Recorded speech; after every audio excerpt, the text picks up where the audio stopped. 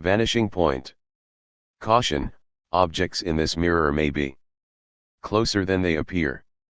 Nostalgia born of the immensity of the Texan hills and the Sierras of New Mexico. Gliding down the freeway, smash hits on the Chrysler stereo, heat wave. Snapshots aren't enough. We'd need the whole film of the trip in real time, including the unbearable heat and the music. We'd have to replay it all from end to end at home in a darkened room, rediscover the magic of the freeways and the distance and the ice-cold alcohol in the desert and the speed, and live it all again on the video at home in real time, not simply for the pleasure of remembering but because the fascination of senseless repetition is already present in the abstraction of the journey.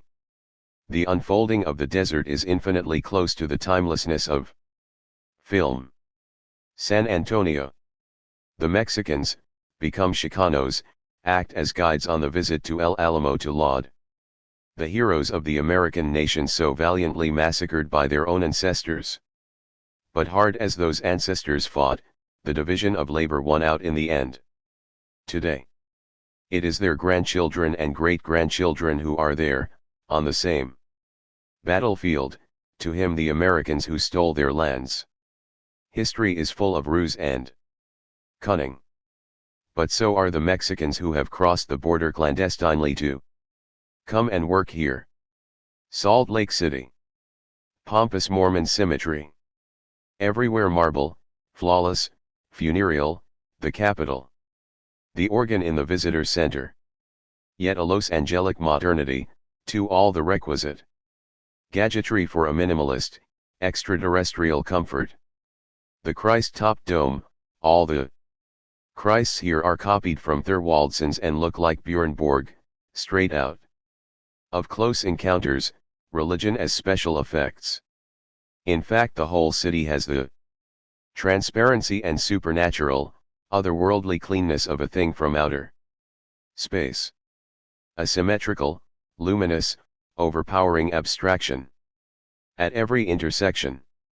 In the tabernacle area, all marble and roses, and evangelical marketing, an electronic cuckoo clock sings out, such Puritan obsessiveness is astonishing in this heat, in the heart of the desert, alongside this leaden lake, its waters also hyperreal from sheer density of salt.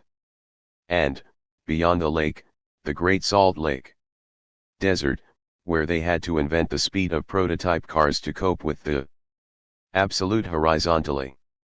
But the city itself is like a jewel, with its purity of air and its plunging urban vistas more breathtaking even than those of Los Angeles. What stunning brilliance, what modern veracity these Mormons show, these rich bankers, musicians, international genealogists, polygamists. The Empire State in New York has something of this same funereal puritanism raised to the nth power. It is the capitalist, transsexual pride of a people of mutants that gives the city its magic, equal and opposite to that of Las Vegas, that great whore on the other side of the desert. Monument Valley Dead. Horse Point Grand Canyon. Geological, and hence metaphysical, monumentality, by contrast with the physical altitude of ordinary landscapes. Upturned relief patterns, sculpted out by wind, water, and ice, dragging you down into the whirlpool of time, into the remorseless eternity of a slow-motion catastrophe. The very idea of the millions and hundreds of millions of years that were needed peacefully to ravage the surface of the earth here is a perverse one, since it brings with it an awareness of signs originating, long before man appeared, in a sort of pact of wear and erosion struck between the elements. Among this gigantic heap of signs, purely geological in essence, man will have had no significance. The Indians alone perhaps interpreted them, a few of them. And yet they are signs. For the desert only appears uncultivated. This entire Navajo country, the long plateau which leads to the Grand Canyon, the cliffs Overlooking Monument Valley, the abysses of Green River are all alive with a magical presence, which has nothing to do with nature. The secret of this whole stretch of country is perhaps that it was once an underwater relief and has retained the surrealist qualities of an ocean bed in the open air. You can understand why it took great magic on the Indians' part, and a terribly cruel religion, to exorcise such a theoretical grandeur as the desert's geological and celestial occurrence, to live up to such a backdrop. What is man if the signs that predate him have such power? A human race has to invent sacrifices equal to the natural cataclysmic order that surrounds it. It is perhaps these reliefs, because they are no longer natural, which giveth a best idea of what a culture is.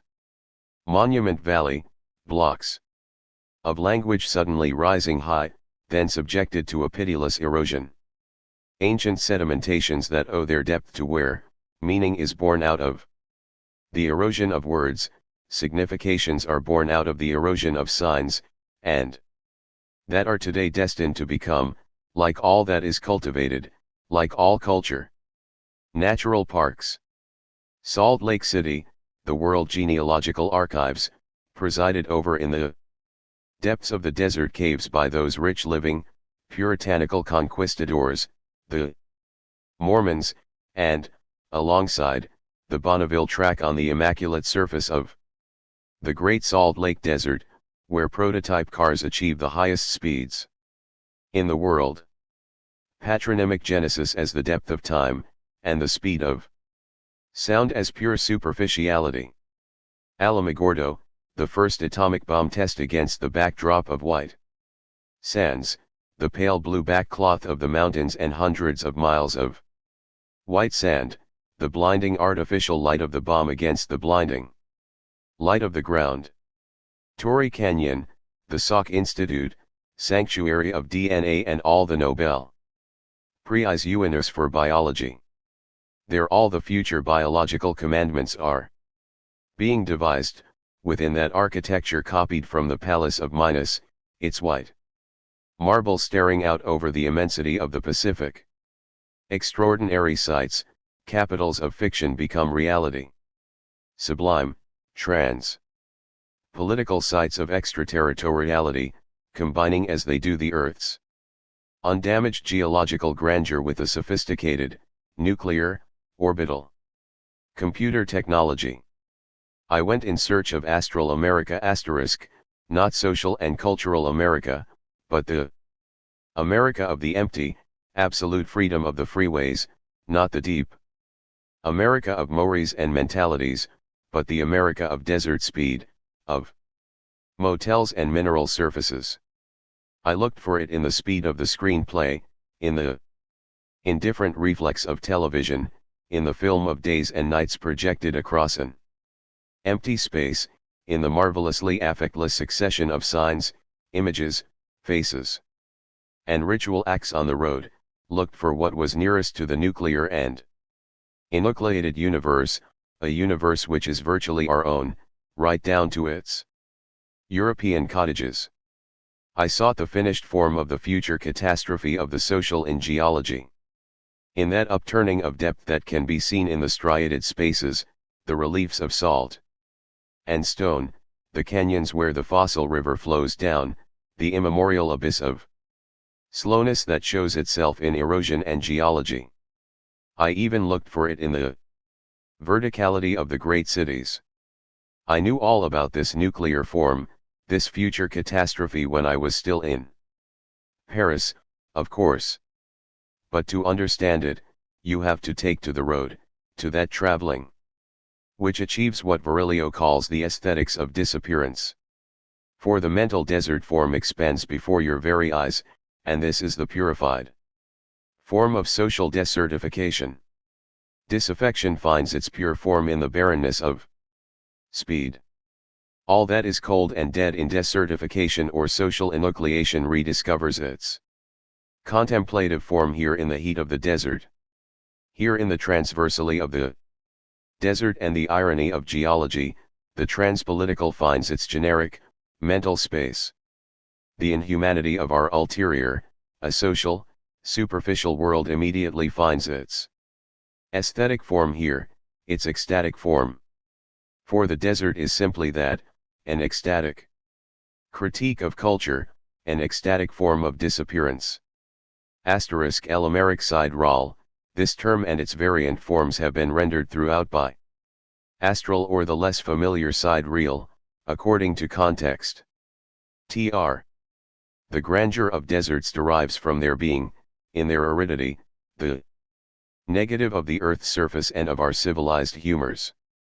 They are places where humors and fluids become rarefied, where the air is so pure that the influence of the stars descends direct from the constellations.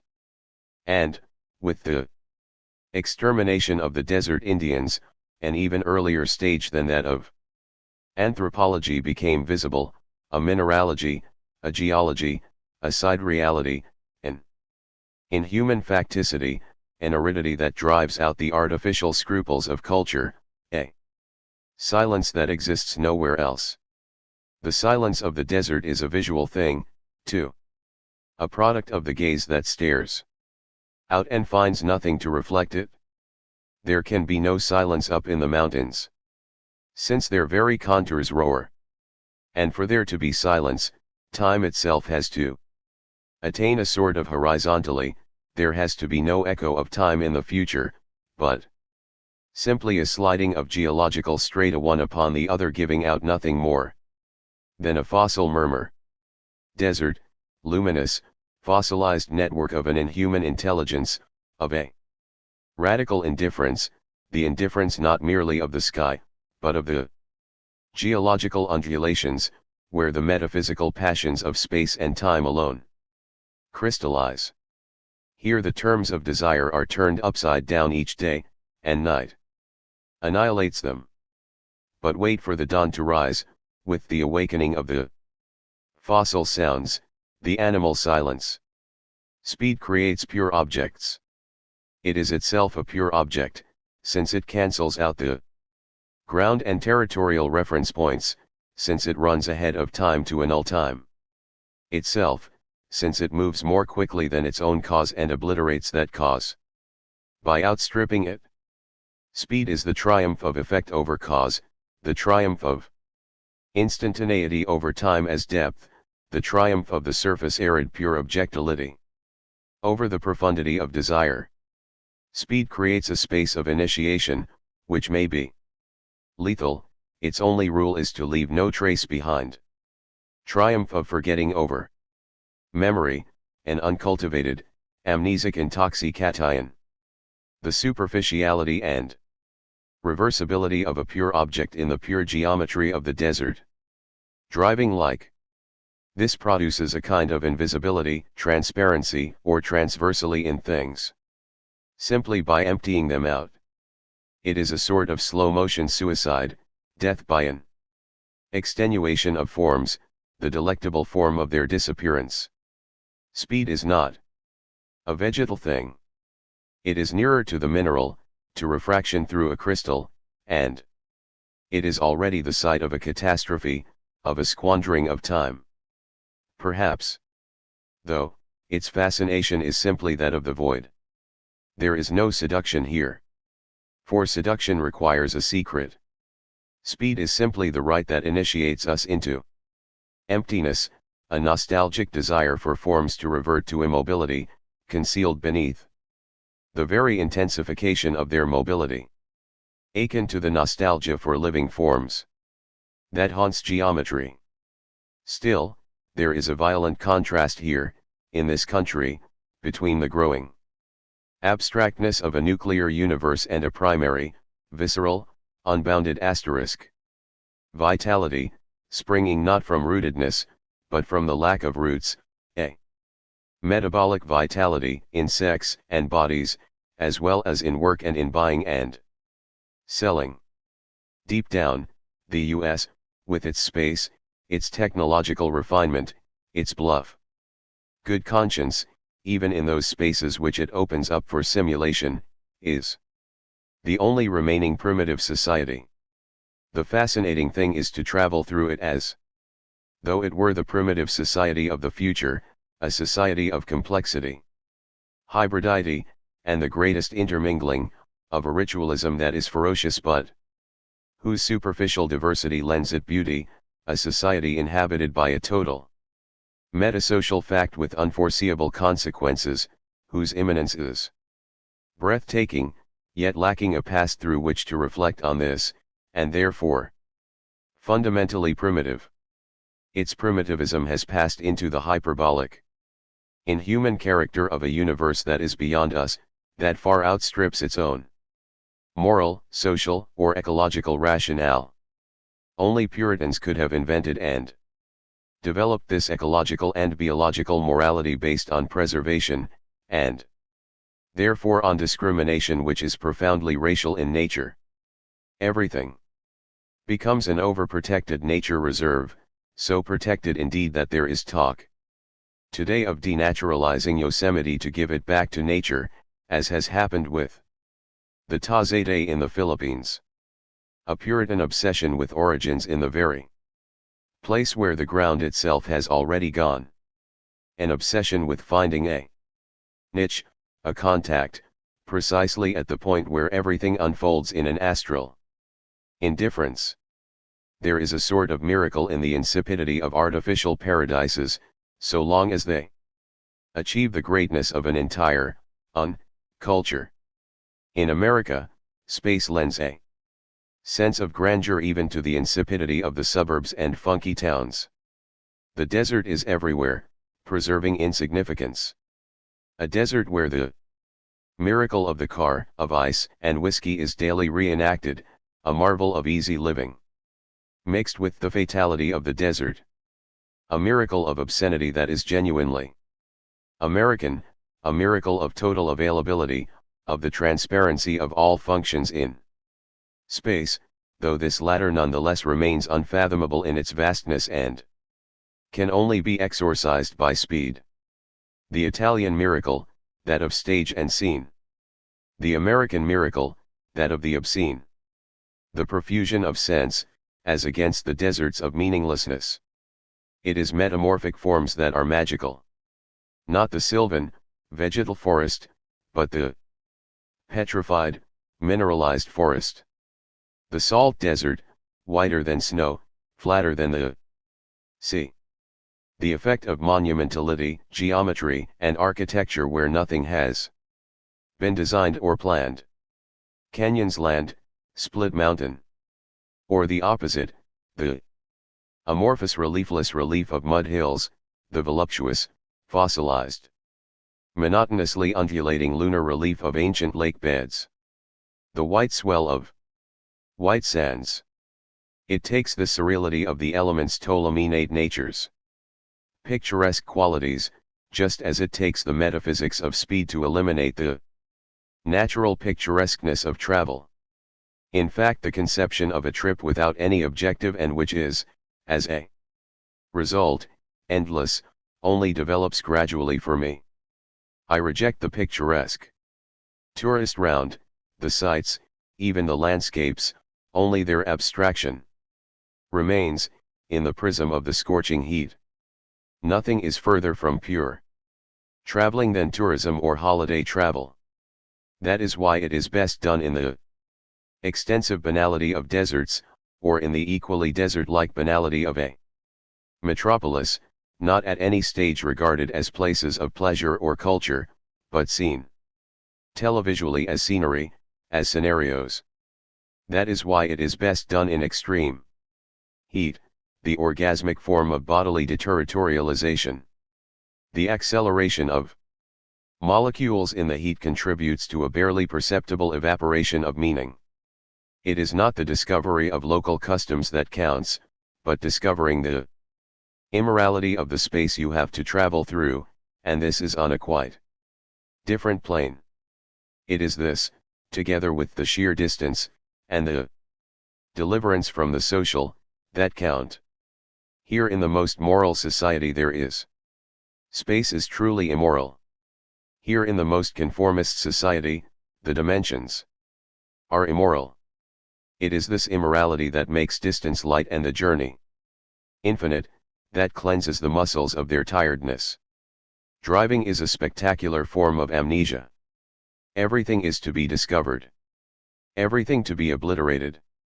Admittedly, there is the primal shock of the deserts and the dazzle of California, but when this is gone, the secondary brilliance of the journey begins, that of the excessive, pitiless distance, the infinity of anonymous faces and distances, or of certain miraculous geological formations, which ultimately testify to no human will, while keeping intact an image of upheaval.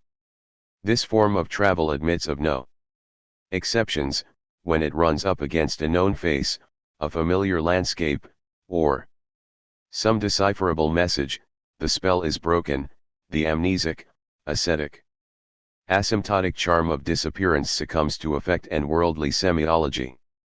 This sort of travel creates its own peculiar type of event and innervation, so it also has its own special form of fatigue.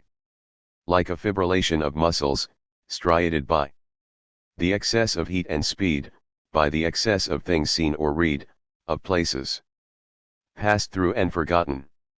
The defibrillation of the body overloaded with empty signs, functional gestures, the blinding brilliance of the sky, and somnambulistic sick distances, is a very slow process. Things suddenly become lighter, as culture, our culture, becomes more rarefied. And this spectral form of civilization which the Americans have invented, an ephemeral form so close to vanishing point, suddenly seems the best adapted to the probability only, of the life that lies in store for us. The form that dominates the American West, and doubtless all of American culture, is a seismic form, a fractal, interstitial culture, born of a rift with the old world, a tactile, fragile, mobile, superficial culture. You have to follow its own rules to grasp how it works, seismic shifting, soft technologies.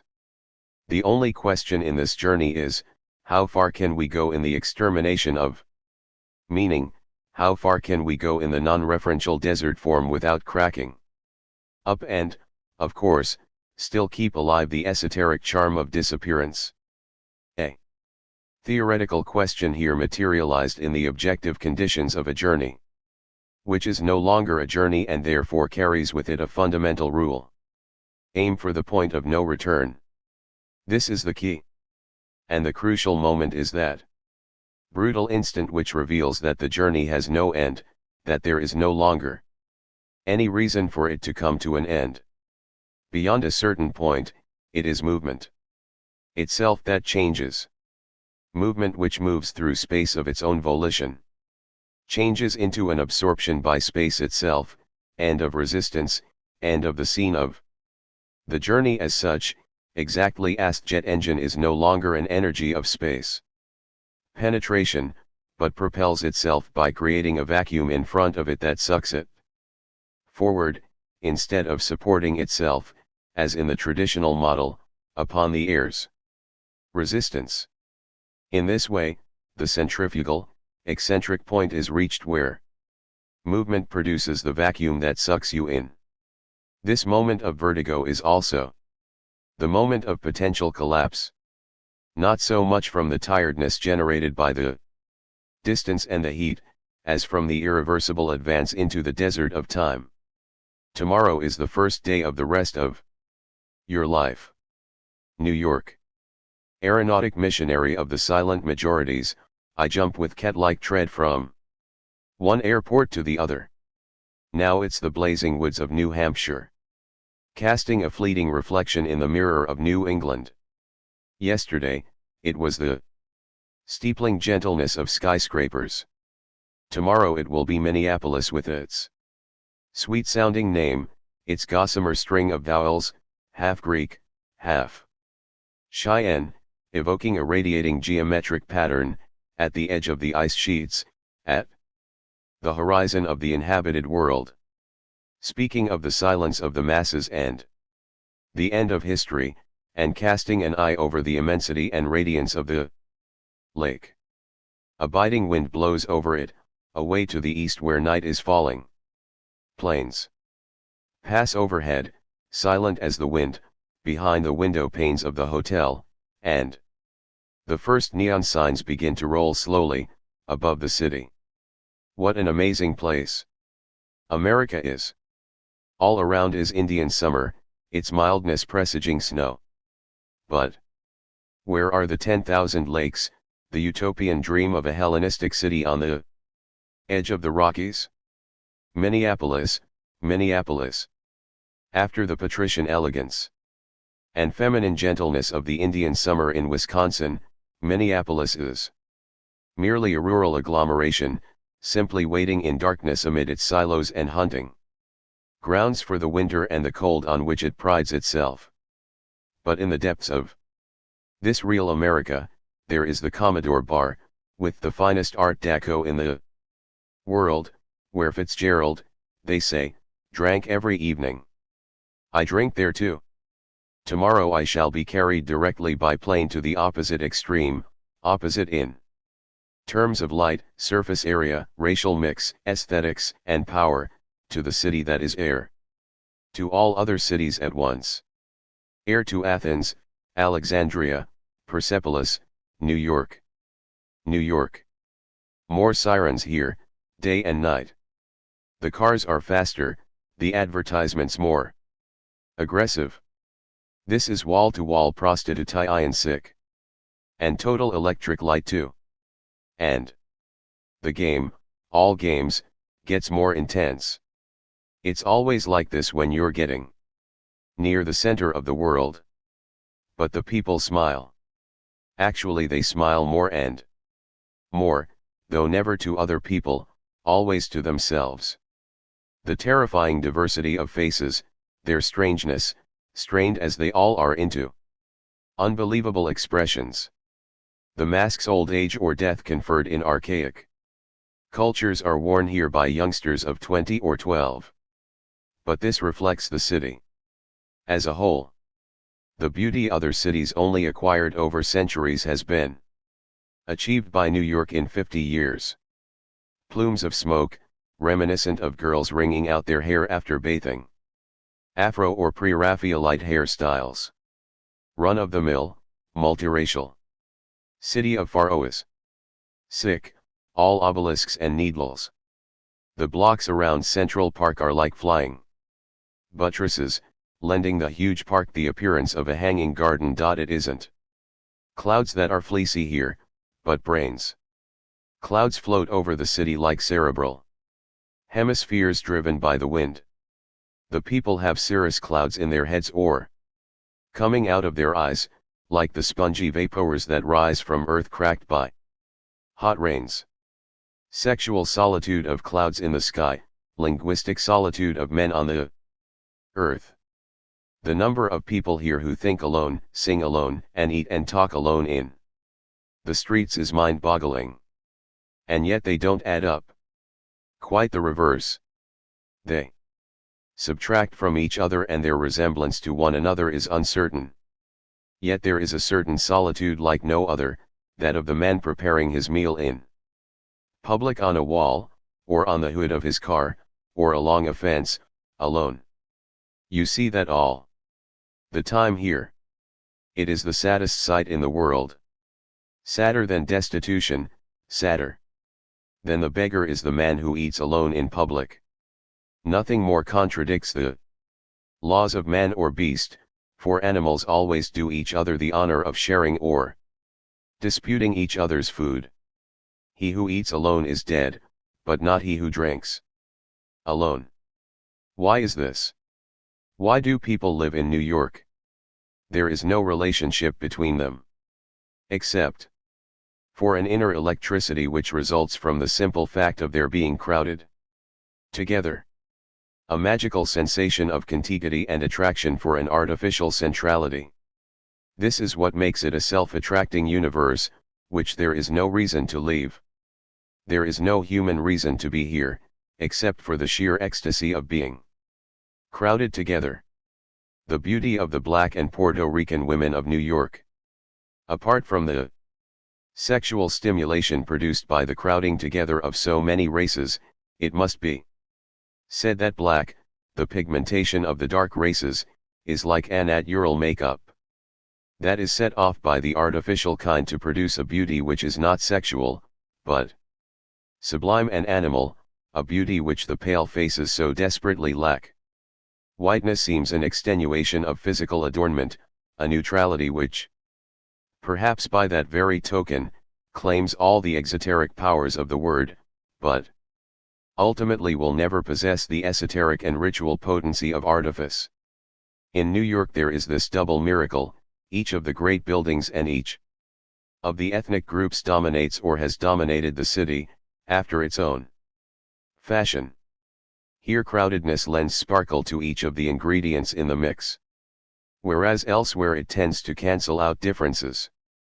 In Montreal, all the same elements are present: ethnic groups, buildings, and space on the grand American scale, but the sparkle and violence of American cities are missing.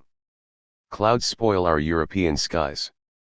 Compared with the immense skies of America and their thick clouds, our little fleecy skies and little fleecy clouds resemble our fleecy thoughts, which are never thoughts of wide open spaces. In Paris, the sky never takes off. It doesn't soar above us.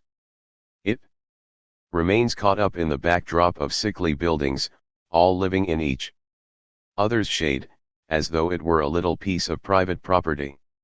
It is not, as here in the great capital New York, the vertiginous glass facade reflecting each building to the others. Europe has never been a continent. You can see that by its skies. As soon as you set foot in America, you feel the presence of an entire continent. Space there is the very form of thought. By contrast with the American downtown areas and their blocks of skyscrapers, La Défense has forfeited the architectural benefits of verticality and excess by squeezing its high-rise blocks into an Italian-style setting, into dosed theater bounded by a ring road. It is very much a garden à la Française, a bunch of buildings with a ribbon around it.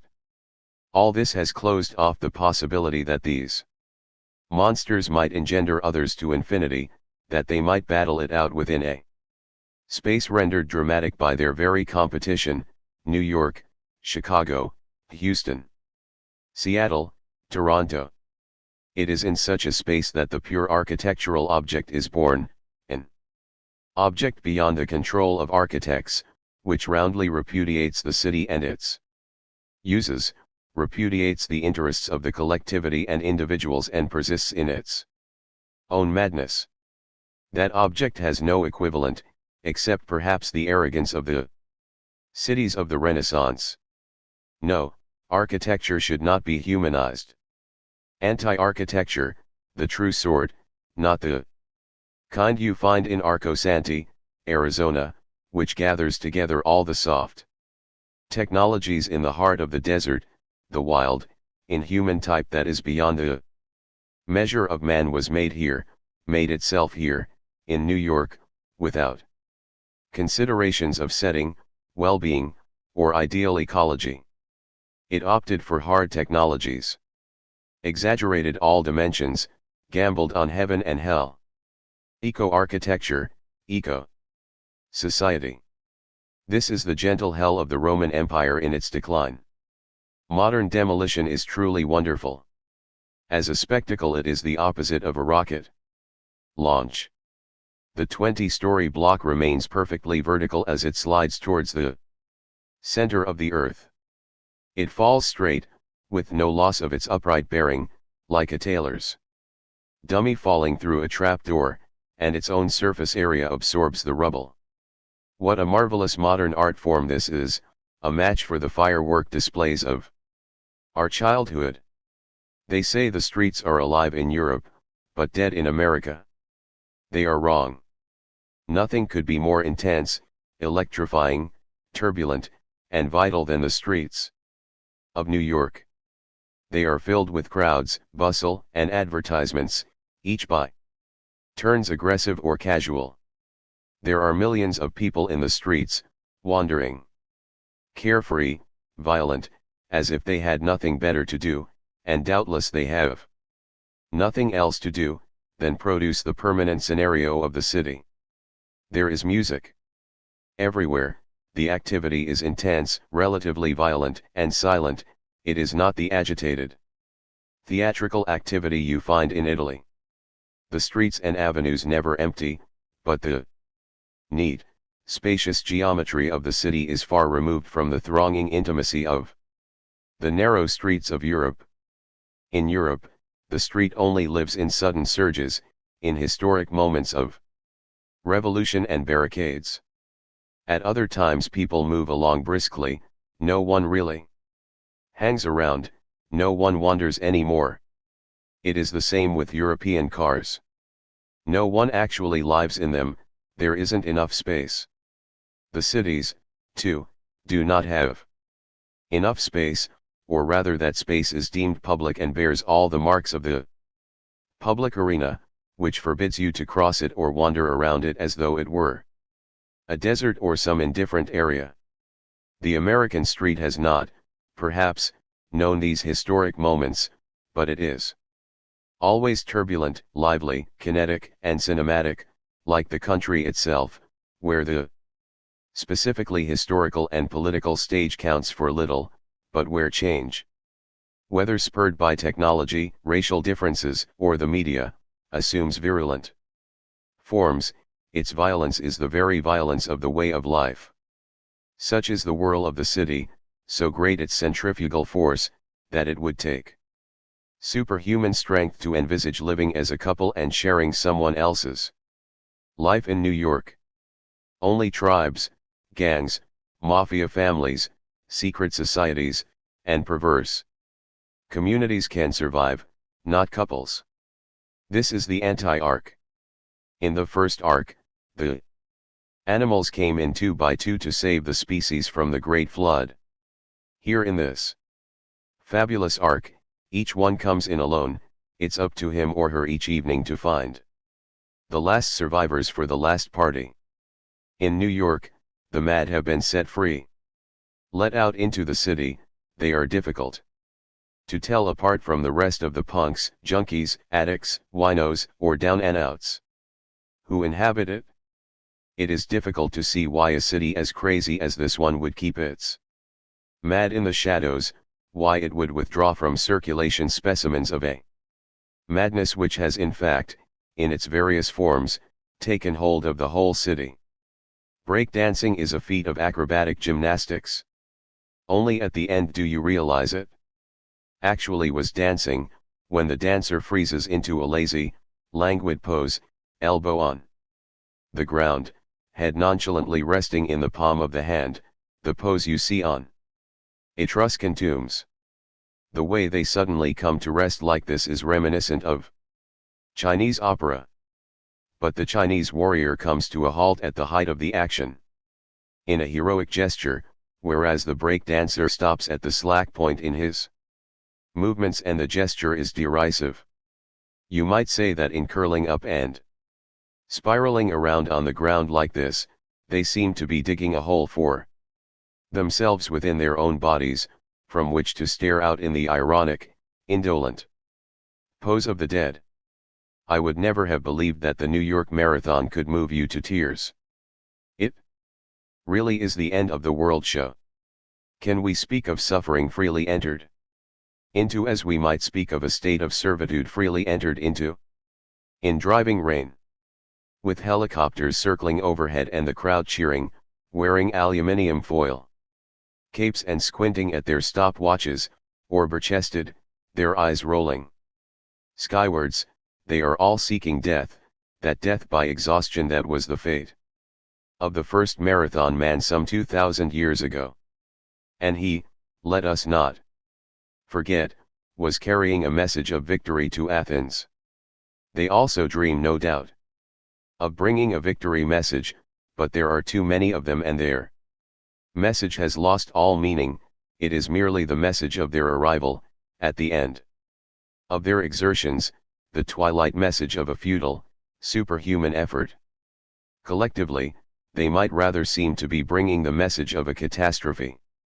For the human race, which you can see becoming more and more decrepit by the hour as the runners come in, from the competitive, athletic types who arrive first to the wrecks who are literally carried to the finishing line by their friends, or the handicapped who do the race in their wheelchairs.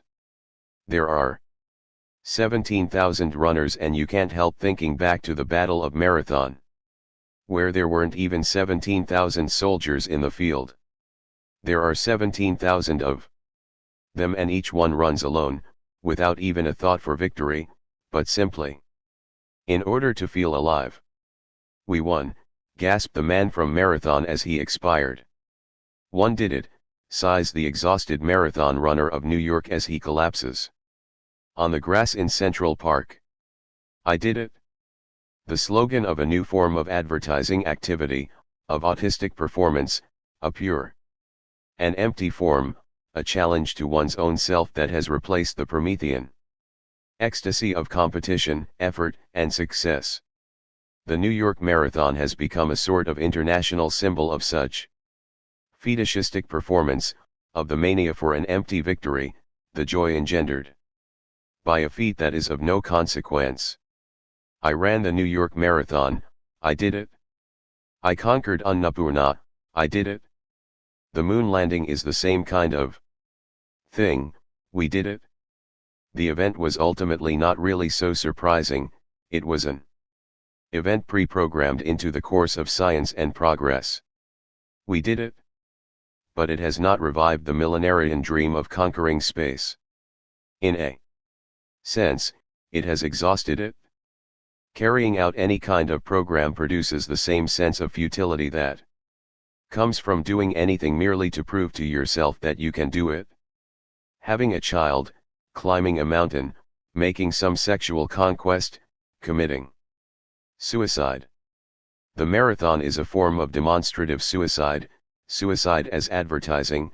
It is running to show you are capable of getting every last drop of energy out of yourself, to prove it.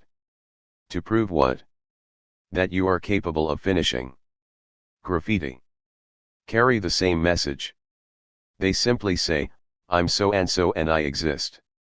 They are free publicity for existence. Do we continually have to prove to ourselves that we exist?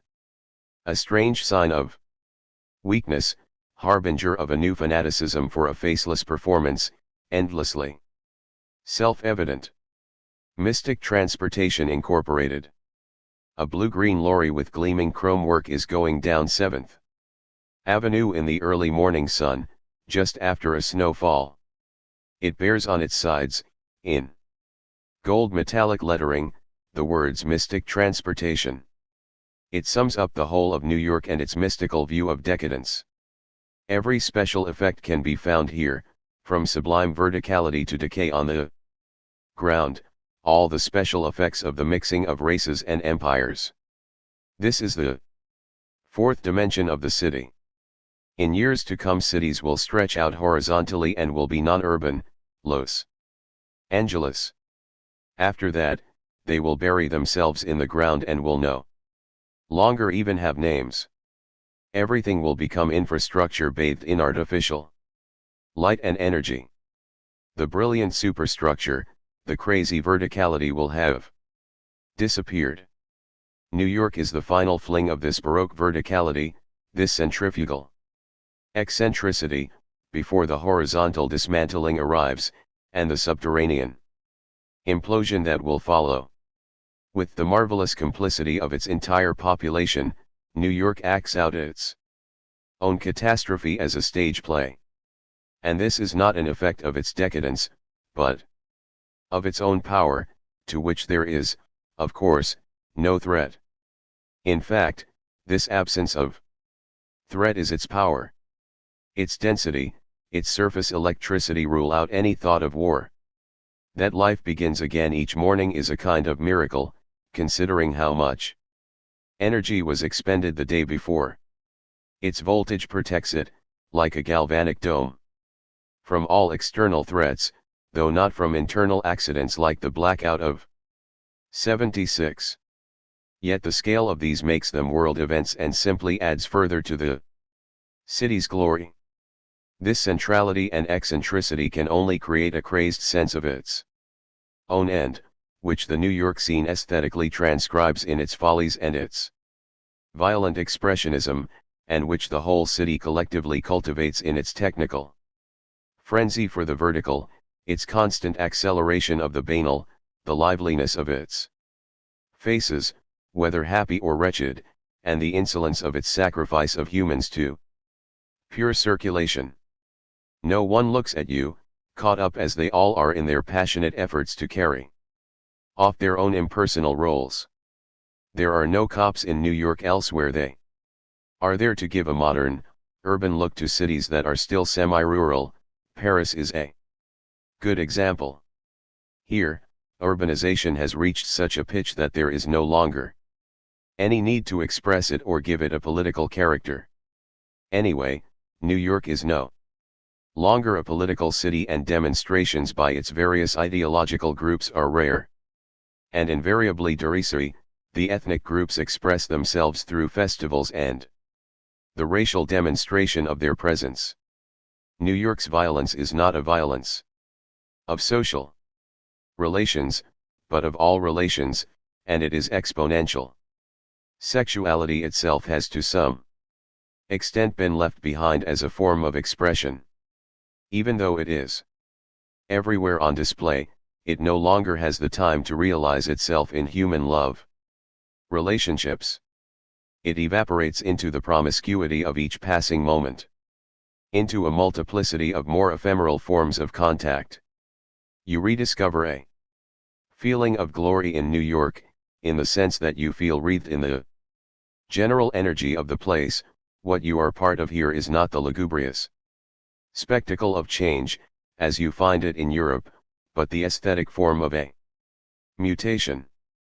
We in Europe possess the art of thinking, of analyzing things and reflecting on them. No one disputes our historical subtlety and conceptual imagination. Even the great minds across the Atlantic envy us in this regard. But the resounding truths, the realities of genuinely great moment today are to be found along the Pacific seaboard or in Manhattan. It has to be said that New York and Los Angeles are at the center of the world, even if we find the idea somehow both exciting and disenchanting. We are a desperately long way behind the stupidity and the mutational character, the naive extravagance and the social, racial, moral, morphological, and architectural eccentricity of their society.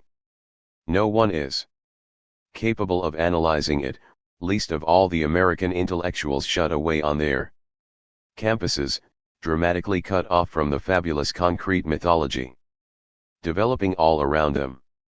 It is a world completely rotten with wealth, power, senility, indifference, puritanism and mental hygiene, poverty and waste, technological futility and aimless violence, and yet I cannot help but feel it has about it something of the dawning of the universe. Perhaps because the entire world continues to dream of New York, even as New York dominates and exploits it. At 30,000 feet and 600 miles per hour, I have beneath me the ice floes of Greenland, the Insgalantes. In my earphones, Catherine Deneuve on the screen, and an old man, a Jew or an Armenian, asleep on my lap. Yes, I feel all the violence of love. Sings the sublime voice, from one time zone to the next. The people in the plane are asleep. Speed knows nothing of the violence of love. Between one night and the next, the one we came from and the one we shall land in, there will have been only 4 hours daylight. But the sublime voice, the voice of insomnia, travels even more quickly. It moves through the freezing, transoceanic atmosphere, runs along the long lashes of the actress, along the horizon, violet where the sun is rising, as we fly along in our warm coffin of a jet, and finally fades away somewhere off the coast of Iceland. The journey is over. Astral America. Astral America. The lyrical nature of pure circulation. As against the melancholy of European analyses. The direct star blast from vectors and signals, from the vertical and the spatial. As against the fevered distance of the cultural gaze. Joy in the collapse of metaphor, which here in Europe we merely grieve over. The exhilaration of obscenity, the obscenity of obviousness, the obviousness of power, the power of simulation. As against our disappointed virginity, our chasms of affectation. Sideration. Star-blasted, horizontally by the car, altitudinally by the plane. Electronically by television, geologically by deserts, stereolithically by the megalopoloi, transpolitically by the power game, the power museum that America has become for the whole world. For me there is no truth of America. I ask of the Americans only that they be Americans. I do not ask them to be intelligent, sensible, original. I ask them only to populate a space incommensurate with my own, to be for me the highest astral point, the finest orbital space. Why should I go and decentralize myself in France, in the ethnic and the local, which are merely the shreds and vestiges of centrality? I want to excenter myself, to become eccentric, but I want to do so in a place that is the center of the world. And, in this sense, the latest fast food outlet.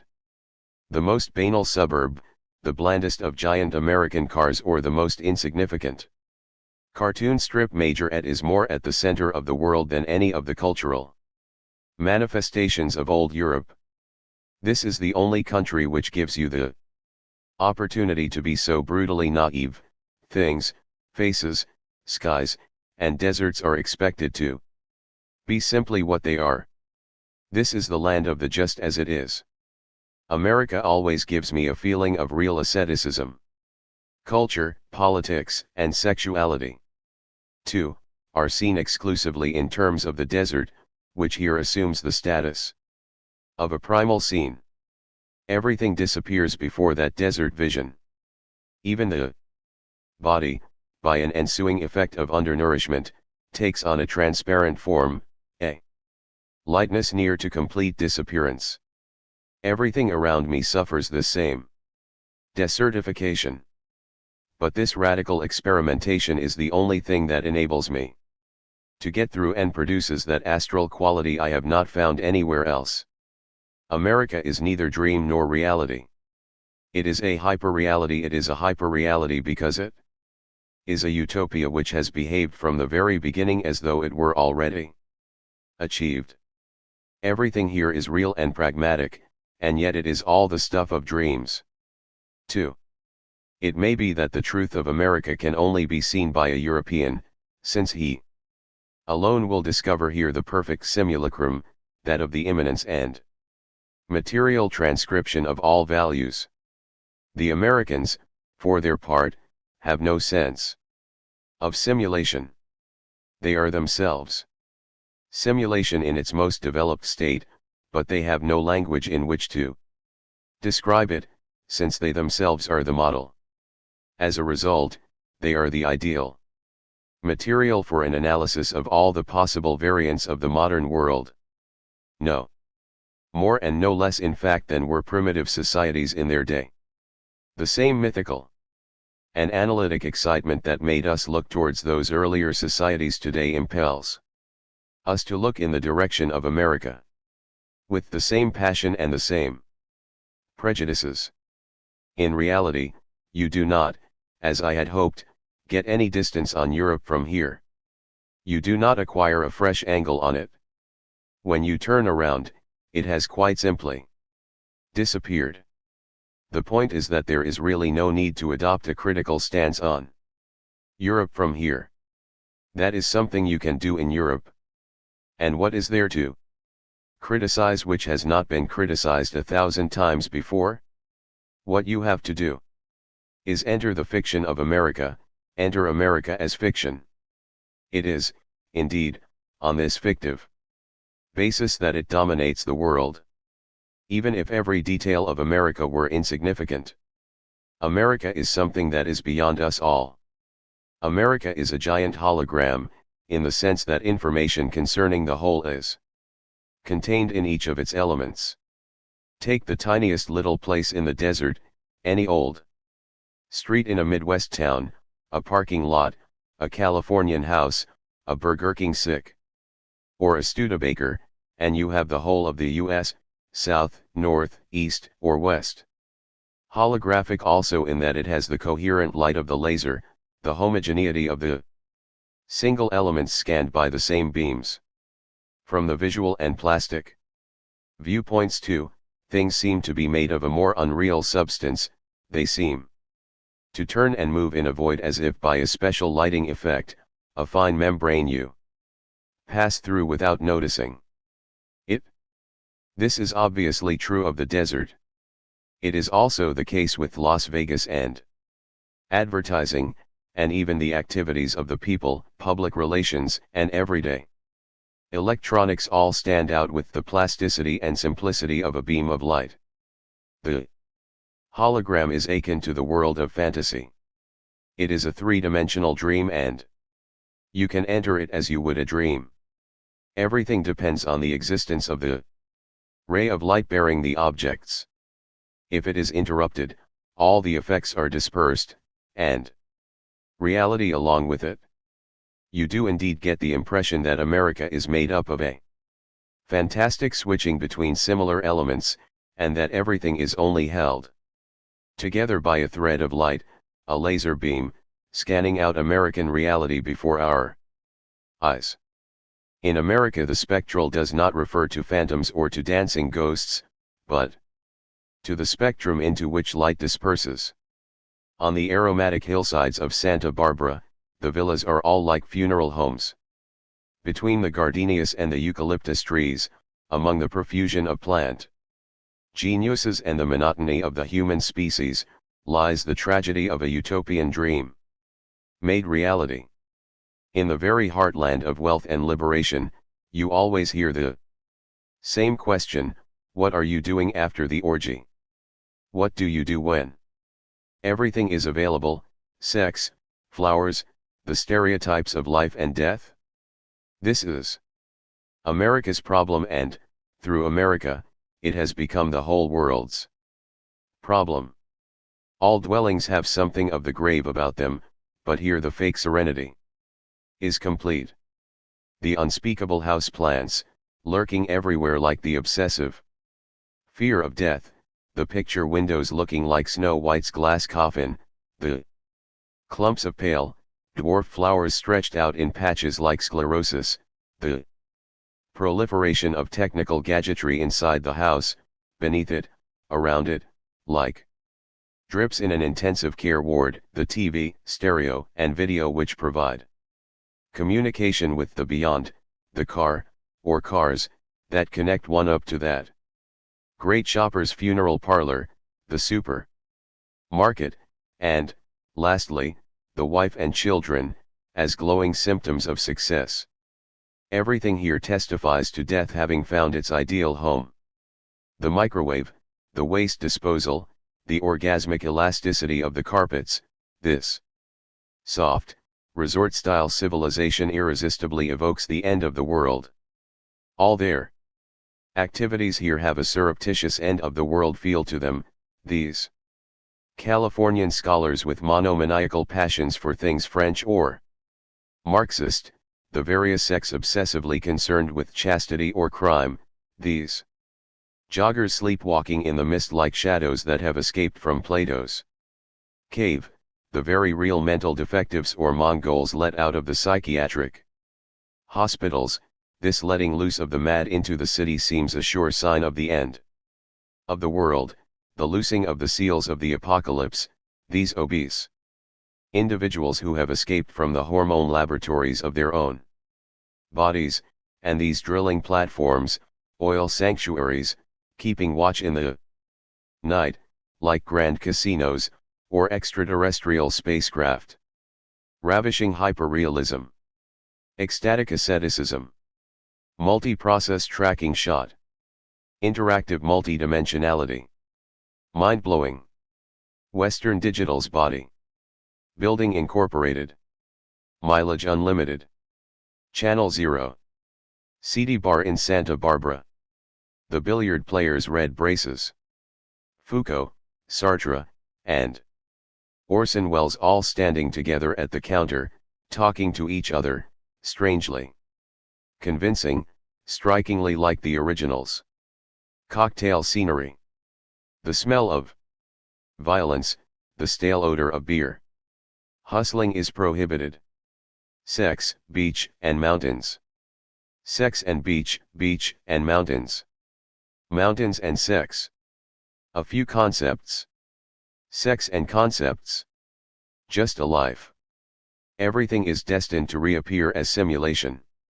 Landscapes as photography, women as the sexual scenario, thoughts as writing, terrorism as fashion and the media, events as television.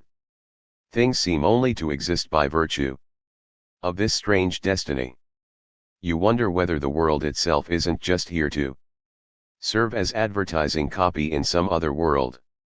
When the only physical beauty is created by plastic surgery, the only urban beauty by landscape surgery, the only opinion by opinion poll surgery.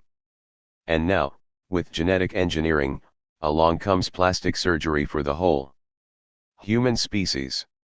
This is a culture which sets up specialized institutes so that people's bodies can come together and touch, and, at the same time, invents pans in which the water does not touch the bottom of the pan, which is made of a substance so homogeneous, dry, and artificial that not a single drop sticks to it, just like those bodies intertwined in feeling and therapeutic love, which do not touch. Not even for a moment. This is called interface or interaction. It has replaced face-to-face contact and action. It is also called communication, because these things really do communicate. The miracle is that the pan bottom communicates its heat to the water without touching it, in a sort of remote boiling process, in the same way as one body communicates its fluid, its erotic potential, to another, without that other ever being seduced or even disturbed, by a sort of molecular capillary action. The code of separation has worked so well that they have even managed to separate the water from the pan and to make the pan transmit its heat as a message, or to make one body transmit its desire to the other as a message, as a fluid to be decoded. This is called information, and it has wormed its way into everything, like a phobic, maniacal leitmotif, which affects sexual relations as well as kitchen implements. Other examples of this mania for asepsis. The Getty Museum, where old paintings look new, bleached, and gleaming, cleansed of all patina and croquelure, with an artificial luster that echoes the fake Pompeian decor all around them. In Philadelphia, a radical sect named Move, with a bizarre set of rules, including one forbidding both the practice of autopsy and the removal of rubbish, is cleared out by the police, who kill 11 people by fire and burn down 30 adjacent houses, including those, the irony of it, of all the neighbors who had called for the sect to be removed. This, too, is a cleanup operation. They are getting rid of rubbish and patina, getting back to an original state of cleanliness, restoring Keep America clean. And that smile everyone gives you as they pass, that friendly contraction of the jaws triggered by human warmth. It is the eternal smile of communication, the smile through which the child becomes aware of the presence of others, or struggles desperately with the problem of their presence. It is the equivalent of the primal scream of man alone in the world. Whether I am right in all this or not, they certainly do smile at you here, though neither from courtesy, nor from an effort to charm. This smile signifies only the need to smile. It is a bit like the Cheshire Cat's grin, it continues to float on faces long after all emotion has disappeared. A smile available at any moment, but half scared to exist, to give itself away. An ulterior motive lurks behind it, but it keeps you at a distance. It is part of the general cryogenization of emotions. It is, indeed, the smile the dead man will wear in his funeral home, as he clings to a hope of maintaining contact even in the next world. The smile of immunity. The smile of advertising, this country is good. I am good. We are the best. It is also Reagan's smile, the culmination of the self-satisfaction of the entire American nation, which is on the way to becoming the sole principle of government. An auto-prophetic smile, like all signs in advertising. Smile and others will smile back. Smile to show how transparent, how candid you are. Smile if you have nothing to say. Most of all, do not hide the fact you have nothing to say nor your total indifference to others. Let this emptiness, this profound indifference shine out spontaneously in your smile. Give your emptiness and indifference to others, light up your face with the 0 degree of joy and pleasure, smile, smile, smile. Americans may have no identity, but they do have wonderful teeth. And it works. With this smile Reagan obtains a much wider consensus than any that could be achieved by a Kennedy with mere reason or political intelligence. The recourse to a pure form of compliment, be it animal or infantile, is much more successful, and the whole American population comes together in this toothpaste effect. No idea, not even the nation's moral values in their entirety, could ever have produced such a result. Reagan's credibility is exactly equal to his transparency and the nullity of his smile. The skateboarder with his Walkman, the intellectual working on his word processor, the Bronx breakdancer whirling frantically in the Roxy, the jogger and the bodybuilder, everywhere, whether in regard to the body or the mental faculties, you find the same blank solitude, the same narcissistic refraction. This omnipresent cult of the body is extraordinary. It is the only object on which everyone is made to concentrate, not as a source of pleasure, but as an object of frantic concern, in the obsessive fear of failure or substandard performance, a sign and an anticipation of death, that death to which no one can any longer give a meaning, but which everyone knows has at all times to be prevented. The body is cherished in the perverse certainty of its uselessness, in the total certainty of its non-resurrection. Now, pleasure is an effect of the resurrection of the body, by which it exceeds that hormonal, vascular, and dietetic equilibrium in which we seek to imprison it, that exorcism by fitness and hygiene. So the body has to be made to forget pleasure as present grace, to forget its possible metamorphosis into other forms of appearance, and become dedicated to the utopian preservation of a youth that is, in any case, already lost. For the body which doubts its own existence is already half dead. And the current semi-yogic, semi-ecstatic cult of the body is a morbid preoccupation. The care taken of the body while it is alive prefigures the way it will be made up in the funeral home, where it will be given a smile that is really into death. This into is the key to everything. The point is not to be nor even to have a body, but to be into your own body. Into your sexuality, into your own desire. Into your own functions, as if they were energy differentials or video screens.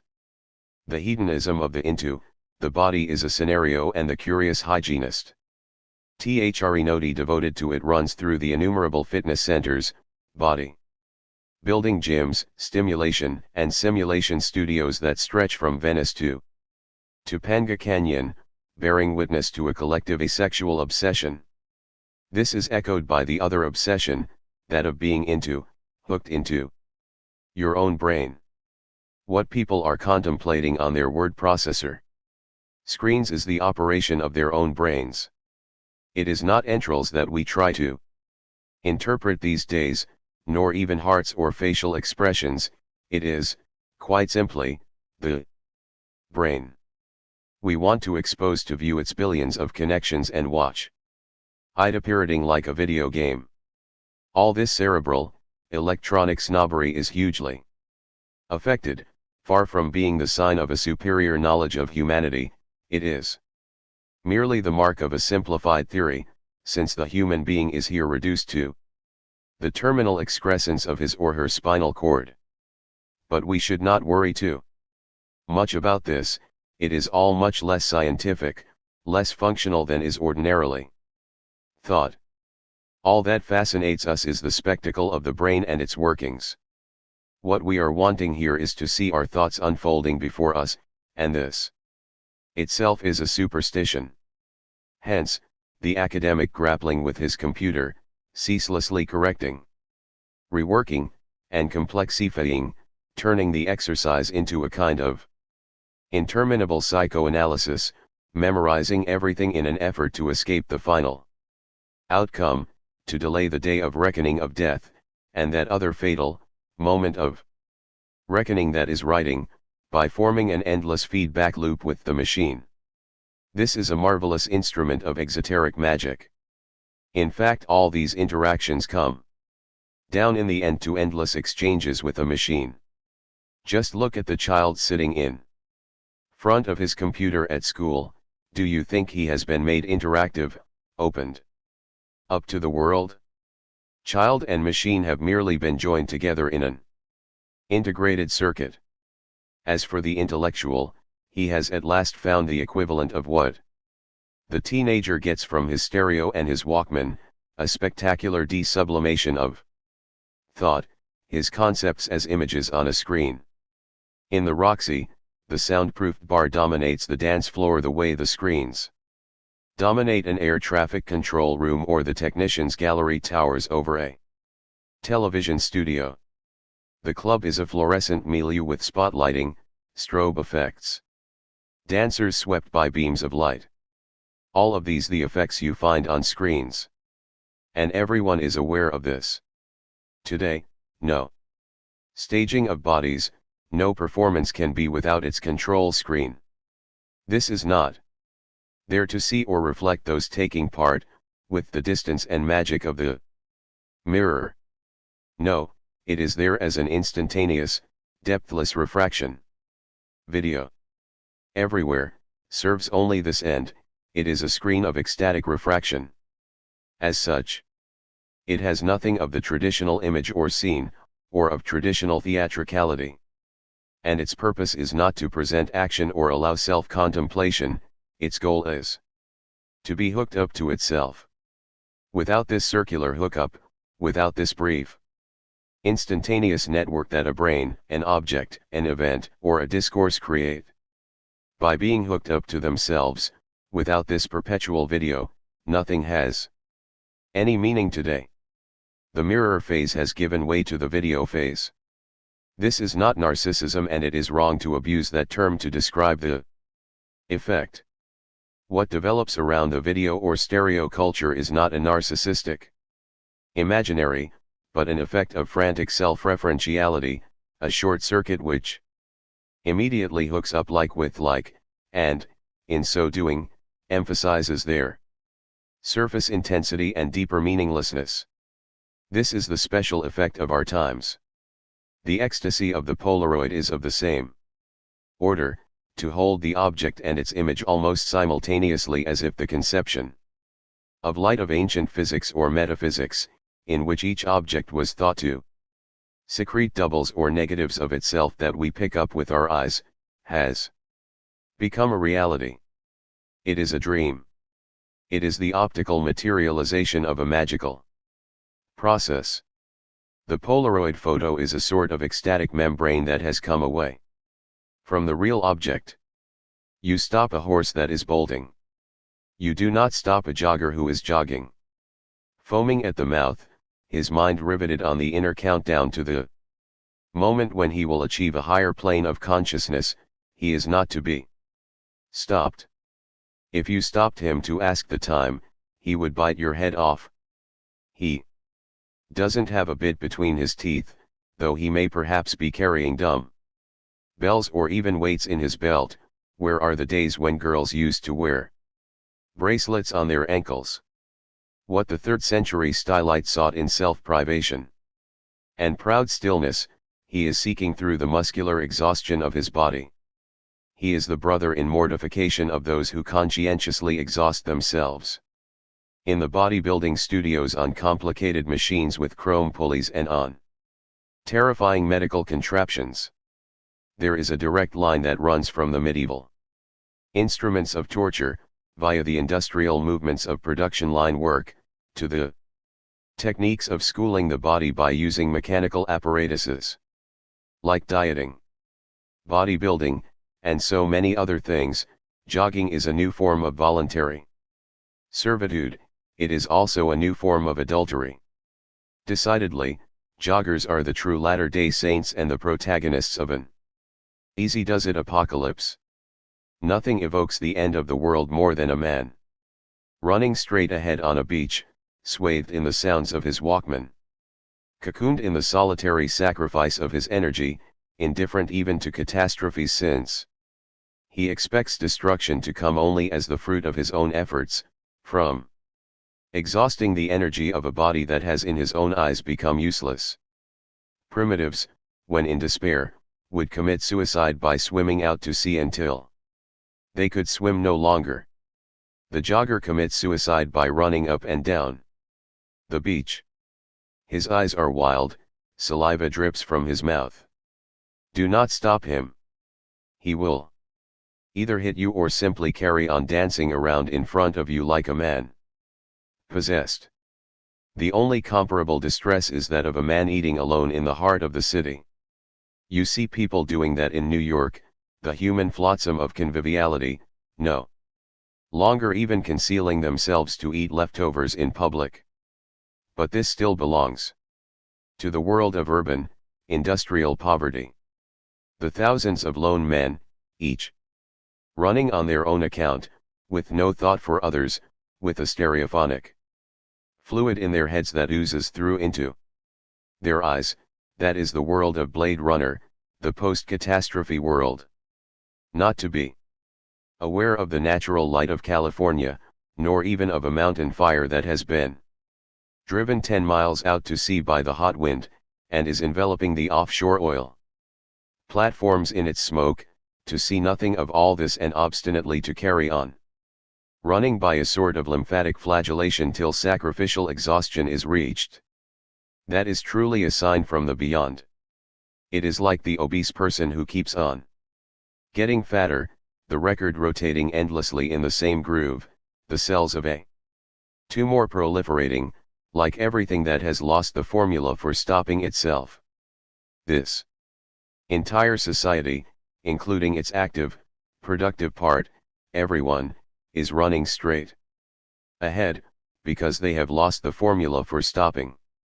All these tracksuits and jogging suits, these loose-fitting shorts and baggy cotton shirts, these easy clothes are actually old bits of nightwear, and all these relaxed walkers and runners have not yet left the night behind.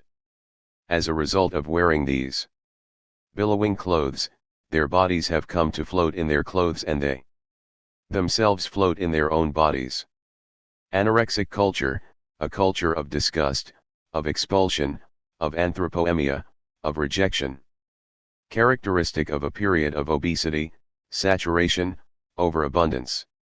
The anorexic prefigures this culture in rather a poetic fashion by trying to keep it at bay. He refuses lack. He says, I lack nothing, therefore I shall not eat. With the overweight person, it is the opposite, he refuses fullness, repletion. He says, I lack everything, so I will eat anything at all. The anorexic staves off lack by emptiness, the Overweight person staves off fullness by excess. Both are homeopathic final solutions, solutions by extermination. The jogger has yet another solution. In a sense, he spews himself out, he doesn't merely expend his energy in his running, he vomits it.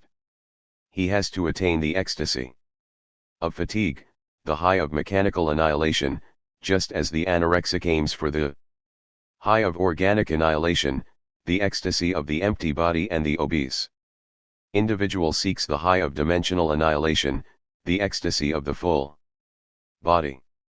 The latest obsession of American public opinion, the sexual abuse of children. There is now a law that two people must be present when very young children are being handled for fear of unverifiable sexual abuse. At the same time, supermarket carrier bags are adorned with the portraits of missing children. Protect everything, detect everything, contain everything, obsessional society. Save time. Save energy. Save money. Save our souls, phobic society. Low tar. Low energy. Low calories. Low sex. Low speed, anorexic society. Curiously, in this world where everything is available in profusion, everything has to be saved and economized. The obsession of a young society, concerned to protect its future? The impression given is rather that of a sense of threat, all the more insidious for being groundless.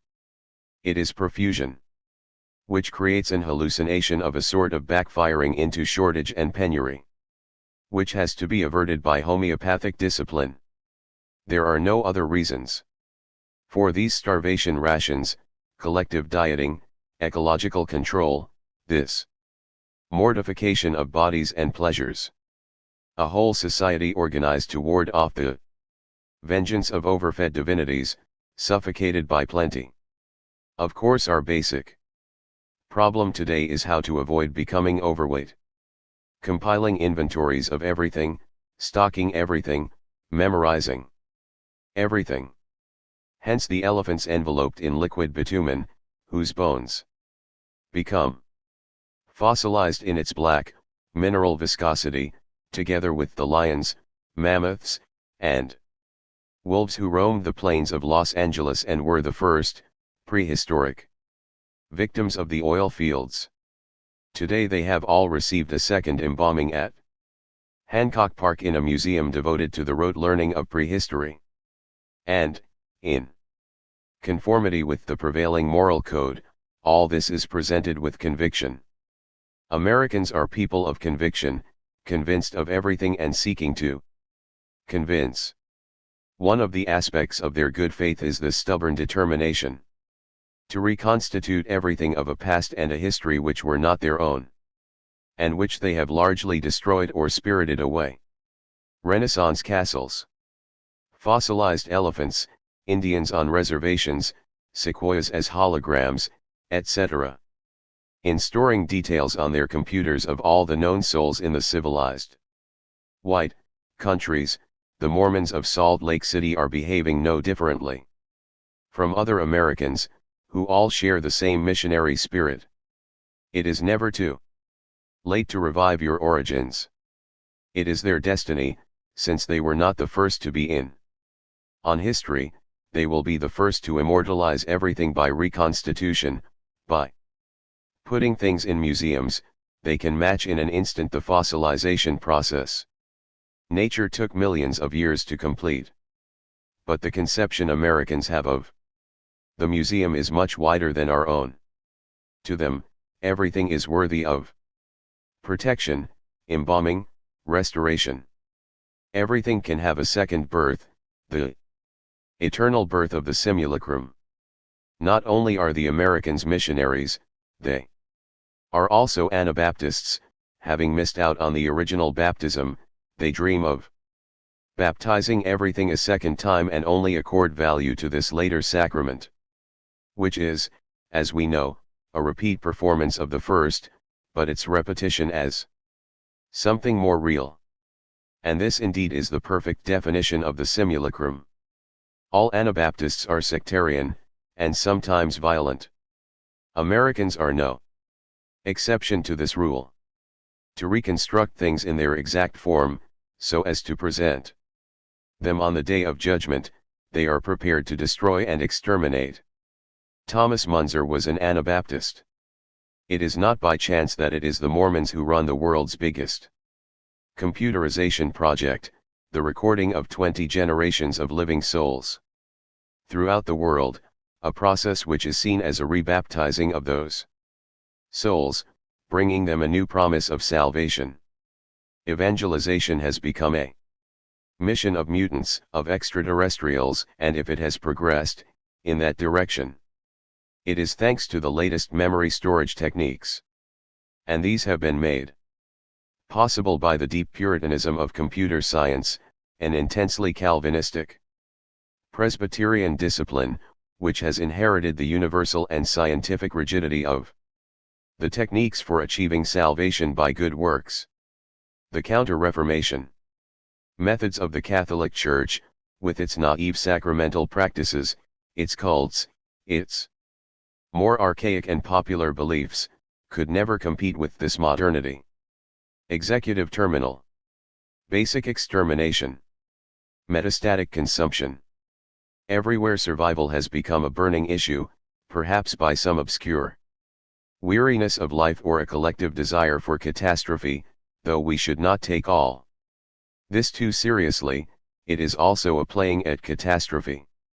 Certainly, this whole panoply of survival issues, dieting, ecology, saving the sequoias, seals or the human race, tends to prove that we are very much alive, just as all imaginary fairy tales tend to prove that the real world is very real.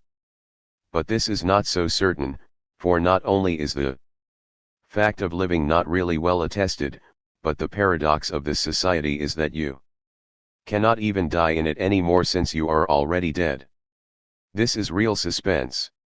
And it is not simply an effect of living in the nuclear age, but derives from the ease with which we now live, which makes survivors of us all. If the bomb drops, we shall neither have the time to die nor any awareness of dying. But already in our hyper-protected society we no longer have any awareness of death, since we have subtly passed over into a state where life is excessively easy. The Holocaust created an anticipatory form of such a condition. What the inmates of the concentration camps were deprived of was the very possibility of having control of their own deaths, of playing, even gambling with their own deaths, making their deaths a sacrifice. They were robbed of power over their own deaths. And this is what is happening to all of us, in slow homeopathic doses, by virtue of the very development of our systems. The explosions and the extermination, Auschwitz and Hiroshima, still go on, though they have simply taken on a purulent, endemic form. The chain reaction continues nonetheless, the contagion, the unfolding of the viral and bacteriological process. The end of history was precisely the inauguration of this chain reaction. The obsessive desire for survival, and not for life, is a symptom of this state of affairs and doubtless also the most worrying sign of the degradation of the species. If you think about the forms that desire currently takes: anti-nuclear shelters, cryogenization, high-pressure therapy, you see that they are exactly the forms of extermination. To avoid dying, one chooses to withdraw into some protective bubble or other. In this light, we should take it as a reassuring sign that people lost interest in anti-nuclear protection so quickly. The shelter market has become a mere prestige market, like the market for artworks or luxury yachts. It seems that people have become tired of nuclear blackmail and decided not to give in to it, leaving the threat of destruction hanging in mid-air over them, perhaps with an obscure sense of how unreal it is. A fine example of A vital reaction disguised as resignation. If we have to die, better to die in the open air than in an underground sarcophagus. At a stroke an end is put to survival blackmail and life can go on. Everyone is weary of these apocalyptic visions, the great scenario of the nuclear threat, the theatrical negotiations, Star Wars. In the end, they defend themselves with a lack of imagination. Even attempts to stimulate that imagination in films like The Last Day have not worked. Nothing has ever been able to make this nuclear scene, or obscenity, credible. With delicate matters like this, as with cancer, imagining death has the effect of bringing the fatal event closer. The masses' silent indifference to nuclear pathos, whether it comes from the nuclear powers or from anti-nuclear campaigners, is therefore a great sign of hope and a political fact of the utmost importance. There is a science fiction story in which a number of very rich people wake up one morning in their luxury villas in the mountains to find that they are encircled by a transparent and insuperable obstacle, a wall of glass that has appeared in the night. From the depths of their vitrified luxury, they can still just discern the outside world, the real universe from which they are cut off, which has suddenly become the ideal world. But it is too late. These rich people will die slowly in their aquarium like goldfish. Some of the university campuses here remind me of this. Lost among the pine trees, the fields, and the rivers, it is an old ranch that was donated to the university, and made up of little blocks, each one out of sight of the others. Like the people who live in them, this one is Santa Cruz. It's a bit like the Bermuda Triangle, or Santa Barbara. Everything vanishes. Everything gets sucked in. Total decent ring, total community. After the ideal city of the future, the ideal cozy nook. Nothing converges on a single point, neither the traffic, nor the architecture, nor authority. But, by that very token, it also becomes impossible to hold a demonstration. Where could you assemble? Demonstrations can only go round and round in the forest, where the participants alone can see them. Of all the Californian campuses, famous for their spaciousness and charm, this is the most idealized, the most naturalized. It is the epitome of all that is beautiful. Famous architects design the buildings, and the bays of Carmel and Monterey stretch out all around. If the conviviality of the future already exists somewhere, then this must be the place. And yet this freedom, protected both by the pleasantness of the vegetation and by academic openness, becomes its own prisoner once again, immured in a natural and social overprotectedness which ends up producing all the agonies of the carceral universe.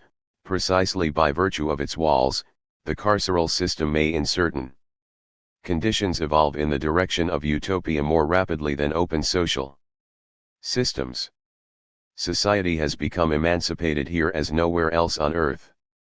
The psychiatric hospitals have been opened up, public transport is free, and yet, paradoxically, this ideal has become closed in on itself as if behind a wall of glass. A paradisiac and inward-looking illusion. We might understand what Lyotard calls the Pacific Wall as the wall of crystal that imprisons California in its own beatitude. But whereas the demand for happiness used to be something oceanic and emancipatory, here it comes wrapped up in a fetal tranquility. Are there still passions, murders, and acts of violence in this strange, padded, wooded, pacified, convivial republic? Yes, but the violence is autistic and reactional. There are no crimes of passion, but there are rapes, and a case where a dozen women were murdered in 2 years before the killer was discovered. This is fetal violence, as gratuitous as automatic writing. It seems an Expression not so much of real aggression as of nostalgia for the old. Prohibitions. Why does the number of rapes increase with the degree of sexual liberation? How sentimental these mixed dormitories seem, opening out here onto the forest, as if nature itself could be convivial and maternal, could herself stand as guarantor for the blossoming of sexuality and the ecology of manners, as if nature could look sympathetically upon any human society, as if one could have some relationship with her, outside the cruel universe of magic, which was not stoical, not the Stoics' relation between a blind, pitiless necessity and the even greater defiance, the even greater freedom one has to counterpose to it. Here, every last vestige of a heroic sense of destiny has disappeared. The whole place exudes an air of sentimental reconciliation with nature, with sex, with madness, and even with history, by way of a carefully corrected, revised Marxism. Like many other aspects of contemporary America, Santa Cruz is part of the post-orgy world, the world left behind after the great social and sexual convulsions. The refugees from the orgy of sex, political violence, the Vietnam War, the Woodstock Crusade, and the ethnic and anti-capitalist struggles too, together with the passion for money, the passion for success, hard technologies, etc., in short, the whole orgy of modernity, are all there, jogging along in their tribalism, which is akin to the electronic tribalism of Silicon Valley. Reduced pace of work, decentralization, air conditioning, soft technologies. Paradise. But a very slight modification, a change of just a few degrees, would suffice to make it seem like hell. A new development in the field of sexuality. The orgy is over, liberation is over. It is not sex one is looking for but one's gender, i.e. both one's look and its genetic formula.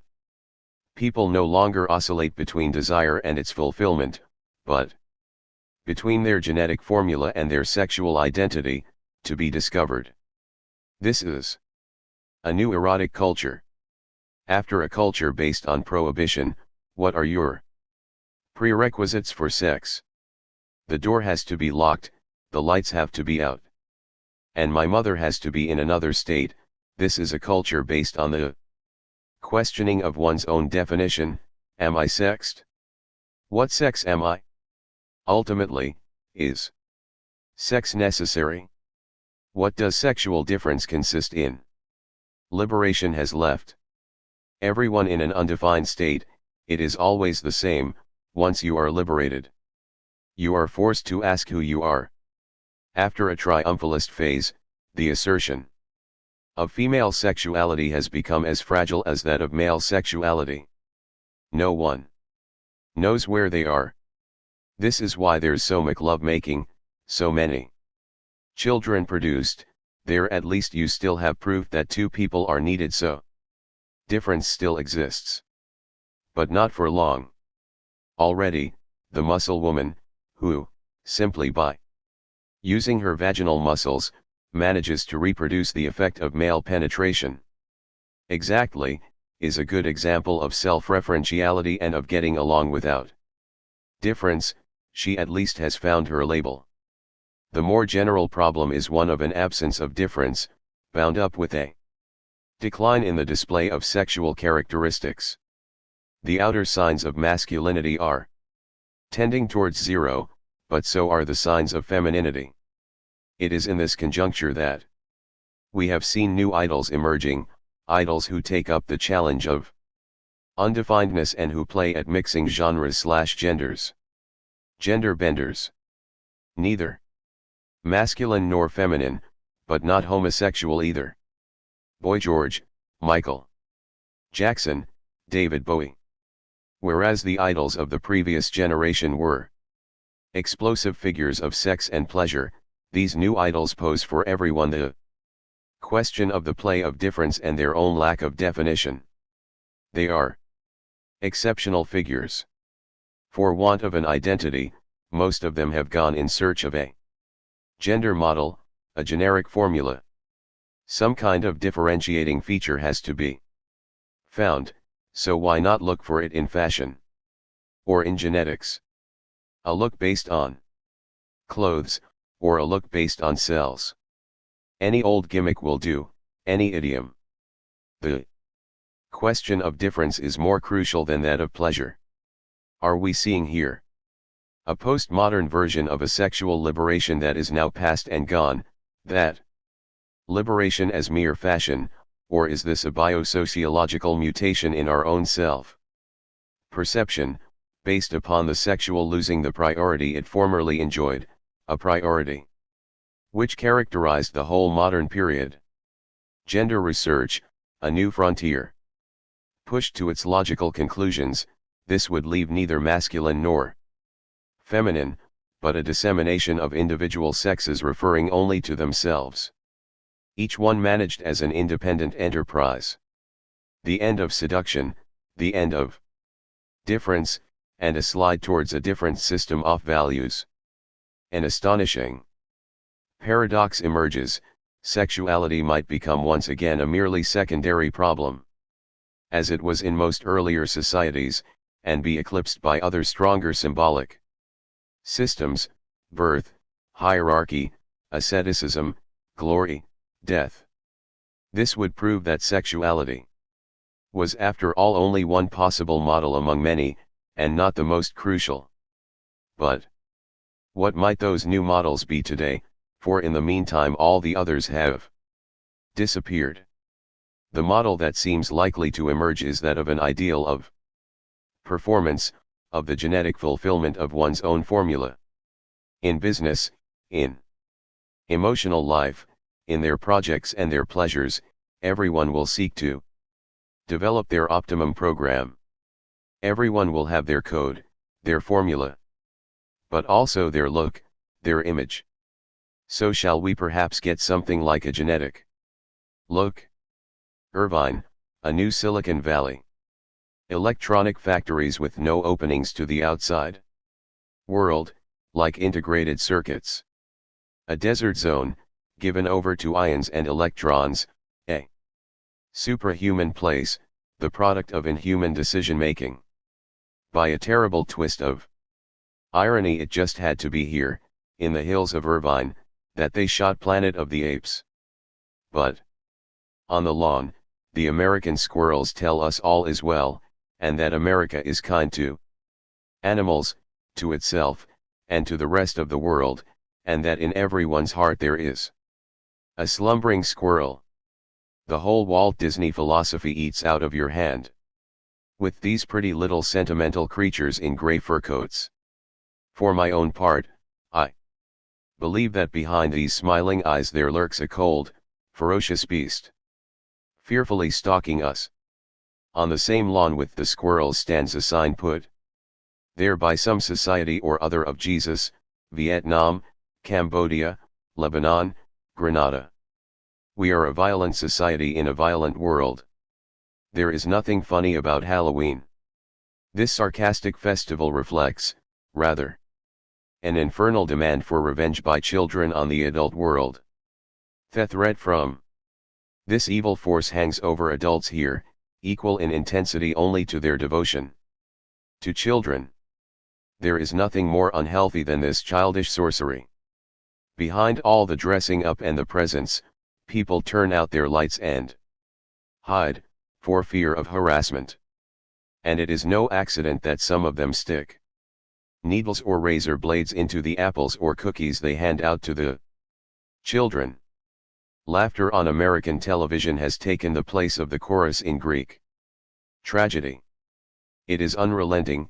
The news, the stock exchange reports, and the weather forecast are about the only things spared. But so obsessive is it that you go on hearing it behind the voice of Reagan or the Marines' disaster in Beirut. Even behind the adverts. It is the monster from Alien prowling around in all the corridors of the spaceship. It is the sarcastic exhilaration of a Puritan culture. In other countries, the business of laughing is left to the viewers. Here, there. Laughter is put on the screen, integrated into the show. It is the screen that is laughing and having a good time. You are simply left alone with your consternation. Vietnam on television, a pleonasm, since it always was a television war. The Americans fight with two essential weapons, air power and information. That is, with the physical bombardment of the enemy and the electronic bombardment of the rest of the world. These are non-territorial weapons, whilst all the Vietnamese weapons and all their tactics were products of the people and its territory. That is why the war was won by both sides, by the Vietnamese on the ground, by the Americans in the electronic mental space. And if the one side won an ideological and political victory, the other made apocalypse now, and that has gone right around the world. The obsessive fear of the Americans is that the lights might go out. Lights are left on all night in the houses. In the tower blocks the empty offices remain lit. On the freeways, in broad daylight, the cars keep all their headlights on. In Palms Ave, Venice, California, a little grocery store that sells beer in a part of town where no one is on the streets after 7 p.m. leaves its orange and green neon sign flashing all night into the void. And this is not to mention the television, with its 24-hour schedules, often to be seen functioning like an hallucination in the empty rooms of houses or vacant hotel rooms, as in the Porterville Hotel, where the curtains were torn, the water cut off, and the doors swinging in the wind, but on the fluorescent screen in each of the rooms a TV commentator was describing the takeoff of the space shuttle. There is nothing more mysterious than a TV set left on in an empty room. It is even stranger than a man talking to himself or a woman standing dreaming at her stove. It is as if another planet is communicating with you. Suddenly the TV reveals itself for what it really is, a video of another world. Ultimately addressed to no one at all, delivering its images indifferent to its own messages. You can easily imagine it still functioning after humanity has disappeared. In short, in America the arrival of nighttime or periods of rest cannot be accepted, nor can the Americans bear to see the technological process halted. Everything has to be working all the time, there has to be no let-up in man's artificial power, and the intermittent character of natural cycles, the seasons, day and night, heat and cold, has to be replaced by a functional continuum that is sometimes absurd. Deep down, there is the same refusal of the intermittent nature of true and false, everything is true, and of good and evil, everything is good. You may seek to explain this in terms of fear, perhaps obsessional fear, or say that this unproductive expenditure is an act of mourning. But what is absurd is also admirable. The skylines lit up at dead of night, the air conditioning systems cooling. Empty hotels in the desert and artificial light in the middle of the day all have something both demented and admirable about them. The mindless luxury of a rich civilization, and yet of a civilization perhaps as scared to see the lights go out as was the hunter in his primitive night. There is some truth in all of this. But what is striking is the fascination with artifice, with energy and space. And not only natural space is spacious in their heads as well. All great world powers have at some time or another created their monumental avenues which provided, as one looked down them, a miniature representation of the infinitude of empire. But the Aztecs at Teotihuacan, the Egyptians in the Valley of Kings, and Louis XIV at Versailles all created these syntheses in an architecture that was their own. Here in Washington, the vast panorama that stretches from the Lincoln Memorial to the Capitol is made up of a Series of museums encapsulating our entire universe from Stone Age to Space Age. This gives the whole thing a science fiction feel, as if an attempt had been made to gather all the marks of earthly endeavor and culture together here for the benefit of a visitor from outer space. And the White House, standing just alongside, watching discreetly over the whole, itself comes to look like a museum, the Museum of World Power, with an air of remoteness and prophylactic whiteness. There is nothing to match flying over Los Angeles by night. A sort of luminous, geometric, incandescent immensity, stretching as far as the eye can see, bursting out from the cracks in the clouds. Only Hieronymus Bosch's hell can match this inferno effect.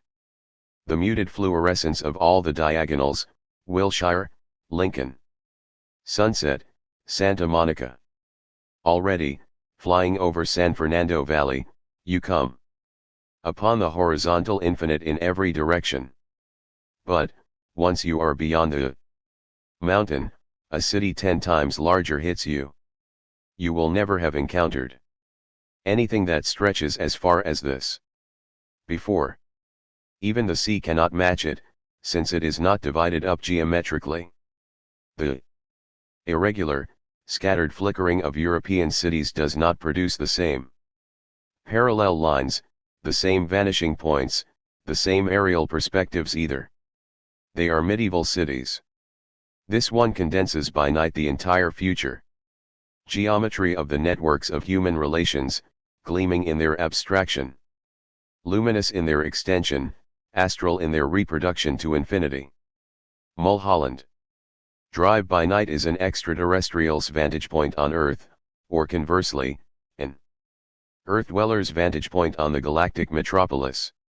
Dawn in Los Angeles, coming up over the Hollywood Hills. You get the distinct feeling that the sun only touched Europe lightly on its way to rising properly here, above this plane geometry where its light is still that brand new light of the edge of the desert. Long-stemmed palm trees, swaying in front of the electronic billboard, the only vertical signs in this two-dimensional world. At 6 a.m. a man is already telephoning from a public phonebox in Beverly Terrace. The neon signs of the night are going out as the daytime ones become visible. The light everywhere reveals and illuminates the absence of architecture. This is what gives the city its beauty, this city that is so intimate and warm. Whatever anyone says of it, the fact is it is in love with its limitless horizontally, as New York may be with its verticality. Los Angeles freeways. Gigantic, spontaneous spectacle of automotive traffic. A total collective act, staged by the entire population, 24 hours a day. By virtue of the sheer size of the layout and the kind of complicity that binds this network of thoroughfares together, traffic rises here to the level of a dramatic attraction, acquires the status of symbolic organization. The machines themselves, with their fluidity and their automatic transmission, have created a milieu in their own image, a milieu into which you insert yourself gently, which you switch over to as you might switch over to a TV channel. Unlike our European motorways, which are unique, directional axes, and are therefore still places of expulsion, Virilio, the freeway system is a place of integration. They even say that there are families who drive round on these roads in their mobile homes without ever leaving. It creates a different state of mind, and the European driver very quickly gives up his aggressive, every man for himself behavior and his individual reactions, and adopts the rules of this collective game. There is something of the freedom of movement that you have in the desert here. And indeed Los Angeles, with its extensive structure, is merely an inhabited fragment of the desert. Thus the freeways do not denature the city or the landscape, they simply pass through it and unravel it without altering the desert character of this particular metropolis. And they are ideally suited to the only truly profound pleasure that of keeping on the move. To the person who knows the American freeways, their signs read like a litany. Right lane must exit. This must exit has always struck me as a sign of destiny. I have got to go, to expel myself from this paradise, leave this providential highway, which leads nowhere, but keeps me in touch with everyone. This is the only real society or warmth here, this collective propulsion, this compulsion, a compulsion of lemmings plunging suicidally together. Why should I tear myself away to revert to an individual trajectory, a vain sense of responsibility? Must exit. You are being sentenced. You are a player being exiled from the only, useless, and glorious, form of collective existence. Through traffic merge left, they tell you everything, everything is announced. Merely reading the signs that are essential to your survival gives you an extraordinary feeling of instant lucidity, of reflex participation, immediate and smooth, of a functional participation that is reflected in certain precise gestures. The lines of traffic diverging towards Ventura Freeway and San Diego Freeway do not leave one another, they just separate out. At every hour of the day approximately the same number split off towards Hollywood or towards Santa Monica. Pure, statistical energy, a ritual being acted out, the regularity of the flows cancels out individual destinations. What you have here is the charm of ceremonies, you have the whole of space before you, just as ceremonies have the whole of time before them. The point is not to write the sociology or psychology of the car, the point is to drive. That way you learn more about this society than all academia could ever tell you. The way American cars have of leaping into action, of taking off so smoothly. By virtue of their automatic transmission and power steering. Pulling away effortlessly, noiselessly eating up the road, gliding along without the slightest bump. The surfaces of the highways and freeways are remarkable, matched only by the fluidity of the car's performance, braking smoothly but instantly, riding along as if you were on a cushion of air, leaving behind the old obsession with what is coming up ahead, or what is overtaking you. There is an unspoken agreement on collective driving here. In Europe we have only the highway code. All this creates a new experience of space, and, at the same time, a new experience of the whole social system. All you need to know about American society can be gleaned from an anthropology of its driving behavior. That behavior tells you much more than you could ever learn from its political ideas. Drive 10,000 miles across America and you will know more about the country than all the institutes of sociology and political science put together. The city was here before the freeway system, no doubt, but it now looks as though the metropolis has actually been built around this arterial network. It is the same with American reality. It was there before the screen was invented. But everything about the way it is today suggests it was invented with the screen in mind, that it is the refraction of a giant screen. This is not like a Platonic shadow play, but more as if everything were carried along by, and haloed in, the gleam of the screen. Along with flux and mobility, the screen, and its refraction, are fundamental determinants of everyday events. A fusion of the kinetic and the cinematic produces a different mental configuration and overall perception from our own. You do not find mobility or the screen taking precedence over reality in the same way in Europe, where things most often remain within the static form of territory, the palpable form of substances. In fact, the cinema here is not where you think it is.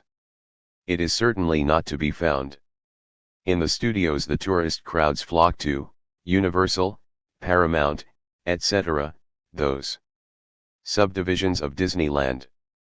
If you believe that the whole of the Western World is hypostatized in America, the whole of America in California, and California in MGM and Disneyland, then this is the microcosm of the West.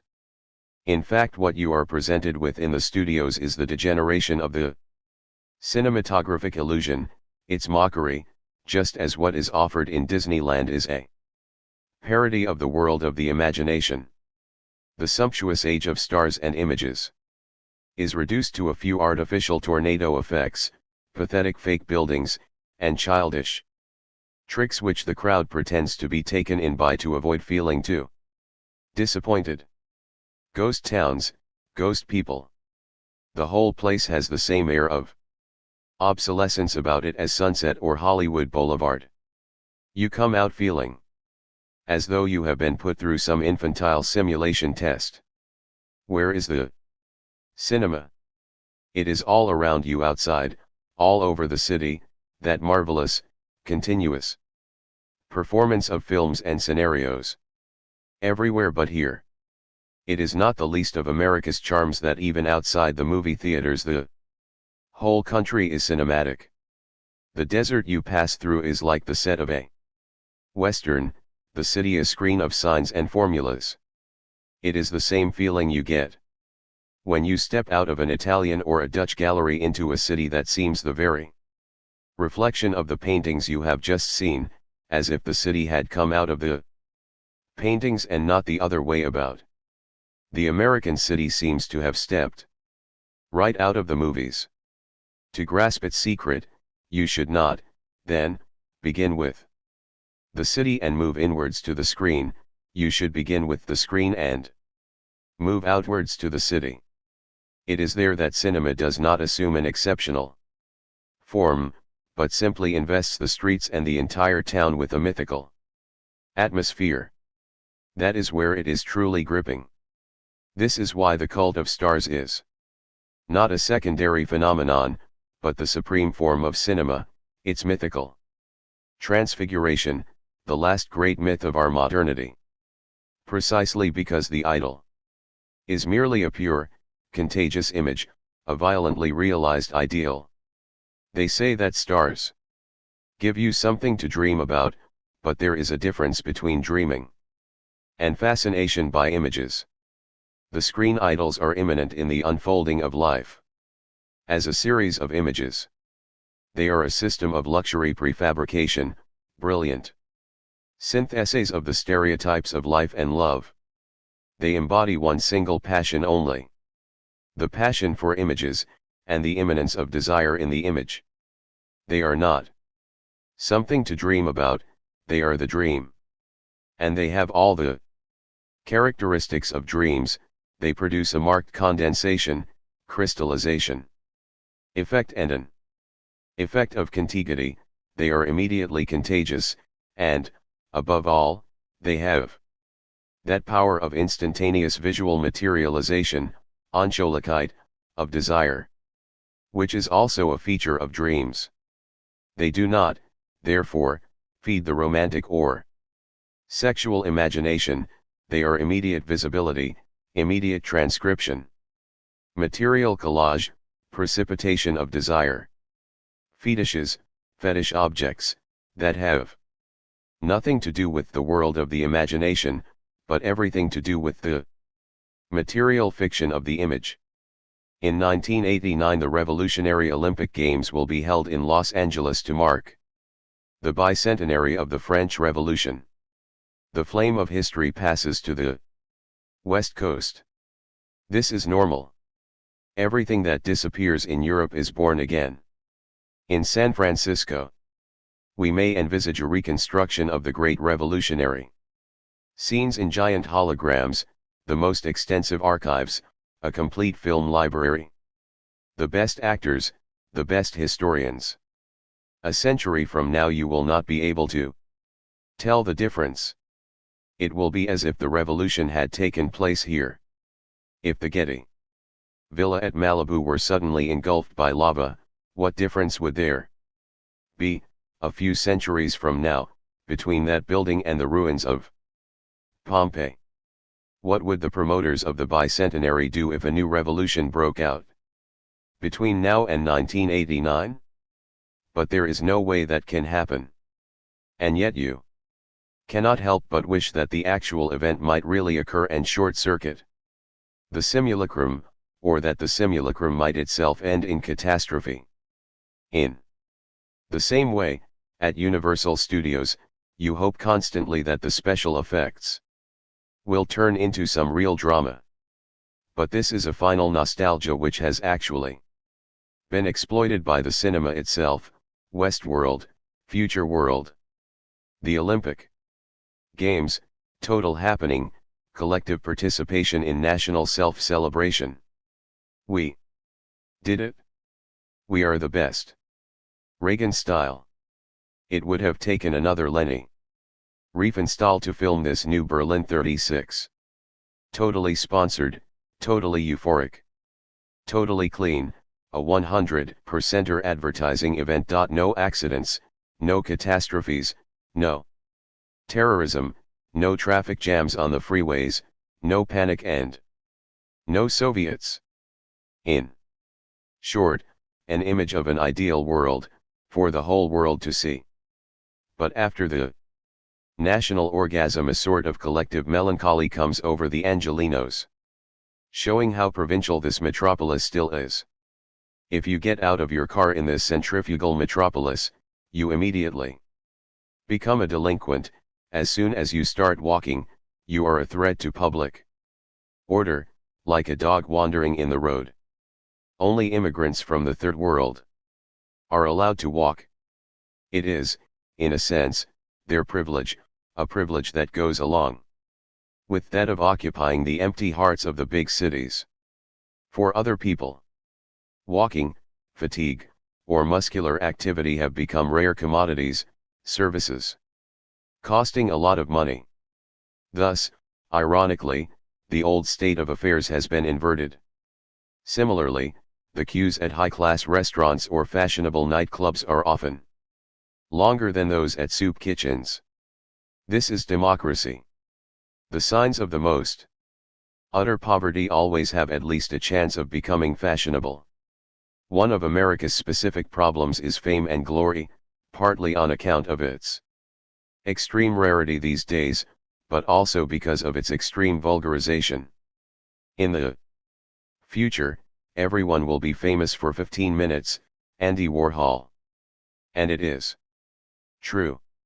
Take, for example, the man who got on the wrong plane and found himself carted off to Auckland, New Zealand, instead of Oakland, near San Francisco. This event made him the hero of the day. He was interviewed everywhere and they are making a film about him.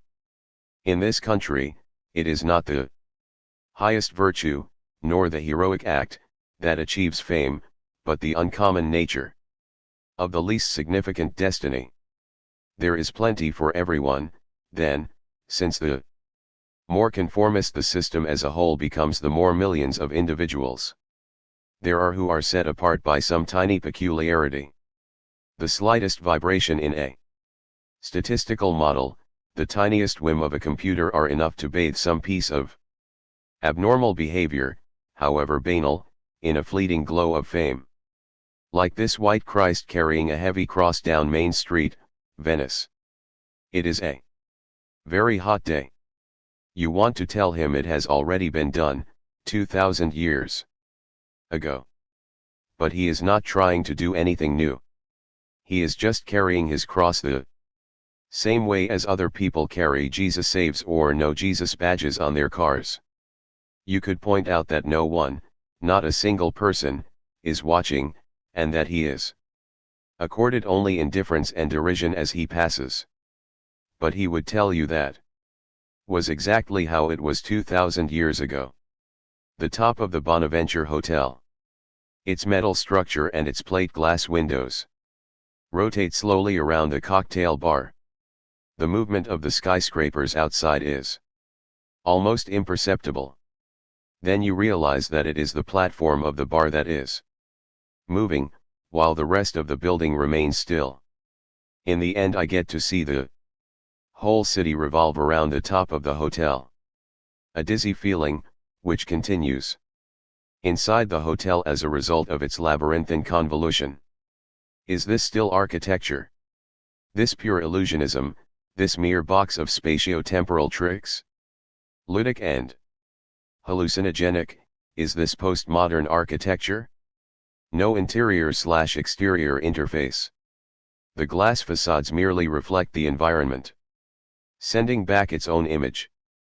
This makes them much more formidable than any wall of stone. It's just like people who wear dark glasses. Their eyes are hidden, and others see only their own reflection. Everywhere the transparency of interfaces ends in internal refraction. Everything pretentiously termed communication and interaction, Walkman, dark glasses, automatic household appliances, high-tech cars, even the perpetual dialogue with the computer, ends up with each monad retreating into the shade of its own formula, into its self-regulating little corner and its artificial immunity. Blocks like the Bonaventure building claim to be perfect, self-sufficient miniature cities. But they cut themselves off from the city more than they interact with it. They stop seeing it. They refract it like a dark surface. And you cannot get out of the building itself. You cannot fathom out its internal space, but it has no mystery. It is just like those games where you have to join all the dots together without any line crossing another. Here too everything connects, without any two pairs of eyes ever meeting. It is the same outside. A camouflaged individual, with a long beak, feathers, and a yellow cagoule, a madman in fancy dress, wanders along the sidewalks downtown, and nobody, but nobody, looks at him.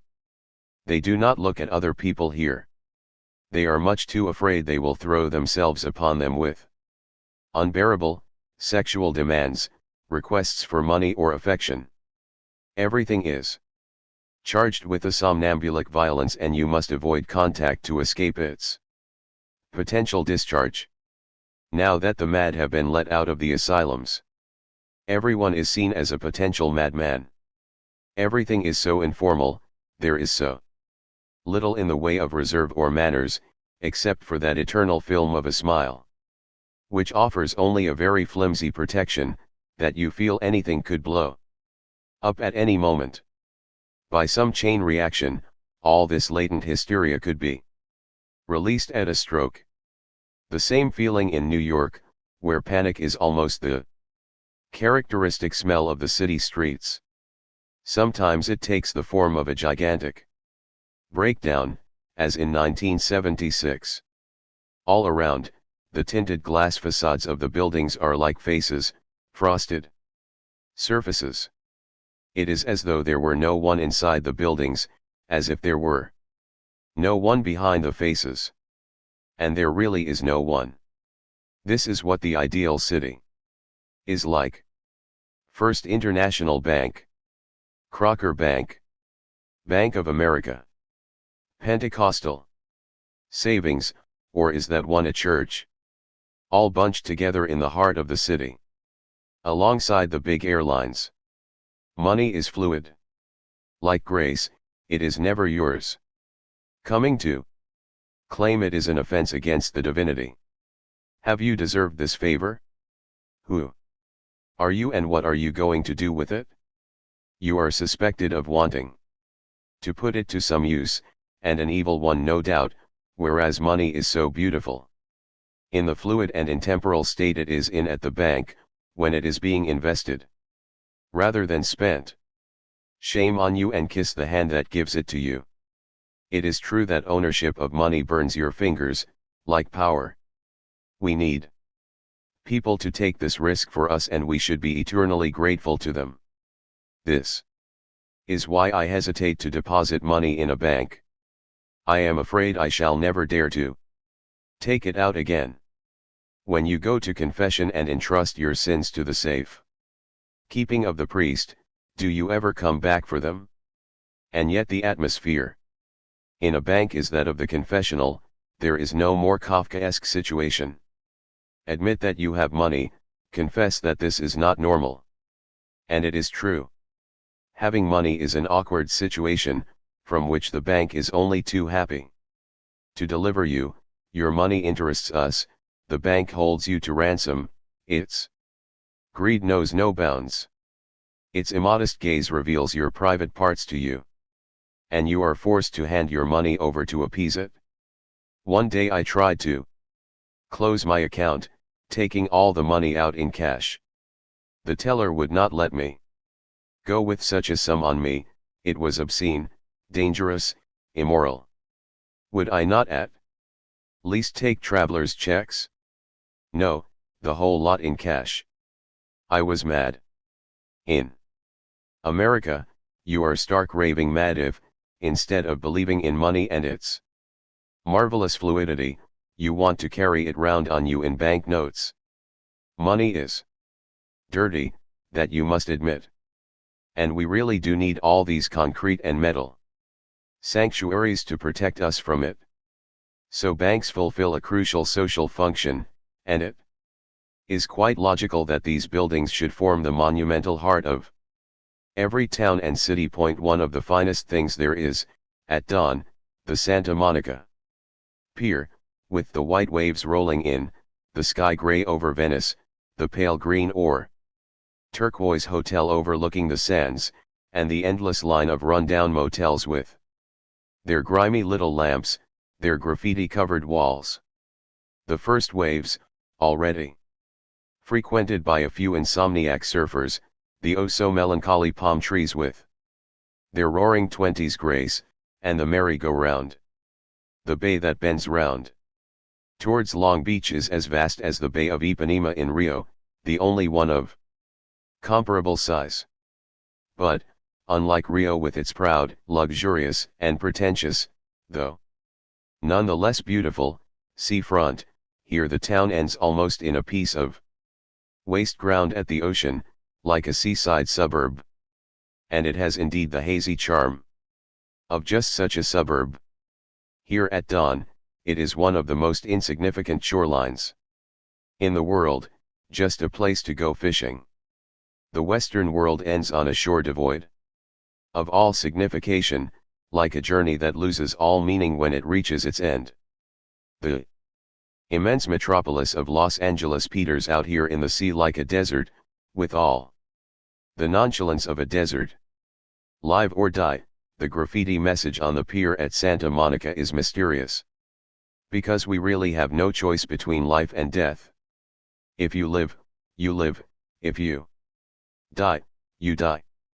It is like saying be yourself, or don't be. It is stupid, and yet it is enigmatic.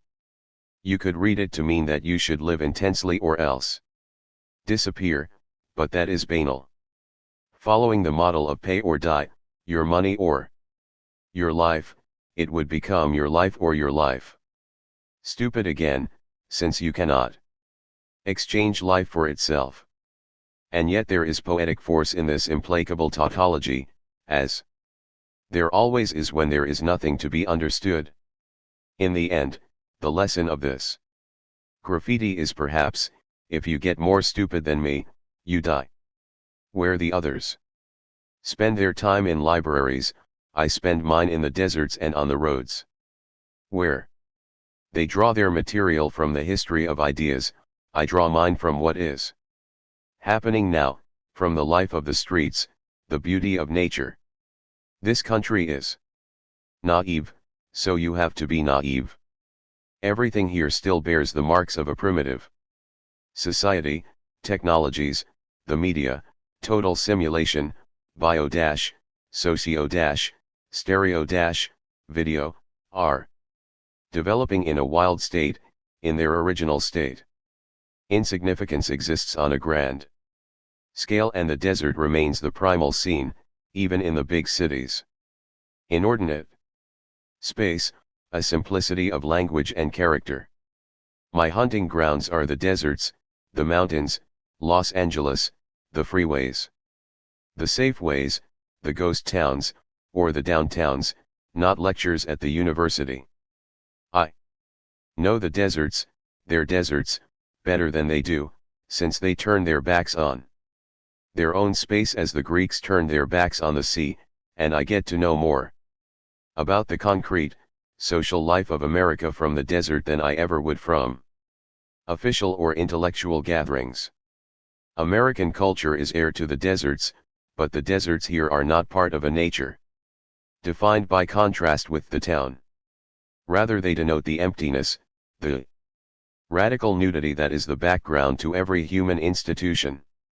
At the same time, they designate human institutions as a metaphor of that emptiness and the work of man as the continuity of the desert, culture as a mirage and as the perpetuity of the simulacrum. The natural deserts tell me what I need to know about the deserts of the sign. They teach me to read surface and movement and geology and immobility at the same time. They create a vision expurgated of all the rest, cities, relationships, events, media. They induce in me an exalting vision of the desertification of signs and men. They form the mental frontier where the projects of civilization run into the ground. They are outside the sphere and circumference of desire. We should always appeal to the deserts against the excess of signification, of intention, and pretension sick, in culture. They are our mythic operator. Romero Saddle, Camino Cielo, Blue Canyon, Quicksilver Mine, Sycamore Canyon, San Rafael Wilderness. As night is falling, after 3 hours driving, I am lost in the San Rafael Wilderness. Driving on and on towards the last of the sun's rays, then by the headlights reflecting in the sand of the riverbed. Will I get through or won't I? Darkness is falling all around, the prospect of spending the night here looms. But the whiskey creates a delicious sense of abandon. At last, after 2 hours driving and a descent into hell, I am resurrected in heaven, on the Camino Cielo ridge, with an aerial, nighttime view of the lights of Santa Barbara. Porterville. The journey here through forests of orange trees, their leaves a deep geometric green, laid out neatly on wild hillsides that are carpeted with undulating grass like animal fur and resemble the hills of Tuscany. A driveway lined by 50 palm trees, all the same height and absolutely symmetrical, leads up to a planter's house that is minuscule by comparison. All its shutters are closed. It could be a colonial scene, but in fact these are the western slopes of the Rockies, at the foot of Sequoia National Park.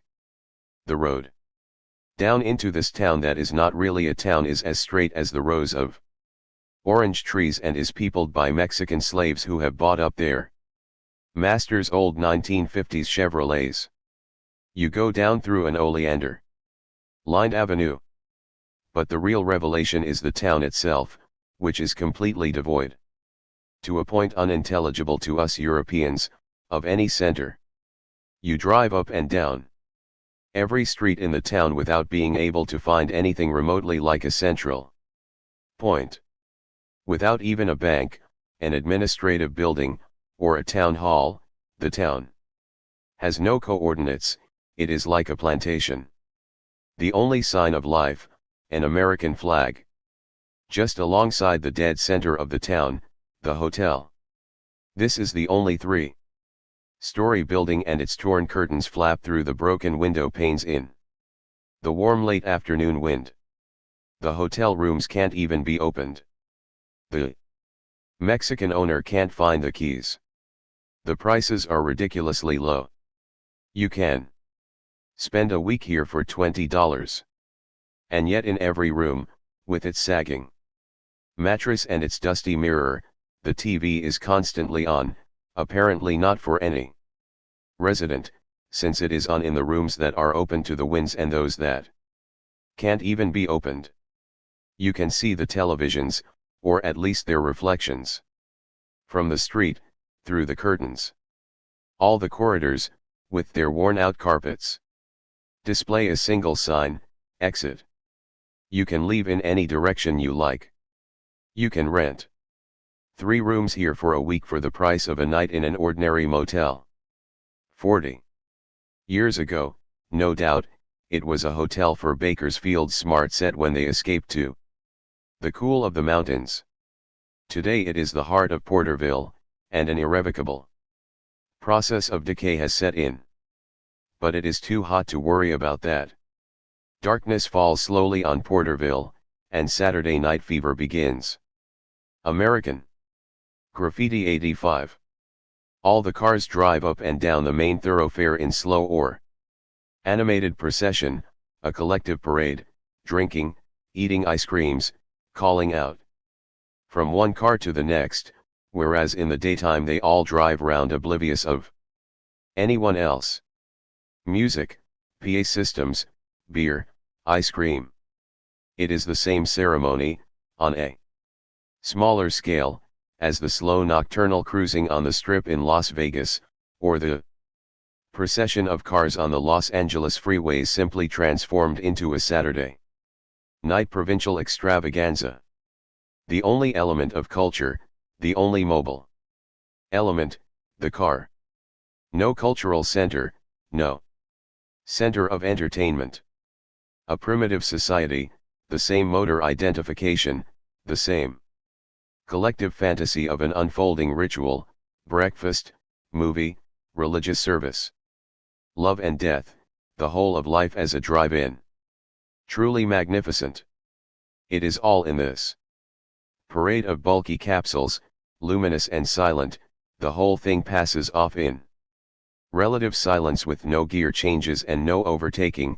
These are the same fluid monsters with their automatic transmissions, gliding along smoothly one behind the other.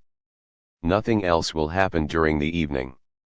Except that is for the madcap race between the 12-15-year-old girls, like cowgirls from a western, which takes place in a corner of the town, under floodlights, in the dust kicked up by the horses, near the baseball park. And the next morning, Sunday morning, the deserted streets, streets hardly distinct from the desert, have a preternatural calm about them. The air is transparent, with the orange trees all around. After the night's automobile ceremony, the town is abandoned now to the light of its over wide avenues, the lifeless stores, the half-awake service stations. Natural, orphaned light, without headlights or advertising signs. Just a few Mexicans cruise around in their long cars, while the first whites wash theirs in front of their open verandas. The luminous insignificance of Sunday morning. A holographic micromodel of all America. Death Valley is as big and mysterious as ever. Fire, heat, light, all the elements of sacrifice are here. You always have to bring something into the desert to sacrifice, and offer it to the desert as a victim. A woman. If something has to disappear, something matching the desert for beauty, why not a woman? Nothing is more alien to American deserts than symbiosis, loose-fitting clothing. Slow rhythms, oases, such as you find in native desert cultures. Here, everything human is artificial. Furnace Creek is a synthetic, air-conditioned oasis. But there is nothing more beautiful than artificial coolness in the midst of heat, artificial speed in the middle of a natural expanse, electric light under a blazing sun, or the artificial practice of gambling in lost casinos. Rainer Banham is right, Death Valley and Las Vegas are inseparable. You have to accept everything at once, an unchanging timelessness and the wildest instantaneity. There is a mysterious affinity between the sterility of wide open spaces and that of gambling, between the sterility of speed and that of expenditure. That is the originality of the deserts of the American West. It lies in that violent, electric juxtaposition. And the same applies to the whole country. You must accept everything at once, because it is this Telescoping that gives the American way of life its illuminating, exhilarating side. Just as, in the desert, everything contributes to the magic of the desert. If you approach this society with the nuances of moral, aesthetic, or critical judgment, you will miss its originality, which comes precisely from its defying judgment and pulling off a prodigious confusion of effects. To sidestep that confusion and excess is simply to evade the challenge it throws down to you. The violence of its contrasts, the absence of discrimination between positive and negative effects. The telescoping of races, technologies, and models, the waltz of simulacra and images here is such that, as with dream elements, you must accept the way they follow one another, even if it seems unintelligible. You must come to see this whirl of things and events as an irresistible, fundamental datum. The distinctions that are made elsewhere have little meaning here. It would be misguided to focus on aspects of an American civility that is often in fact far superior to our own, in our land of high culture, and then to point out that in other respects the Americans are barbarians. It would be wrong-headed to counterpose Death Valley, the sublime natural phenomenon, to Las Vegas, the abject cultural phenomenon. For the one is the hidden face of the other and they mirror each other across the desert, the one as acme of secrecy and silence, the other as acme of prostitution and theatricality. Having said that, there is something mysterious about Death Valley in itself. However beautiful the deserts of Utah and California may be, this one is something else again, something sublime. The preternatural heat haze that enshrouds it, its inverse depth, below sea level, this landscape with its underwater features, its salt surfaces and mudhills, the high mountain chains surrounding it, making it a kind of inner sanctuary, a gentle, spectral place of initiation, which comes from its geological depth and the atmosphere of spiritual limbo. What has always struck me about Death Valley is its mildness, its pastel shades and its fossil veil, the misty phantasmagoria of its mineral opera. There is nothing funereal or morbid about it, a transverberation in which everything is palpable, the mineral softness of the air, the mineral substance of the light, the corpuscular fluid of the colors, the total extroversion of one's body in the heat. A fragment of another planet, at least predating any form of human life, where another, deeper temporality reigns, on whose surface you float as you would on salt-laden waters. The senses, the mind, and even your sense of belonging to the human race are all numbed by the fact of having before you the pure, unadulterated sign of 180 million years, and therefore the implacable enigma of your own existence.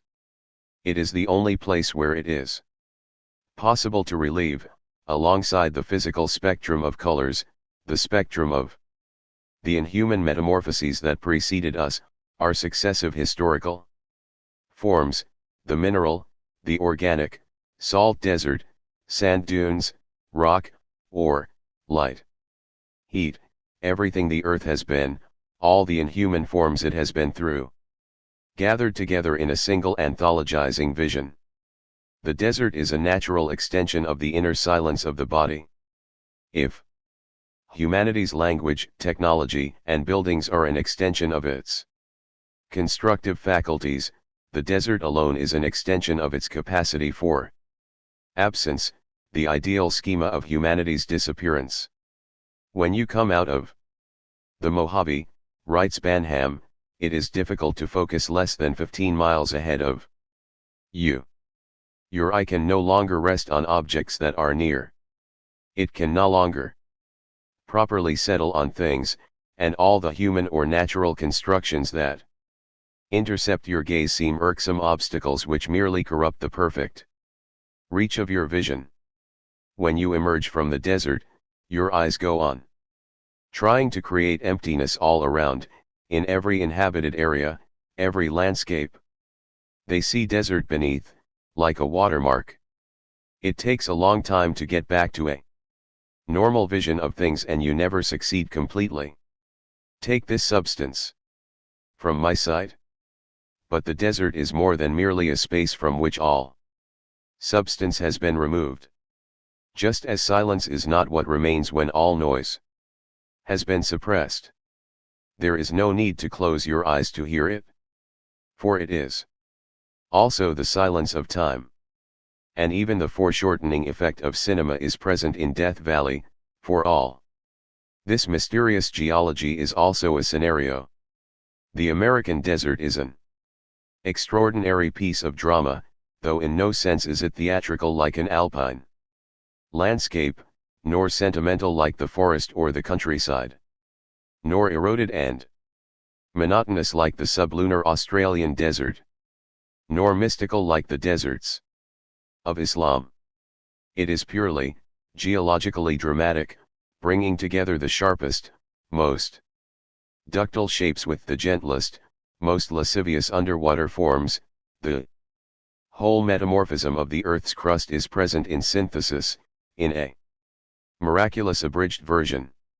All the intelligence of the Earth and its elements gathered together here, in a matchless spectacle, a geological epic.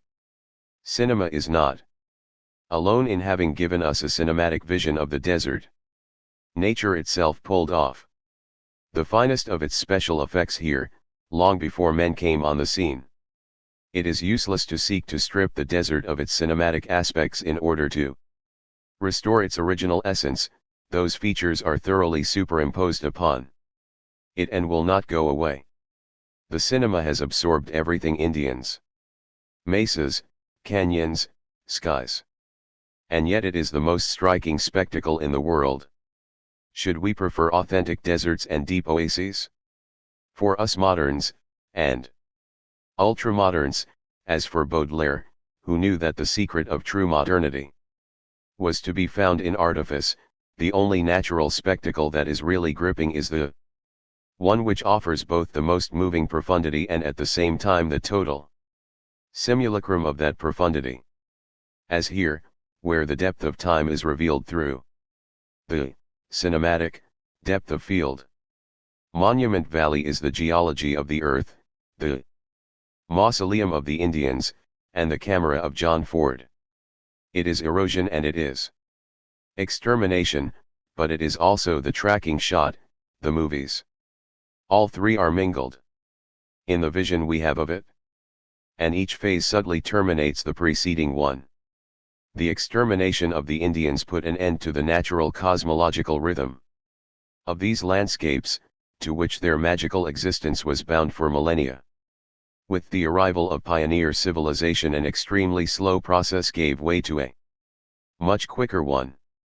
But this process itself was overtaken 50 years later by the tracking shots of the cinema, which speeded up the process even more and, in a sense, put an end to the disappearance of the Indians by reviving them as extras.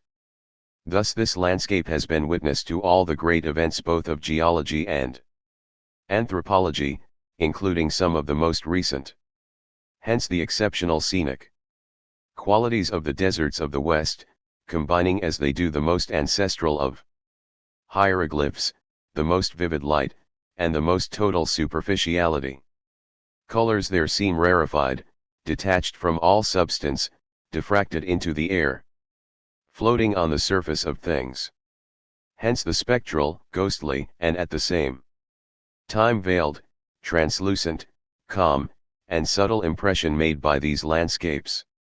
And the mirage effect, a temporal mirage too, which comes near to total illusion.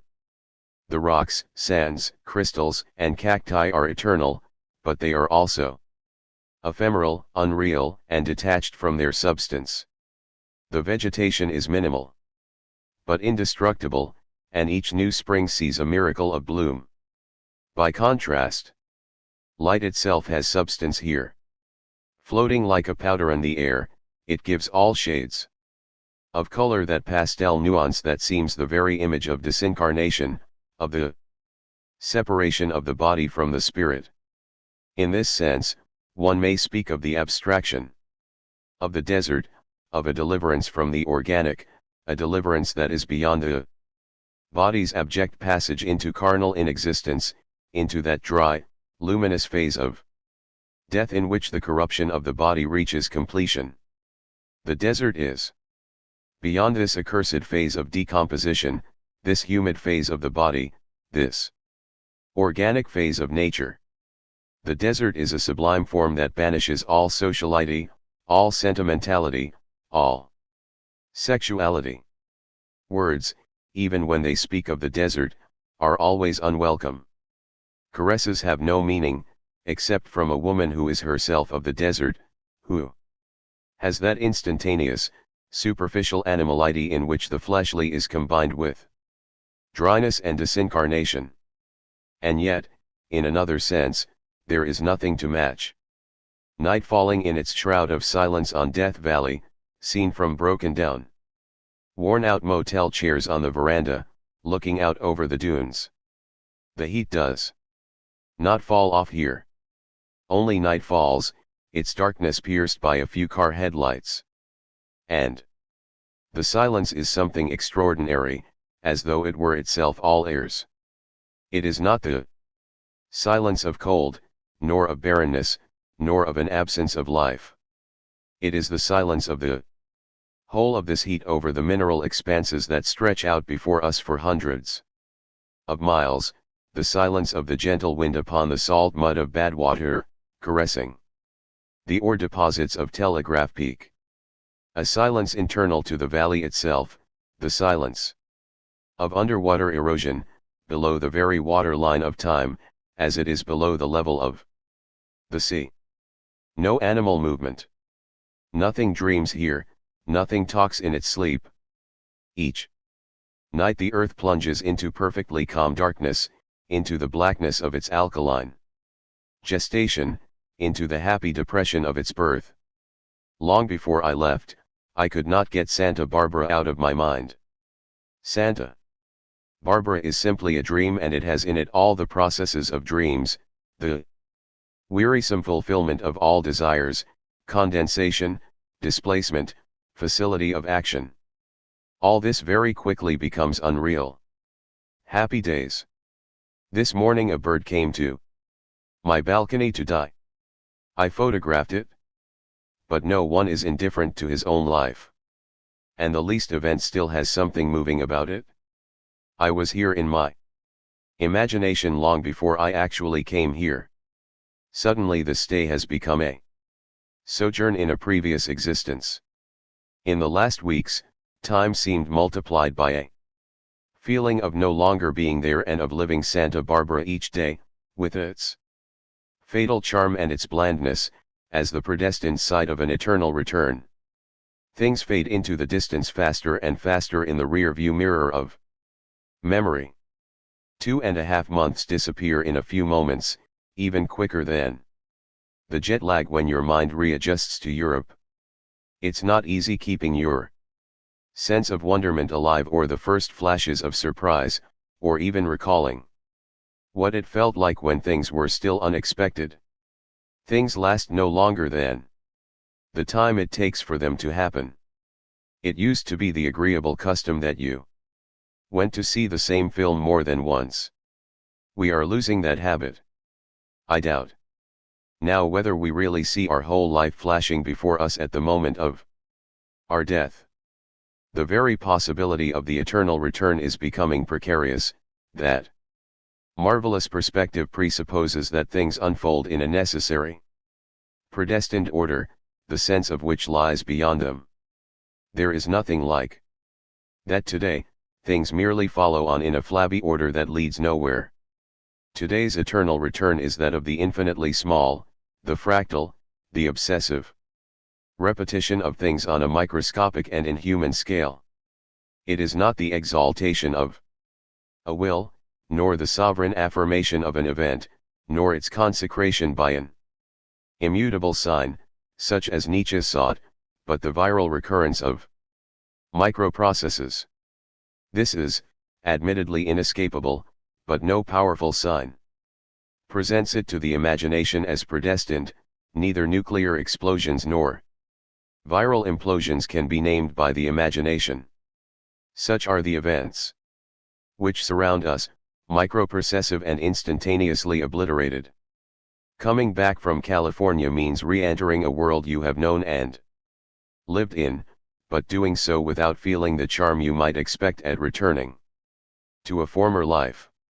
You had left that world behind in the hope it might be thoroughly transformed in your absence, but nothing of the sort has occurred. It got along quite nicely without you, and it adjusts quite smoothly to your return. People and things conspire to make it seem as if you had not been away. For my own part, I left it all without regrets, and I come back to it again without any great emotion. People are 1,000 times more preoccupied with their own little lives than with the strangeness of another world. You are best advised, then, to land discreetly, to come back politely into this world, keeping anything you may have to say, along with the few sights still gleaming in your memory, strictly to yourself. The confrontation between America and Europe reveals not so much a rapprochement as a distortion, an unbridgeable rift. There isn't just a gap between us, but a whole chasm of modernity. You are born modern, you do not become so. And we have never become so. What strikes you immediately in Paris is that you are in the 19th century. Coming from Los Angeles, you land back in the 1800s. Every country bears a sort of historical predestination, which almost definitively determines its characteristics. For us, it is the bourgeois model of 1789, and the interminable decadence of that model that shapes our landscape. There is nothing we can do about it. Everything here revolves around the 19th century bourgeois dream. Utopia achieved. For the European, even today, America represents something akin to exile, a fantasy of emigration and, therefore, a form of interiorization of his or her own culture. At the same time, it corresponds to a violent extroversion and, therefore, to the 0 degree of that same culture. No other country embodies to the same extent both this function of disincarnation and, at the same time, the functions of exacerbation and radicalization of the elements of our European cultures. It is by an act of force or coup de theatre, the geographical exile of the founding fathers of the 17th century adding itself to the voluntary exile of man within his own consciousness, that what in Europe had remained a critical and religious esotericism became transformed on the new continent into a pragmatic exotericism. The whole foundation of America is a response to this dual operation of a deepening of the moral law in individual consciences, a radicalization of the utopian demand which was always that of the sex, and the immediate materialization of that utopia in work, custom, and way of life. To land in America is, even today, to land in that religion of the way of life which Tocqueville described. This material utopia of the way of life, where success and action are seen as profound illustrations of the moral law, was crystallized by exile and emigration, and these have, in a sense, transformed it into a primal scene. For us, in Europe, it was the revolution of 1789 that set its seal upon us, though it was a different seal, that of history, the state, and ideology. Politics and history, not the utopian, moral sphere, remain our primal scene. And if this transcendent European-style revolution is far from confident today either of its means or its ends, the same cannot be said of the imminent revolution of the American way of life, of that moral and pragmatic assertiveness which constitutes now as ever the pathos of the New World. America is the original version of modernity. We are the dubbed or subtitled Version. America ducks the question of origins, it cultivates no origin or mythical authenticity, it has no past and no founding truth. Having known no primitive accumulation of time, it lives in a perpetual present. Having seen no slow, centuries-long accumulation of a principle of truth, it lives in perpetual simulation, in a perpetual present of signs. It has no ancestral territory. The Indians' territory is today marked off in reservations, the equivalent of the galleries in which America stocks its Rembrandts and Renoirs. But this is of no importance. America has no identity problem. In the future, power will belong to those peoples with no origins and no authenticity who know how to exploit that situation to the full. Look at Japan, which to a certain extent has pulled off this trick better than the US itself, managing, in what seems to us an unintelligible paradox, to transform the power of territoriality and feudalism into that of deterritoriality and weightlessness. Japan is already a satellite of the planet Earth. But America was already in its day a satellite of the planet Europe. Whether we like it or not, the future has shifted towards artificial satellites. The US is utopia achieved. We should not judge their crisis as we would judge our own, the crisis of the old European countries. Ours is a crisis of historical ideals facing up to the impossibility of their realization. Theirs is the crisis of an achieved utopia, confronted with the problem of its duration and permanence. The Americans are not wrong in their idyllic conviction that they are at the center of the world, the supreme power, the absolute model for everyone. And this conviction is not so much founded on natural resources, technologies, and arms, as on the miraculous premise of a utopia made reality, of a society which, with a directness we might judge unbearable, is built on the idea that it is the realization of everything the others have dreamt of: justice, plenty, rule of law, wealth, freedom. It knows this, it believes in it, and in the end, the others have come to believe in it too.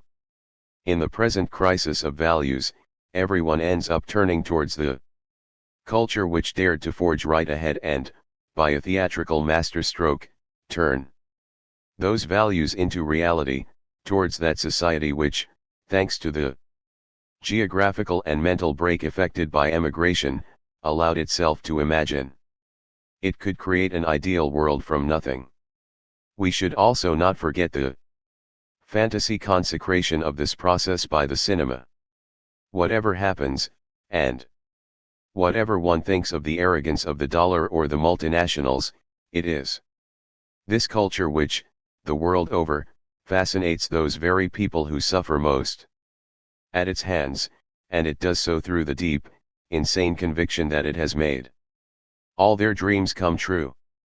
But this is really not so very crazy. All pioneer societies have been more or less ideal societies. Even the Jesuits of Paraguay, even the Portuguese in Brazil, founded what was in a sense an ideal patriarchal, slave-owning society. Though unlike the American, Anglo-Saxon, Puritan model, the Southern model had little chance of being universally adopted in the modern world. By exporting itself, by becoming hypostatized across the sea, the ideal purged itself of its history, took on concrete reality, developed with new blood and experimental energy.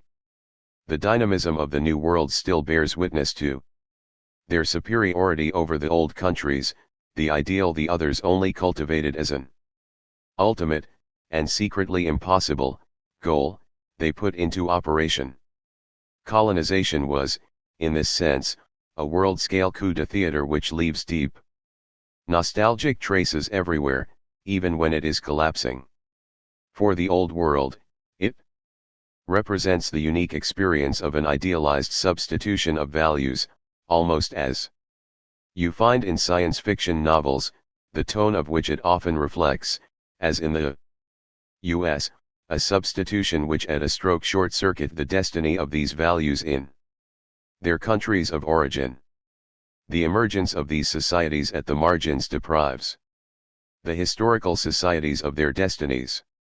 The brutal extrapolation of their essence across the seas means that they lose control of their development.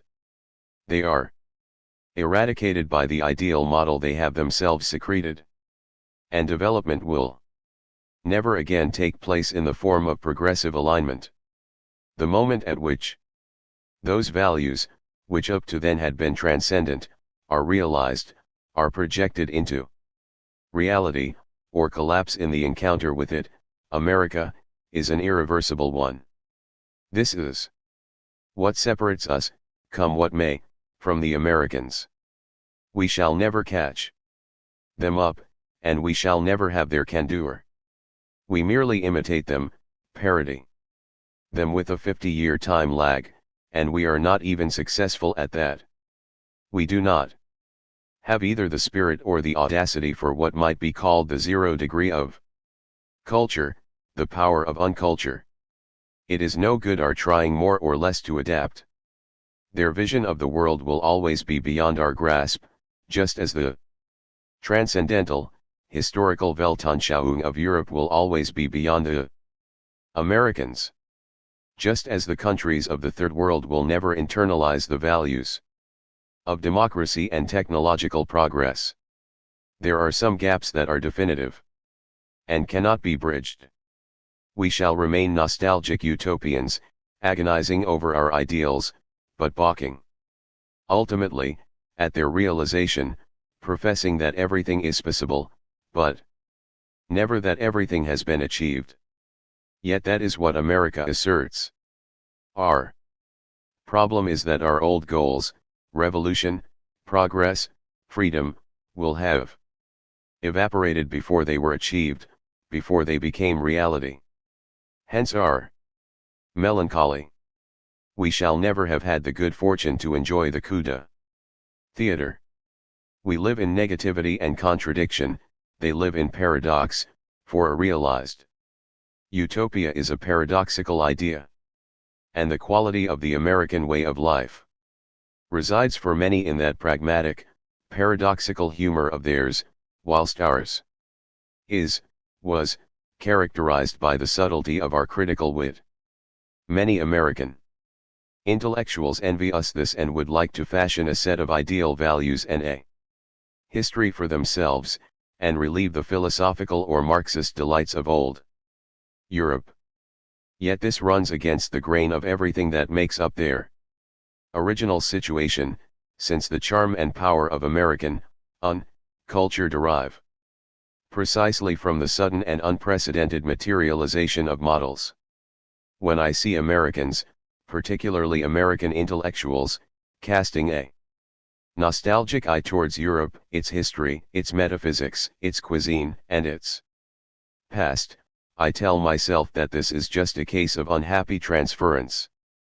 History and Marxism are like fine wines and haute cuisine, they do not really cross the ocean, in spite of the many impressive attempts that have been made to adapt them to new surroundings.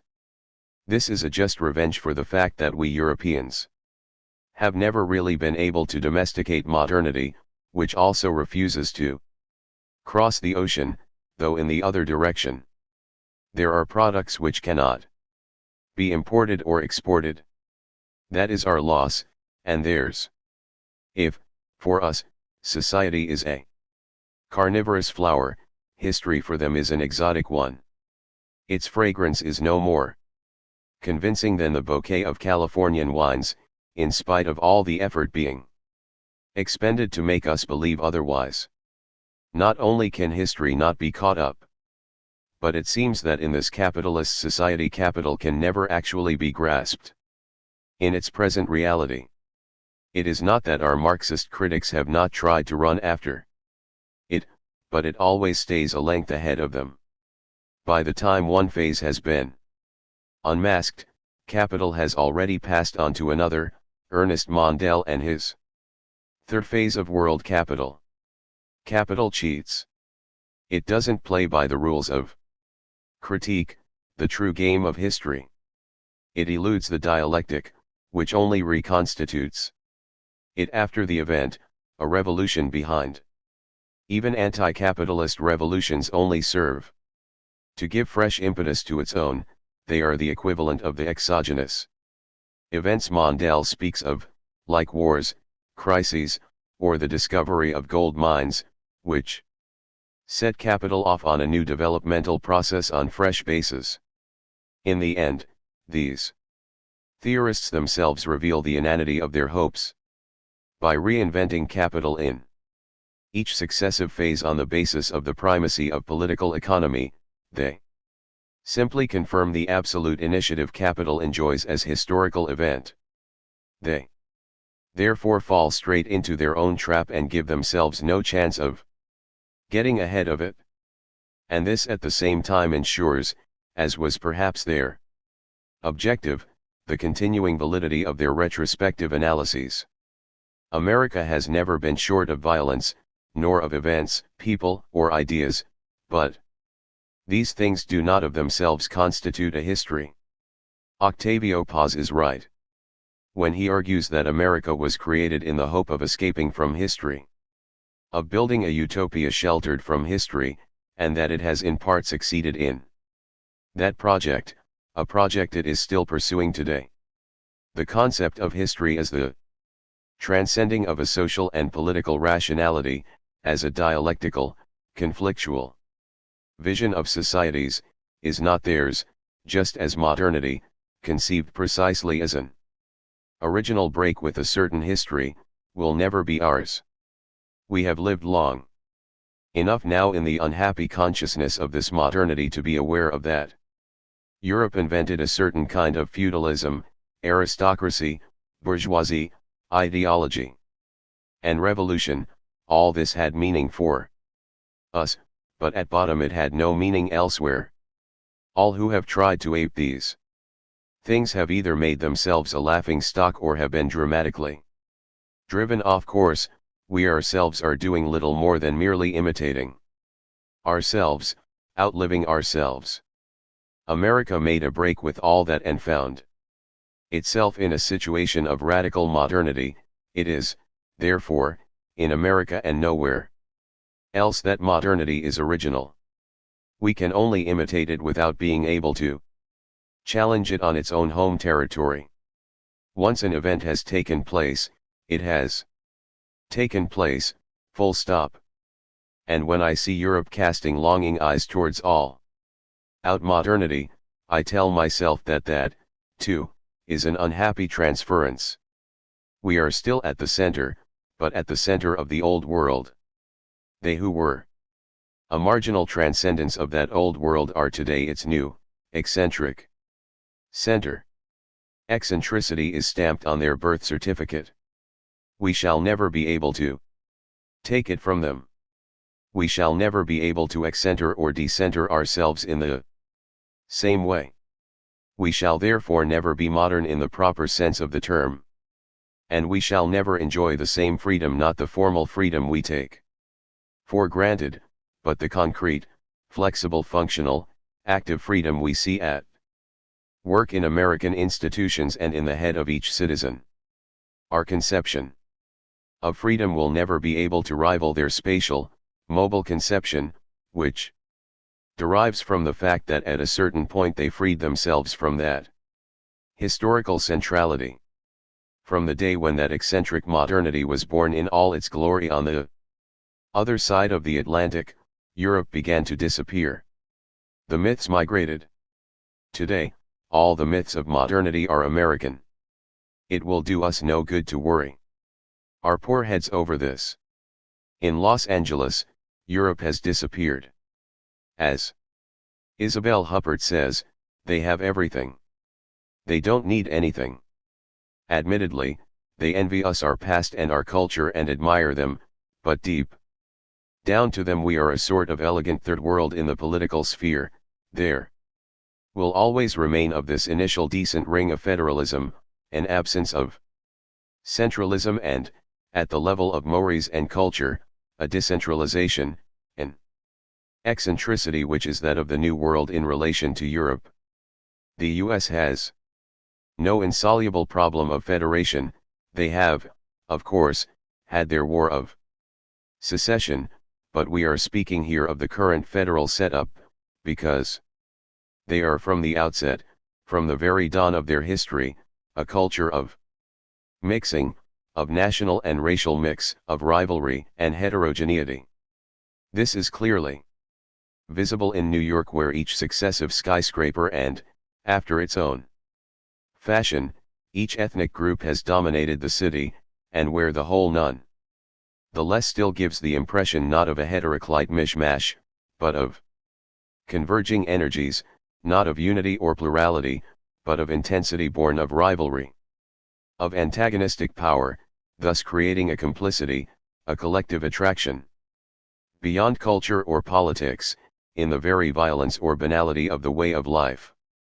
If we stay with this line of thinking, we can see that there is a profound difference in racial, ethnic tone between America and France.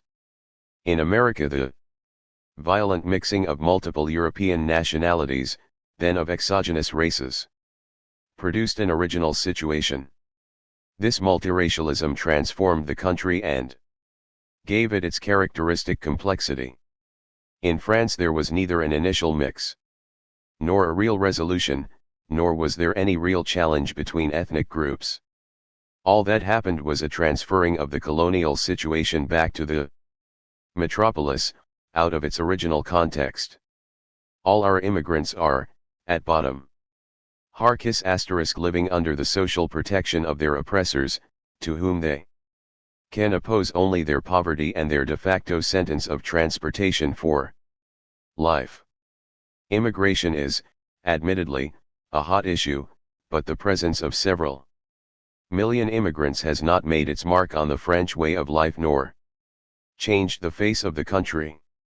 That is why, when you Harkis are Algerian Muslims who took French citizenship after Algerian independence. Tr. Return to France, the dominant impression is a clammy sense of petty racism, of everyone being in an awkward, shameful position.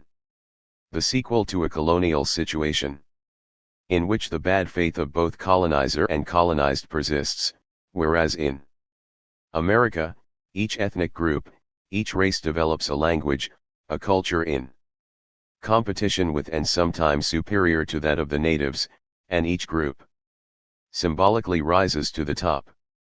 This is not a question of formal equality or freedom, but of a de facto freedom expressed in rivalry and competition, and this gives a singular vivacity and an air of openness to the confrontation between the races. Our European culture is one that has staked its all on the universal, and the danger menacing it is that of perishing by the universal.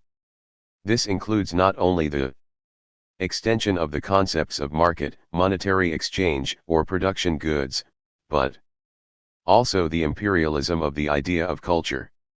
We should be wary of this idea, which has, like the concept of revolution, only become universal by being abstractly formalized, and which devours singularity just as rapidly as revolution devours its children. One consequence of this claim to universality is that it makes both downward diversification and upward federation equally impossible. Once a nation and a culture have been centralized by a solid historical process, they experience insurmountable difficulties when they attempt either to create viable subunits or to integrate themselves into some coherent larger entity. There is a sort of inevitability about the centralizing process. Hence the difficulties currently being encountered in the attempt to find a European spirit and culture, a European dynamism. Inability to produce a federal event, Europe, a local event, decentralization, a racial event. Multiracialism. Too entangled by our history, we can only produce an apologetic centralism, a cloche-merle pluralism, and an apologetic mixing, our soft racism. The principle of achieved utopia explains the absence and, moreover, the lack of need for metaphysics and the imaginary in American life. It gives Americans a perception of reality different from our own. The real is not connected with the impossible, and no failure can throw it into question. What is thought in Europe becomes reality in America. Everything that disappears in Europe reappears in San Francisco. And yet the idea of an achieved utopia is a paradoxical one. If it is negativity, irony, and the sublime that govern European thinking, it is paradox which dominates that of America, the paradoxical humor of an achieved materiality, of an ever-renewed self-evidence, of a bright new faith in the legality of the fait accompli which we always find amazing, the humor of a naive visibility of things, whilst we operate in the uncanny realm of the déjà vu and the glaucous transcendence of history. We criticize Americans for not being able either to analyze or conceptualize. But this is a wrong-headed critique. It is we who imagine that everything culminates in transcendence, and that nothing exists which has not been conceptualized. Not only do they care little for such a view, but their perspective is the very opposite. It is not conceptualizing reality, but realizing concepts and materializing ideas, that interests them. The ideas of the religion and enlightened morality of the 18th century certainly, but also dreams, scientific values, and sexual perversions. Materializing freedom, but also the unconscious. Our fantasies around space and fiction, but also our fantasies of sincerity and virtue, or our mad dreams of technicity. Everything that has been dreamt on this side of the Atlantic has a chance of being realized on the other. They build the real out of ideas. We transform the real into ideas, or into ideology. Here in America only what is produced or manifested has meaning. For us in Europe, only what can be thought or concealed has meaning. Even materialism is only an idea in Europe. It is in America that it becomes concretely realized in the technical operation of things, in the transformation of a way of thinking into a way of life, in the action of life, action in the film-making sense, as what happens when the cameras begin to roll. For the materiality of things is, of course, their cinematography. Americans believe in facts, but not in facticity. They do not know that facts are factitious, as their name suggests. It is in this belief in facts, in the total credibility of what is done or seen, in this pragmatic evidence of things and an accompanying contempt for what may be called appearances or the play of apparences sic. A face does not deceive, behavior does not deceive, a scientific process does not deceive, nothing deceives, nothing is ambivalent, and at bottom this is true, nothing deceives, there are no lies, there is only simulation. Which is precisely the facticity of facts, that the Americans are a true utopian society, in their religion of the fait accompli, in the naivete of their deductions, in their ignorance of the evil genius of things. You have to be utopian to think that in a human order, of whatever nature, things can be as plain and straightforward as that. All other societies contain within them some heresy or other, some dissidence, some kind of suspicion of reality, the superstitious belief in a force of evil and the possible control of that force by magic, a belief in the power of appearances. Here, there is no dissidence, no suspicion. The emperor has no clothes, the facts are there before us. As is well known, the Americans are fascinated by the yellow-skinned peoples in whom they sense a superior form of cunning, a higher form of that absence of truth which frightens them. Admittedly, the irony of community is missing here, as is the playfulness of social life. The charm to be found in social graces and in the theater of social relations is all transferred outwards into the advertising of life and lifestyles. This is a society that is endlessly concerned to vindicate itself, perpetually seeking to justify its own existence. Everything has to be made public: what you are worth, what you earn, how you live. There is no place here for interplay of a subtler nature. The society's look is a self-publicizing one. The American flag itself bears witness to this by its omnipresence in fields and built-up areas, at service stations, and on graves in the cemeteries, not as a heroic sign, but as the trademark of a good brand. It is simply the label of the finest successful international enterprise, the U.S. This explains why the hyperrealists were able to paint it naively, without either irony or protest. Jim Dine in the 60s, in much the same way as pop art gleefully transposed the amazing banality of consumer goods onto its canvases. There is nothing here of the fierce parodying of the American anthem by Jimi Hendrix, merely the light irony and neutral humor of things that have become banal, the humor of the mobile home and the giant hamburger on the 16-foot-long billboard, the pop and hyper humor so characteristic of the atmosphere of America, where things almost seem endowed with a certain indulgence towards their own banality. But they are indulgent towards their own craziness too. Looked at more generally, they do not lay claim to being extraordinary, they simply are extraordinary. They have that extravagance which makes up odd, everyday America. This oddness is not surrealistic. Surrealism is an extravagance that is still aesthetic in nature and as such very European in inspiration. Here, the extravagance has passed into things. Madness, which with us is subjective, has here become objective, and irony, which is subjective with us, has also turned into something objective. The phantasmagoria and excess which we locate in the mind and the mental faculties have passed into things themselves. Whatever the boredom, the hellish tedium of the everyday in the US or anywhere else, American banality will always be 1,000 times more interesting than the European, and especially the French, variety. Perhaps because banality here is born of extreme distances, of the monotony of wide open spaces and the radical absence of culture. It is a native flower here, as the opposite extreme, that of speed and verticality, of an excess that verges on abandon, and indifference to values bordering on immorality, whereas French banality is a hangover from bourgeois everyday life, born out of a dying aristocratic culture and transmuted into petty bourgeois mannerism as the bourgeoisie shrank away throughout the 19th century. This is the crux.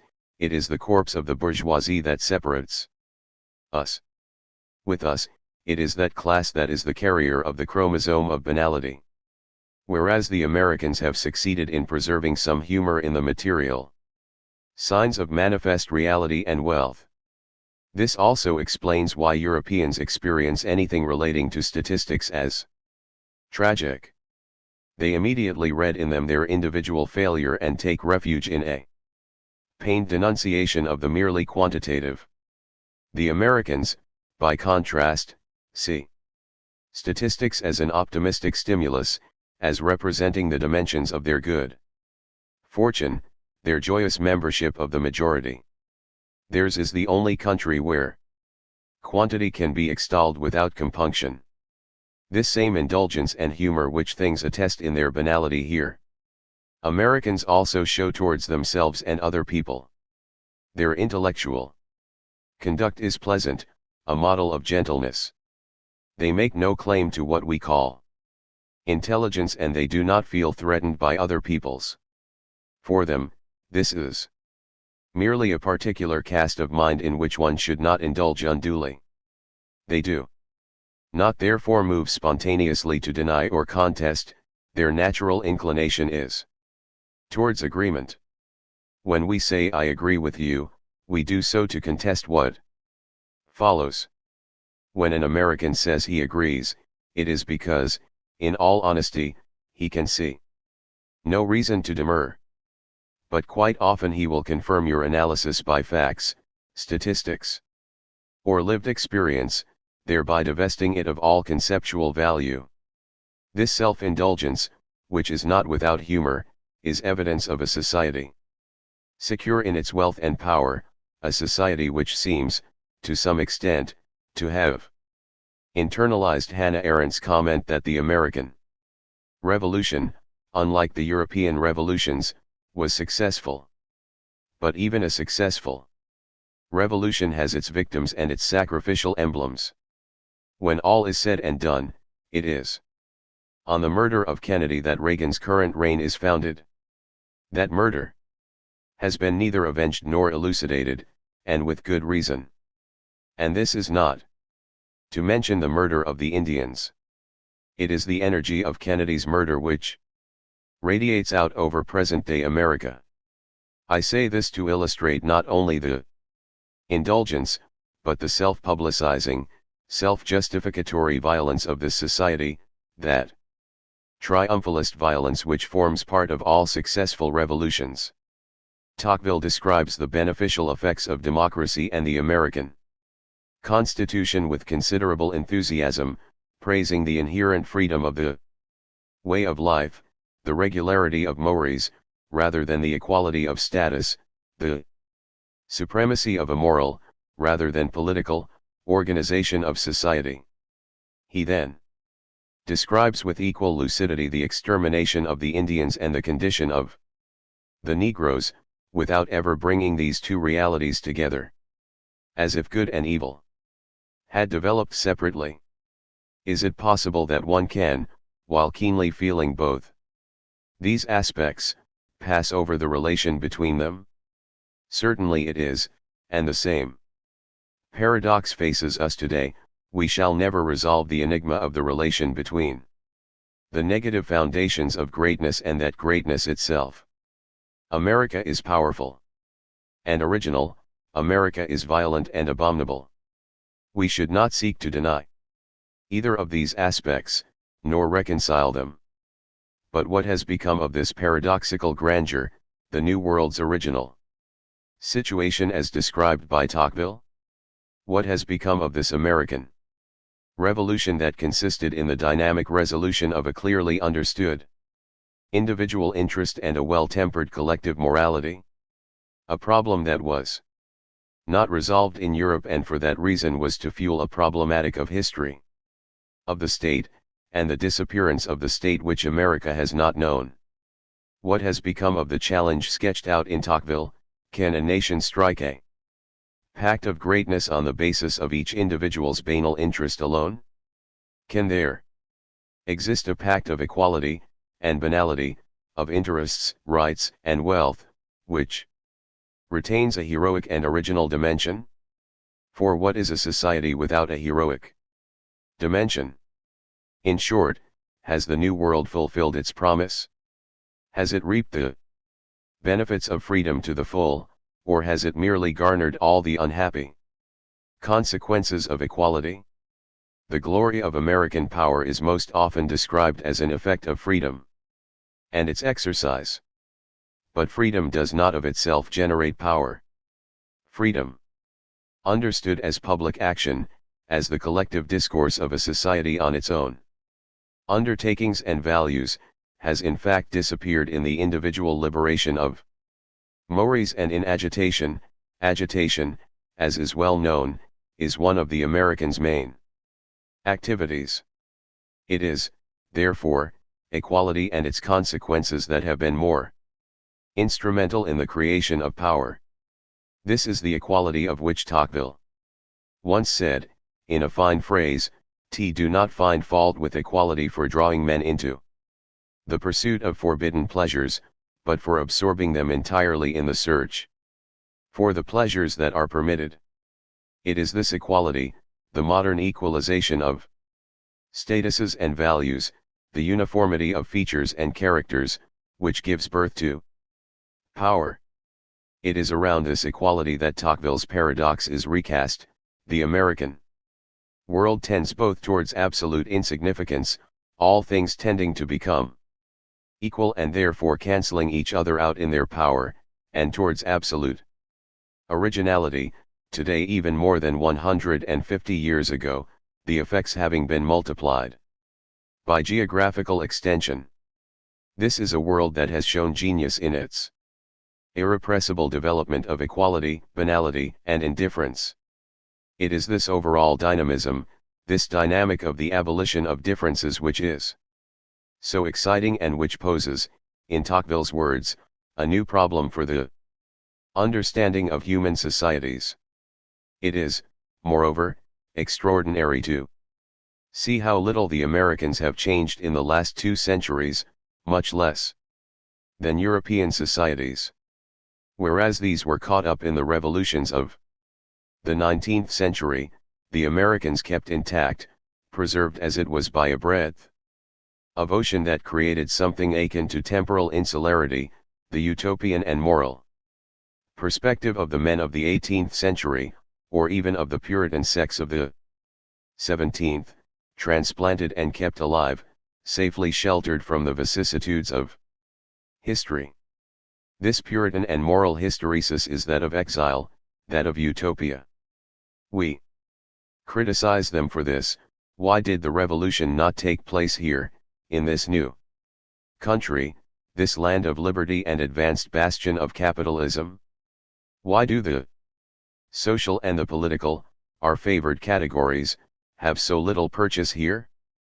The answer is that the social and philosophical 19th century did not cross the Atlantic, and here the driving forces are utopia and morality, the concrete idea of happiness and mores, all of which political ideology, with Marx at its head, liquidated in Europe in favor of an objective conception of historical transformation.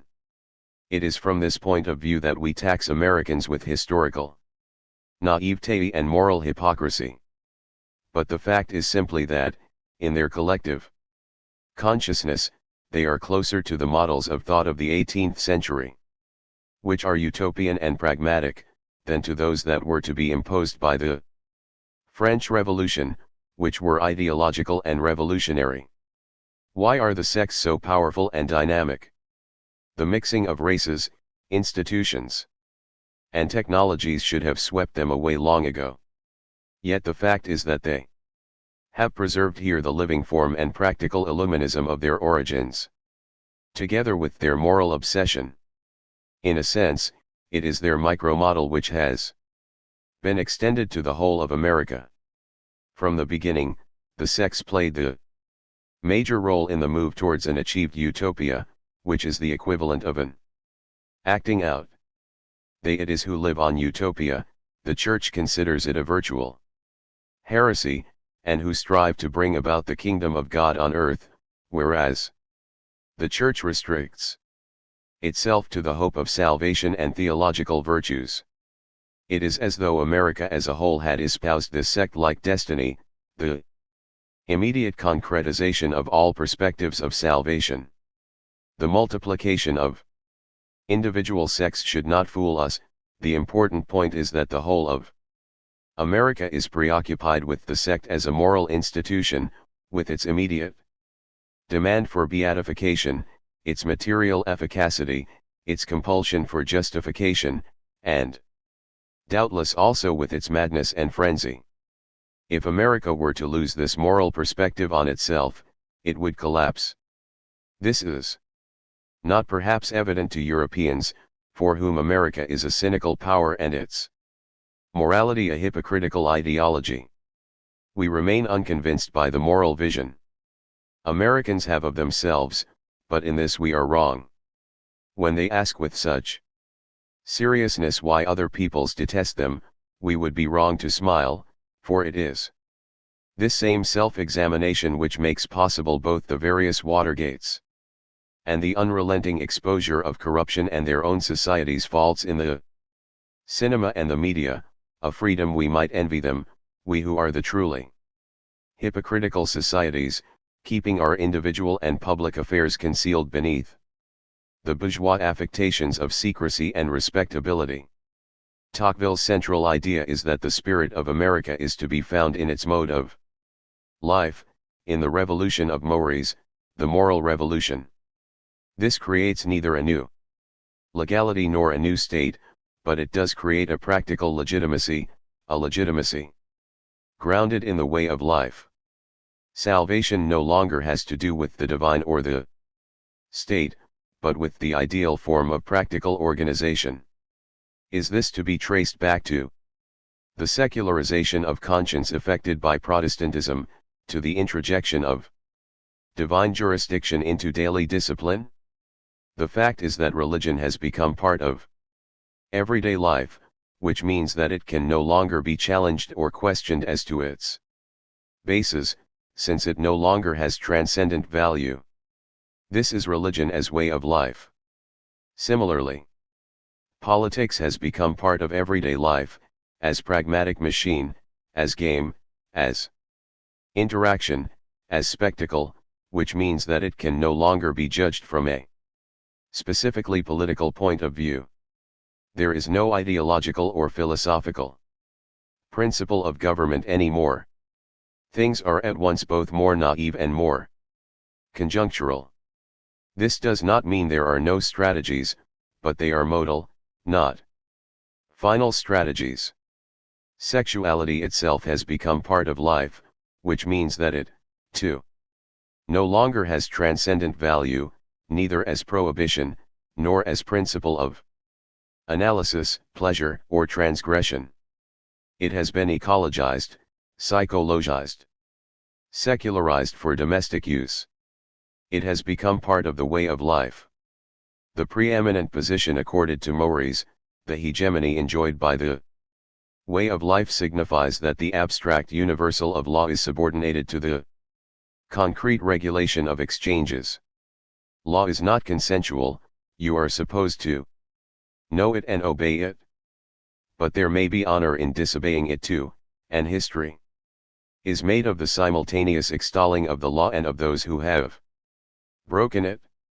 What strikes you, by contrast, in the American system, is that there is no honor in breaking laws, nor prestige in transgression or being exceptional. This is that notorious American conformism, which we see as a sign of social and political weakness. But the fact is that people are more united on concrete regulation than on abstract legislation here, they are more agreed on informal ways of doing things than on a formal authority. What could it mean to dissociate oneself from a rule, to challenge a mechanism? You have to understand this conventional, pragmatic solidarity of American customs, which is based not on a social contract but on a kind of moral pact, and which might be compared not so much to the highway code, which anyone may disobey, as to the consensus that governs driving on the freeways. This conformity makes American society close to primitive societies, in which it would be absurd to distinguish oneself morally by disobeying the collective ritual. American conformism is not therefore naive, it is the product of a pact at the level of custom, of a set of rules and procedures which presuppose quasi-spontaneous adherence. Whereas our lives, by contrast, are governed by an equally ritualized disobedience of our own value system. This conformism reflects a particular kind of freedom, the absence of prejudice and pretentiousness. One might suggest that Americans' lack of prejudice has to do with their lack of judgment. This would be unfair, but all things considered, why should we not prefer that Lightfoot solution to our heavy, pretentious one? Just look at this girl who serves you in the guest room. She does so in total freedom, with a smile, without prejudice or pretentiousness, as though she were sitting opposite you. The situation is not an equal one, but she does not pretend to equality. Equality is part of the way of life here. Precisely the opposite of Sartre's waiter, who is completely alienated from his representation and who only resolves the situation by calling on a theatrical meta-language, by affecting in his gestures a freedom and an equality he does not really enjoy. Hence the unhappy intellectualism of his behavior, which is shared, in our part of the world, by almost all social classes. This question of equality in mores, of freedom in mores has neither been resolved nor even properly posed within our culture. Only the political or philosophical question of equality has been posed, and that keeps us locked in our eternal pretentiousness. In America, and this is a commonplace, you are astonished by the almost natural way status is forgotten, by the ease and freedom of personal relations. This ease may seem banal or vulgar to us, but it is never ridiculous. It is our affectation which is ridiculous. You only have to see a French family settling in on a Californian beach to feel the abominable weight of our culture. The American group remains open, the French unit immediately creates a closed space. The American child roams far and wide, the French one hovers around its parents. The Americans see to it that they stay well stocked with ice and beer, the French see to it that social niceties are observed, and that they keep up a theatrical show of well-being. People move around a lot on American beaches, the Frenchman stays camped on his little sandy domain. The Frenchman makes quite a show on holiday, but the mediocrity of his petty bourgeois space stays with him. Now, you can say anything you like about Americans, but they are neither mediocre nor petty bourgeois. They certainly do not have aristocratic grace, but they have an ease that comes from space, the ease of those who have always had lots of space, and this makes up for a lack of manners or noble breeding. The freedom of bodily movement which this possession of space gives them easily compensates for the blandness of their features and character. Vulgar but easy. We are a culture of intimacy, which produces manners and affectation. They have a democratic culture of space. We are free in spirit, but they are free in their actions. The American moving around in the deserts or the national parks does not give the impression of being on holiday. Moving around is his natural occupation. Nature is a frontier and a place for action. There is none of the flabby romanticism and Gallo-Roman quietude that clutter up our free time. Nothing of the holiday label, as it was invented in France by the popular front, the demoralizing atmosphere of free time snatched from the state, to be consumed in a plebeian spirit, with theatrical regard for one's hard-earned leisure. Freedom here has no static or negative definition. Its definition is spatial and mobile. The great lesson of all this is that freedom and equality, like ease and grace, only exist where they are present from the outset. This is the surprise democracy had in store for us. Equality is at the beginning, not at the end. That is the difference between egalitarianism and democracy. Democracy presupposes equality at the outset, egalitarianism presupposes it at the end. Democracy demands that all of its citizens begin the race even. Egalitarianism insists that they all finish even. However, when the obsession with judging others or with social prejudices has been left behind, there is greater tolerance, but greater indifference too. No longer wishing others to see them, Americans end up not seeing one another. So people pass in the street without looking at one another, which may seem a mark of discretion and civility, but which is also a sign of indifference. At least this is not affected. It is both a quality and the absence of a quality. When I speak of the American way of life, I do so to emphasize its utopian nature, its mythic banality, its dream quality, and its grandeur. That philosophy which is imminent not only in technological development but also in the exceeding of technology in its own excessive play, not only in modernity, but in the extravagance of modern forms, whether it be the vertical network of New York or the horizontal one of Los Angeles, not only in banality, but in the apocalyptic forms of banality, not only in the reality of everyday life, but in the hyper-reality of that life, which, as it is, displays all the characteristics of fiction. It is this fictional character which is so exciting. Now, fiction is not imagination. It is what anticipates imagination by giving it the form of reality.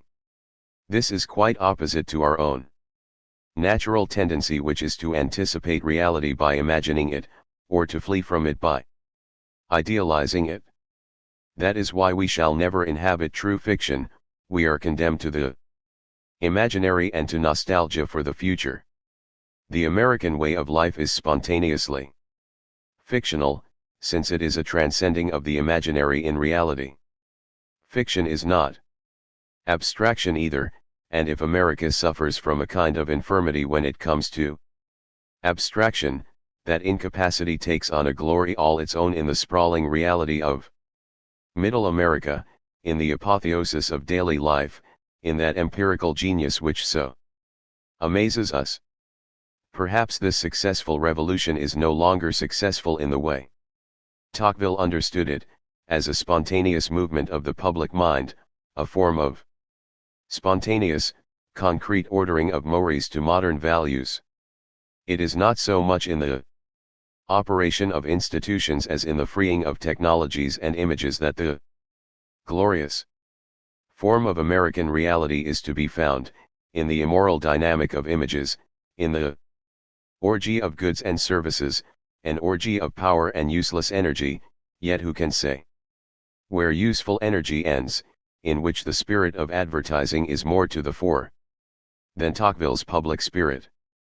But these are, after all, the marks of its liberation, and the very obscenity of this society is the sign of its liberation. A liberation of all effects, some of them perfectly excessive and abject. But this is precisely the point, the high point of liberation. Its logical outcome is to be found in the spectacular orgy, speed, the instantaneity of change, generalized eccentricity. Politics frees itself in the spectacle. In the all-out advertising effect, sexuality frees itself in all its anomalies and perversions, including the refusal of sexuality, the latest fad, which is itself only a supercooling effect of sexual liberation. Mores, customs, the body, and language free themselves in the ever-quickening round of fashion. The liberated man is not the one who is freed in his ideal reality, his inner truth, or his transparency. He is the man who changes spaces, who circulates, who changes sex, clothes, and habits according to fashion, rather than morality, and who changes opinions not as his conscience dictates but in response to opinion polls. This is practical liberation. Whether we like it or not, whether or not we deplore its wastefulness and its obscenity. Moreover, people in totalitarian countries know very well that this is true freedom and dream of nothing but fashion, the latest styles, idols, the play of images, travel for its own sake, advertising, the deluge of advertising. In short, the orgy. Now, you have to admit that it is America which has concretely, technologically achieved this orgy of liberation, this orgy of indifference, disconnection, exhibition, and circulation. I do not know what remains of the successful revolution Tocqueville speaks of, the revolution of political freedom and of the quality of public spirit. In this regard, America today has both the best and the worst to offer, but it has certainly achieved this revolution, whereas we, having failed in our historical revolutions, our abstract revolutions, are in the process of failing in this other revolution too. We absorb these logical consequences of modernity, of this lifestyle revolution with all its inevitable excesses, in spite of ourselves, in homeopathic doses, with a mixture of fascination and resentment. We, in Europe, are stuck in the old rut of worshipping difference. This leaves us with a great handicap when it comes to radical modernity, which is founded on the absence of difference. Only very reluctantly do we become modern and indifferent. This is why our own modernity is so lackluster. This is why our undertakings lack the modern spirit. We do not even have the evil genius of modernity, that genius which pushes innovation to the point of extravagance and in so doing rediscovers a kind of fantastical liberty. Everything that has been heroically played out and destroyed in Europe in the name of revolution and terror has been realized in its simplest, most empirical form. On the other side of the Atlantic, the utopia of wealth, rights, freedom, the social contract, and representation. Similarly, everything we have dreamed in the radical name of anti-culture, the subversion of meaning, the destruction of reason and the end of representation, that whole anti-utopia which unleashed so many theoretical and political, aesthetic and social convulsions in Europe, without ever actually becoming a reality, May 68 is one of the last examples, has all been achieved here in America in the simplest, most radical way. Utopia has been achieved here and anti-utopia is being achieved, the anti-utopia of unreason, of deterritorialization, of the indeterminacy of language and the subject, of the neutralization of all values, of the death of culture. America is turning all this into reality, and it is going about it in an uncontrolled, empirical way. All we do is dream. And, occasionally, try and act out our dreams. America, by contrast, draws the logical, pragmatic consequences from everything that can possibly be thought. In this sense, it is naive and primitive, it knows nothing of the irony of concepts, nor the irony of seduction. It does not ironize upon the future or destiny, it gets on with turning things into material realities. To our utopian radicalism it counterposes its empirical radicalism, to which it alone gives dramatically concrete form. We philosophize on the end of lots of things, but it is here that they actually come to an end. It is here, for example, that territory has ceased to exist, though there is indeed a vast amount of space, here that the real and the imaginary have come to an end, opening all spaces up to simulation. It is here, therefore, that we should look for the ideal type of the end of our culture. It is the American way of life, which we think naive or culturally worthless, which will provide us with a complete graphic representation of the end of our values, which has vainly been prophesied in our own countries, on the grand scale that the geographical and mental dimensions of utopia can give to it. But is this really what an achieved utopia looks like? Is this a successful revolution? Yes, indeed. What do you expect a successful revolution to look like? It is paradise. Santa Barbara is a paradise, Disneyland is a paradise, the US is a paradise. Paradise is just paradise. Mournful, monotonous, and superficial though it may be, it is paradise. There is no other. If you are prepared to accept the consequences of your dreams, not just the political and sentimental ones, but the theoretical and cultural ones as well, then you must still regard America today with the same naive enthusiasm as the generations that discovered the New World. That same enthusiasm which Americans themselves show for their own success, their own barbarism, their own power. If not, you have no understanding of the situation, and you will not be able to understand your own history, or the end of your history, either, because Europe can no longer be understood by starting out from Europe itself. The US is more mysterious, the mystery of American reality exceeds our fictions and our interpretations. The mystery of a society which seeks to give itself neither meaning nor an identity, which indulges neither in transcendence nor in aesthetics, and which, for precisely that reason, invents the only great modern verticality in its buildings, which are the most grandiose manifestations within the vertical order and yet do not obey the rules of transcendence, which are the most prodigious pieces of architecture and yet do not obey the laws of aesthetics, which are ultra-modern and ultra-functional, but also have about them something non-speculative, primitive, and savage. A culture, or unculture, like this remains a mystery to us. We are at home with introversion and reflection and with different effects of meaning coexisting under the umbrella of a concept. But the object freed from its concept, free to deploy itself in extravert form, in the equivalence of all its effects. To us this is a total enigma. Extraversion is a mystery to us in exactly the same way as the commodity was to Marx, the commodity, hieroglyph of the modern world, mysterious precisely because it is extravert, a form realizing itself in its pure operation and in pure circulation. Hello Carl. In this sense, for us the whole of America is a desert. Culture exists there in a wild state, it sacrifices all intellect, all aesthetics in a process of literal transcription into the real.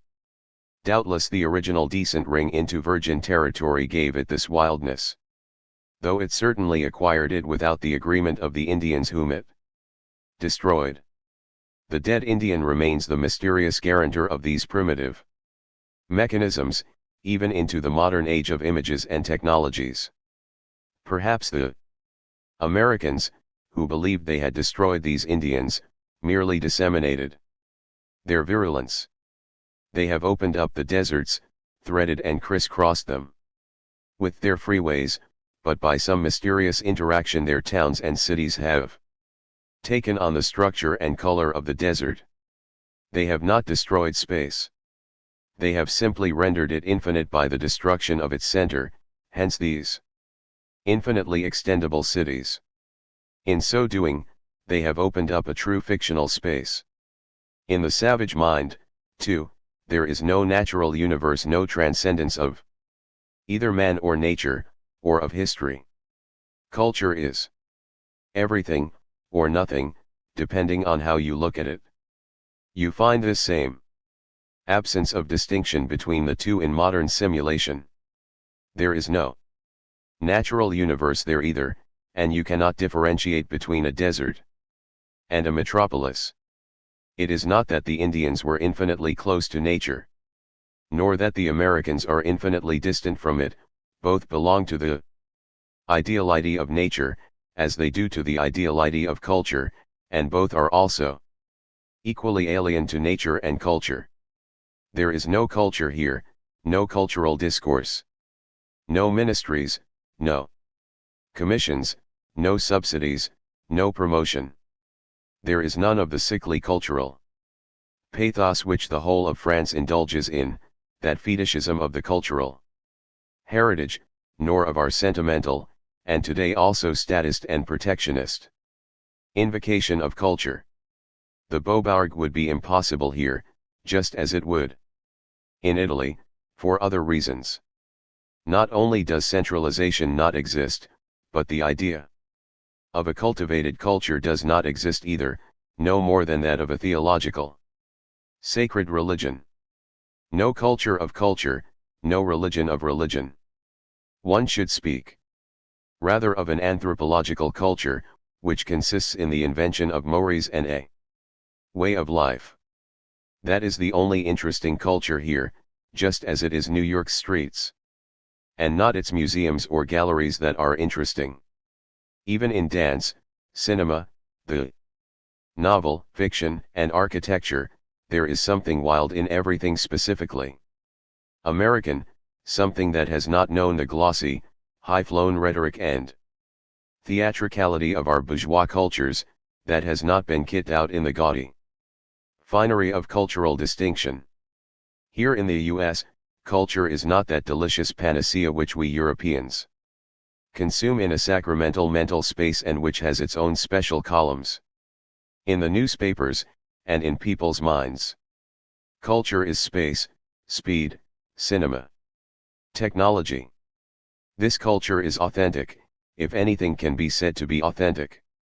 This is not cinema or speed or technology as optional extra. Everywhere in Europe you get a sense of modernity as something tacked on, heterogeneous, anachronistic. In America cinema is true because it is the whole of space, the whole way of life that are cinematic.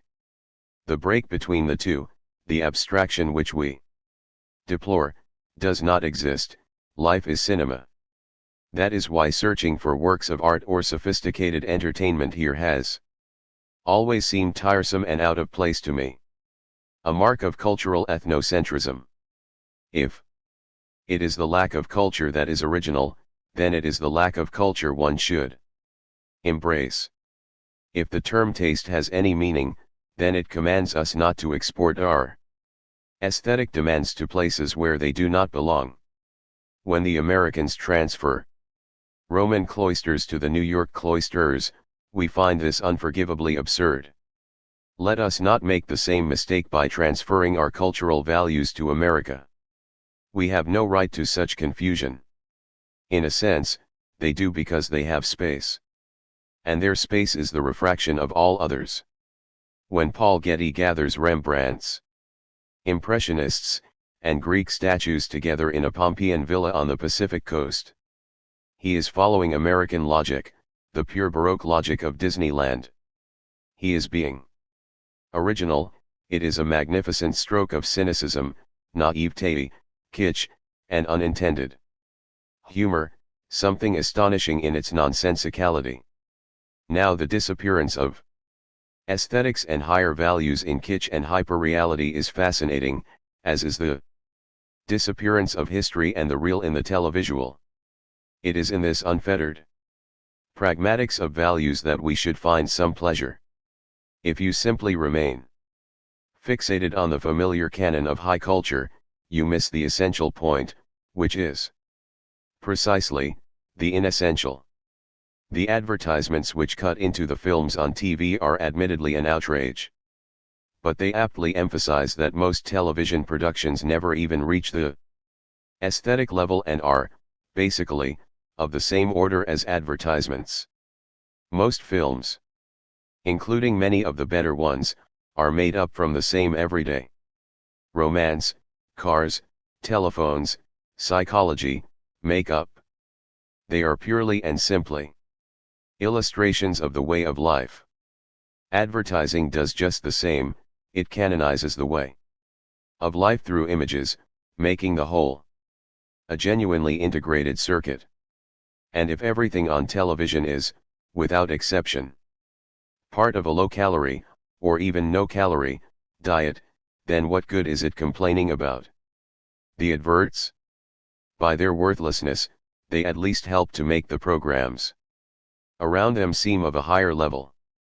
Banality, lack of culture, and vulgarity do not have the same meaning here as they have in Europe. Or perhaps this is merely the crazy notion of a European, a fascination with an unreal America. Perhaps Americans are quite simply vulgar. And this meta-vulgarity is merely something I have dreamt up. Who knows?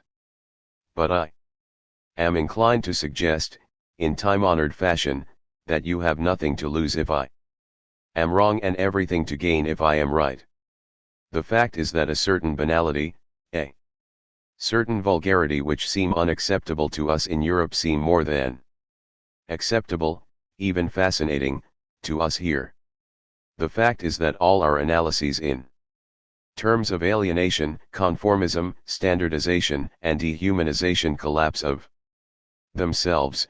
When we look at America, it is the analyses which seem vulgar.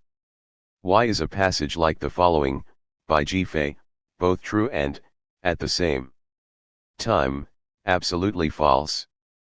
California shines out as the total myth of our times. Multiracialism, hegemonic technology, shrink culture, narcissism, urban criminality, and audiovisual saturation.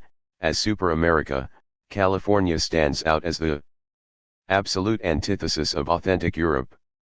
From Hollywood to disco pop, from E.T. to Star Wars, from the pseudo-rebellious itchings on the campuses to the ravings of Carl Sagan, from the neo-Gnostics of Silicon Valley to the windsurfing mystics. From the neo-Indian gurus to aerobics, from jogging to psychoanalysis as a form of democracy, from criminality as a form of psychoanalysis to television as an instrument of despotism, California has set itself up as the world center of the simulacrum and the inauthentic, as the absolute synthesis of cool Stalinism. An hysterical land, focus and meeting place for the rootless, California is the land of non-history, of the non-event, but at the same time the site of the constant swirl. The uninterrupted rhythm of fashion, that is to say, the site of tremors going nowhere, those tremors which so obsess it, constantly threatened as it is by earthquakes. California has invented nothing, it has taken everything from Europe and served it up again in a disfigured, meaningless form, with an added Disneyland glitter. World center of sweet madness, mirror of our dejecta and our decadence. Californitis, that hot variant of Americanism, is unleashing itself on the young of today and emerging as a mental form of AIDS. To the revolutionary angst of the Europeans, California counterposes its long procession of fakes, the parody of science on the rightless campus, the parody of cities and urbanism in the sprawl of Los Angeles, the parody of technology in Silicon Valley, the parody of enology in its insipid Sacramento wines, the parody of religion in its gurus and sex, the parody of eroticism in its Beach Boys, the parody of drugs in its acids, the parody of sociability in its communities. Even nature in California is a Hollywood parody of ancient Mediterranean landscapes, a sea that is too blue, mountains that are too rugged, a climate that is too gentle or too arid, an uninhabited disenchanted nature, deserted by the gods, a sinister land beneath a sun that is too bright. The expressionless face of our death, since Europe will surely die sunburnt and smiling, with its skin lightly baking under a holiday Sunday. All this is true, if you like, since the text itself resembles the hysterical stereotype it confers upon California. And it is surely easy to detect in Faye's writing a degree of fascination with his subject. But if we could use precisely the same terms to say exactly the opposite of what he says, then this only emphasizes the point that, for his part, G. Faye was not able to effect this same reversal. He has not grasped how, at the edges of this meaningless world, this sweet madness of meaninglessness, this soft, air-conditioned hell he describes, things turn into their opposites. He has not grasped the challenge of this marginal transcendence in which precisely a whole universe is brought up against its margins, its hysterical simulation. And why not? Why should Los Angeles not be a parody of cities? Why should Silicon Valley not parody technology? Why should there not be a parody of sociability, eroticism, and drugs, or even indeed a parody of the too blue sea and the too bright sun? Not to mention museums and culture. Of course, all this is parody. If none of these values can bear to be parodied, it must mean they no longer have any importance. Yes, California, and America with it, is the mirror of our decadence, but it is not decadent at all.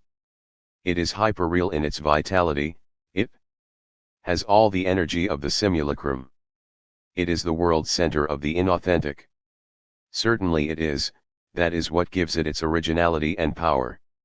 The irresistible rise of the simulacrum is something you can simply feel here without the slightest effort. But has he ever been here? If he had, he would know that the key to Europe is not to be found in its past history, but in this crazy, parodic anticipation. That is the new world. He cannot see that even though every detail of America may be abject or insignificant, it is the whole which passes our imagining. By the same token, every detail in his description may be accurate, but it is the whole which goes beyond the bounds of stupidity. What is new in America is the clash of the first level, primitive and wild, and the third kind, the absolute simulacrum. There is no second level. This is a situation we find hard to grasp, since this is the one we have always privileged, the self-reflexive, self-mirroring level, the level of unhappy consciousness. But no vision of America makes sense without this reversal of our values. It is Disneyland that is authentic here. The cinema and TV are America's reality.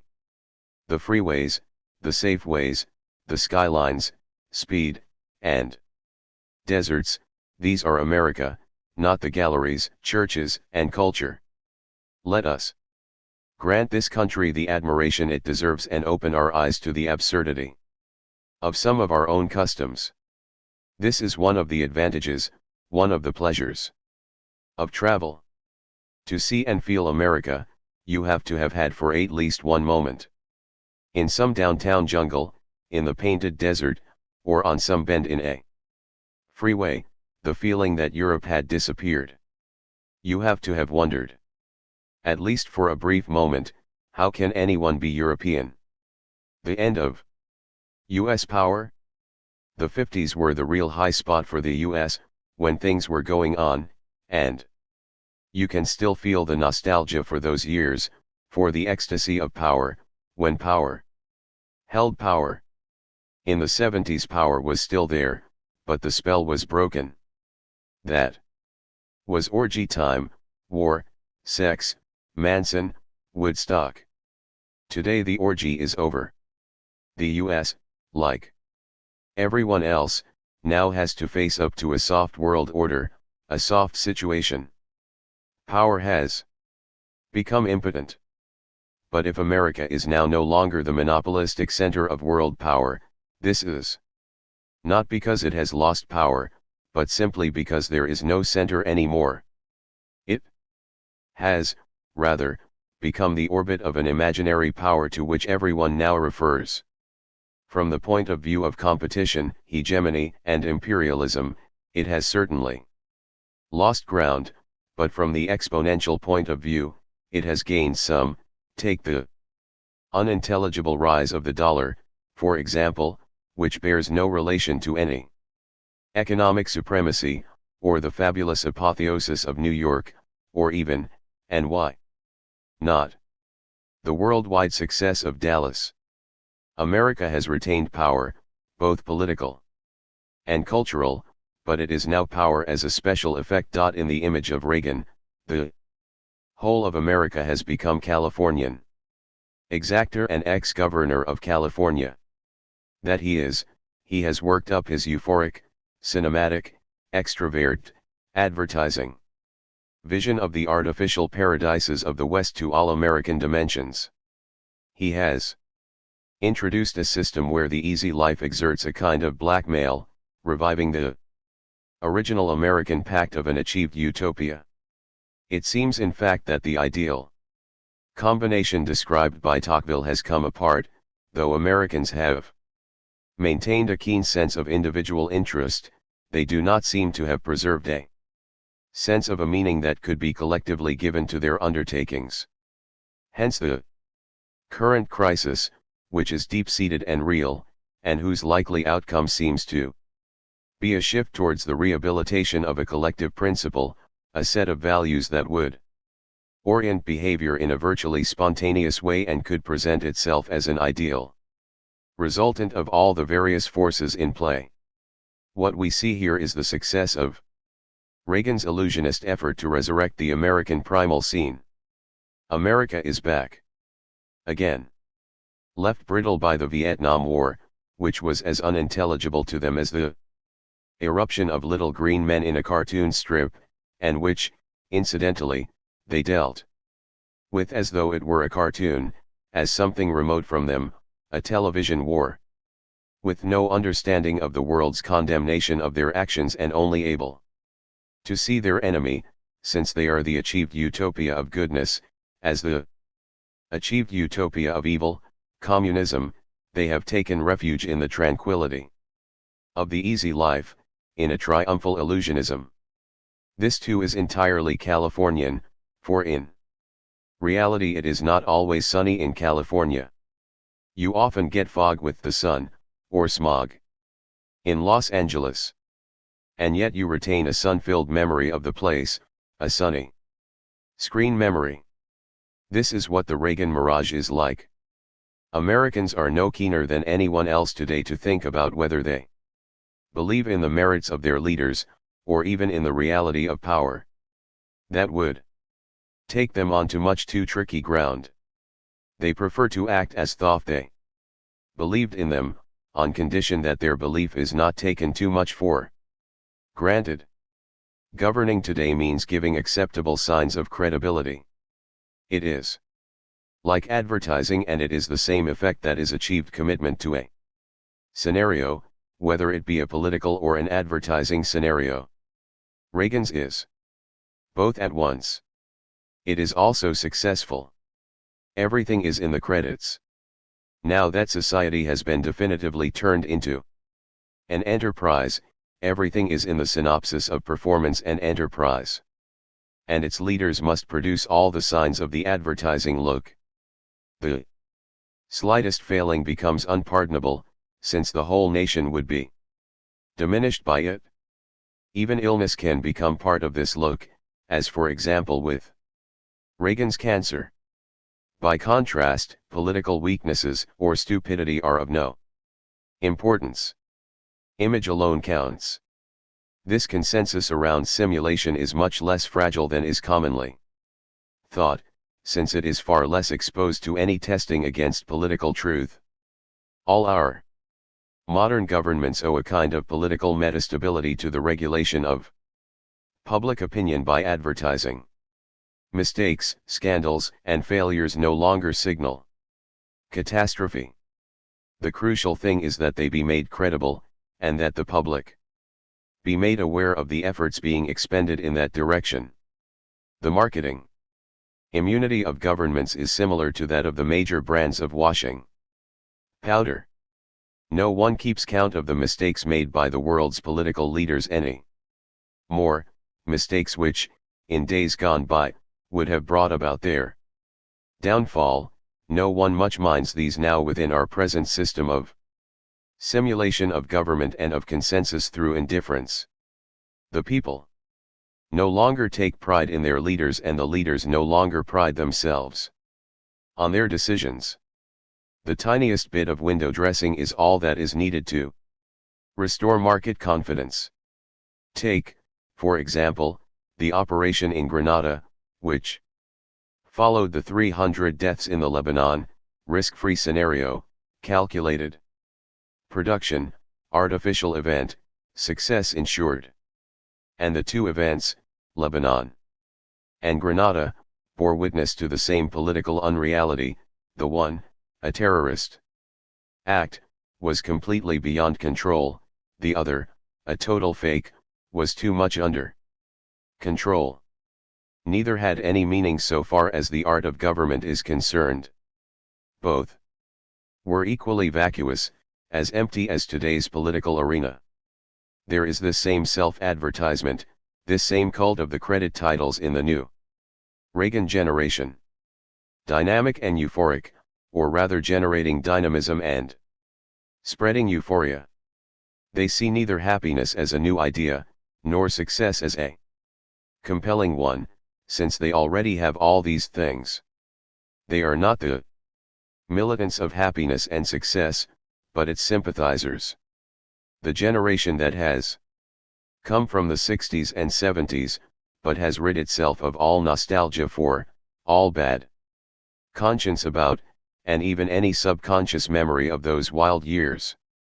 The very last traces of marginality excised as if by plastic surgery, new faces, new fingernails, glossy brain cells, the whole topped with a tousle of software.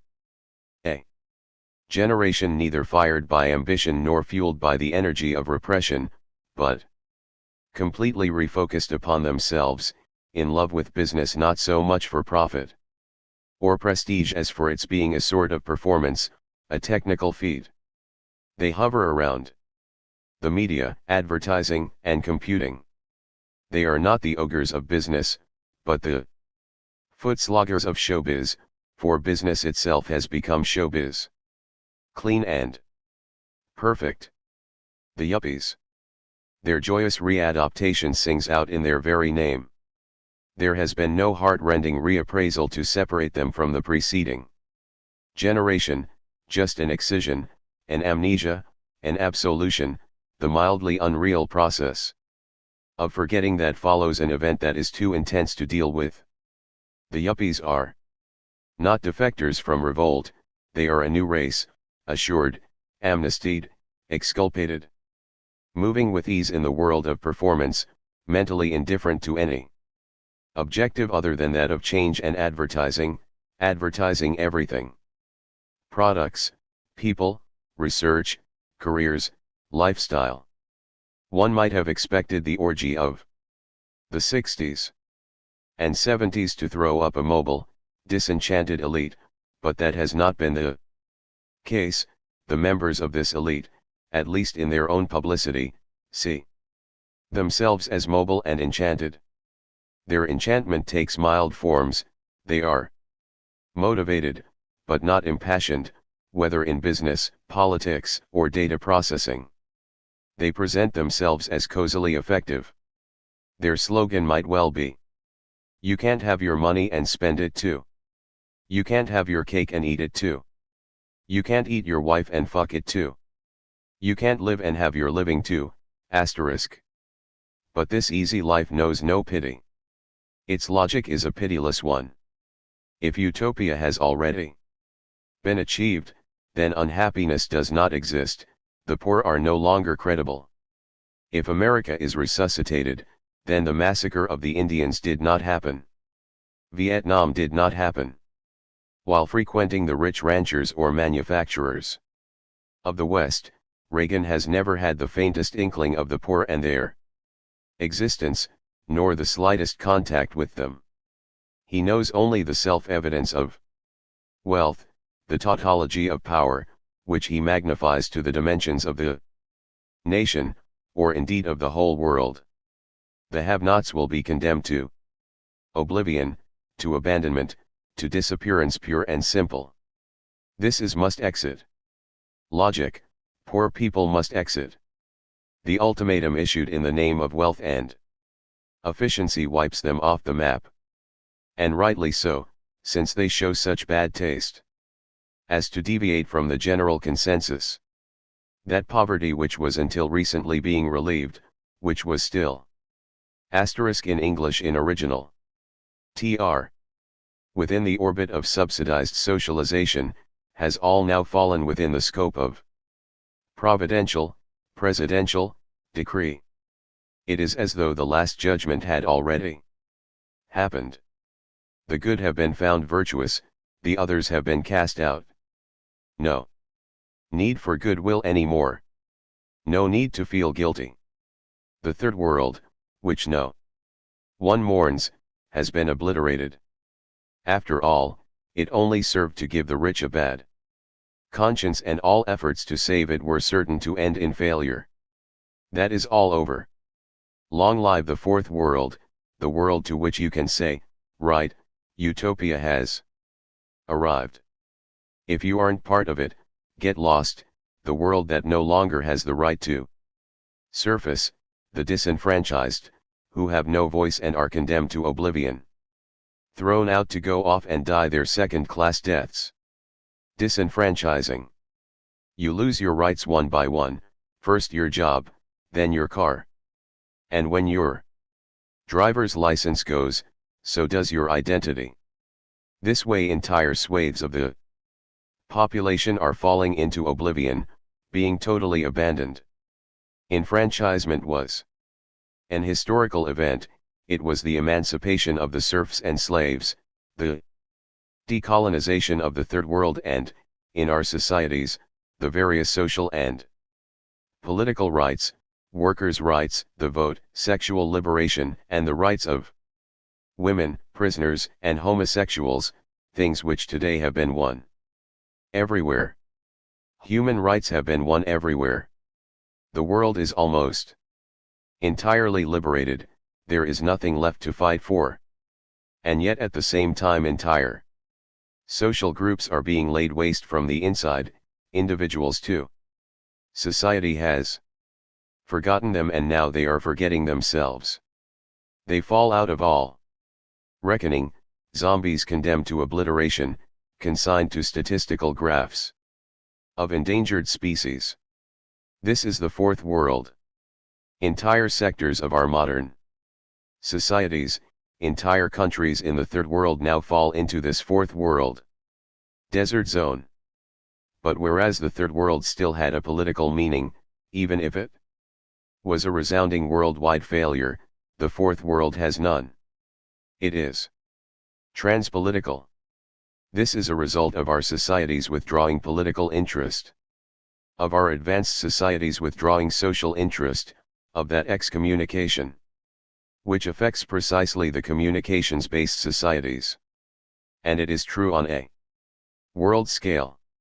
It can only be compared to the thousands of tons of coffee that were burned in railway engines to keep up the world price, or to those members of primitive tribes considered surplus to requirements who were led off like lemmings by some prophet, towards the ocean where they disappeared. The policies of governments are themselves becoming negative. They are no longer designed to socialize, to integrate, or to create new rights. Behind the appearance of socialization and participation they are desocializing, disenfranchising, and ejecting. The social order is contracting to include only economic exchange, technology, the sophisticated and innovative. As it intensifies these sectors, entire zones are disintensified, becoming reservations, and sometimes not even that, dumping grounds, wastelands, new deserts for the new poor, like the deserts you see forming around nuclear power stations or motorways. Nothing will be done to save them, and perhaps nothing can be done, since enfranchisement, emancipation, and expansion have already taken place. There are therefore none of the elements here for a future revolution. What we see here are merely the inescapable results of an orgy of power, and an irreversible concentration of the world that has followed upon its extension. The only remaining question is this: what situation will result from this progressive disenfranchisement, which is already taking a violent turn under Reagan and Thatcher? Reagan's popularity gives us all food for thought. But we should first establish what type of confidence he is accorded. It is almost too good to be true. How can it be that every defense has fallen before him? How can it be that no mistake or political reversal damages his standing, and that, paradoxically, his failures even improve it, which infuriates our French leaders, for whom things are the other way round? The more initiative and goodwill they show, the less popular they become. But the point is precisely that the confidence placed in Reagan is a paradoxical confidence. Just as we distinguish between real and paradoxical sleep, we should also distinguish between real and paradoxical confidence. The former is granted to a man or a leader on the basis of his qualities and his success. Paradoxical confidence is the confidence we place in someone on the basis of their failure or their absence of qualities. The Prototype of this confidence is the failure of prophecy, a process that is well known from the history of messianic and millenarian movements, following which the group, instead of denying its leader and dispersing, closes ranks around him and creates religious, sectarian, or ecclesiastical institutions to preserve the faith. Institutions all the more solid for deriving their energy from the failure of the prophecy. This supplemental confidence never wavers, because it derives from the disavowal of failure.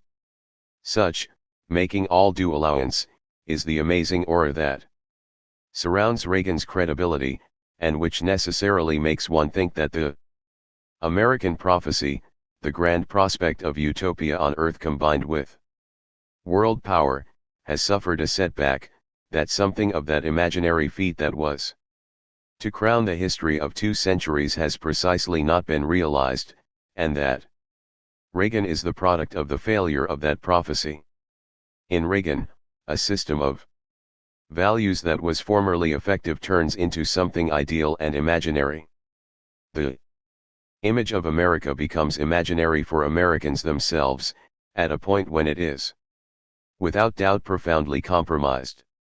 This transformation of spontaneous confidence into paradoxical confidence and an achieved utopia into an imaginary hyperbole seems to me to mark a decisive turning point. But doubtless things are not this simple. For I am not saying that the image of America is deeply altered in the eyes of the Americans themselves. I am not saying that this change of direction in the Reagan era is anything other than an incidental development. Who knows? You have the same difficulty today distinguishing between a process and its simulation, for example between a flight and a flight simulation. America, too, has entered this era of undecidability. Is it still really powerful or merely simulating power? Can Reagan be considered the symbol of present-day American society, a society which, having once possessed the original features of power, is now perhaps at the facelift stage?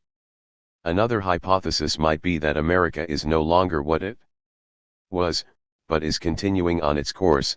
Its power has entered a phase of hysteresis.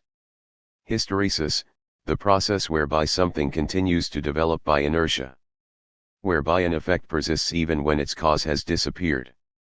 We may speak, in this sense, of a hysteresis of history, a hysteresis of socialism, and so on. The whole thing continues to function like a body in motion by virtue of the speed it has already gathered, or by inertia steering, or like an unconscious man still remaining on his feet, by sheer force of equilibrium.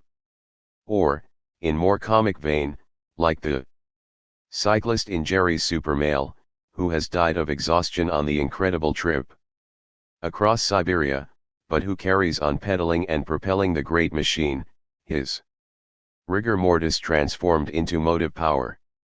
A superb fiction, for the dead are perhaps even capable of going quicker, of keeping the machine going better than the living, since they no longer have any problems. Might America not be like Jerry's 5-man bicycle? But here again, though it seems quite clear the American machine has suffered something like a break in the current, or a breaking of the spell, who can say whether this is the product of a depression or of a supercooling of the machinery? America is certainly suffering less than Europe from the phase of convalescence that grand ideas are going through, or from the decline in historical passions, for these are not the motor of its development. It is, however, suffering from the disappearance of ideologies that might contest its power, and from the weakening of all the forces that previously opposed it. It was more powerful in the 2 decades after the Second World War, but so too were the ideas and passions ranged against it. The American system could be violently attacked, even from within, in the 60s and 70s. Today, America no longer has the same hegemony, no longer enjoys the same monopoly, but it is, in a sense, uncontested and uncontestable. It used to be a world power, it has now become a model, business, the market, free enterprise, performance, and a universal one, even reaching as far as China. The international style is now American. There is no real opposition anymore, the combative periphery has now been reabsorbed.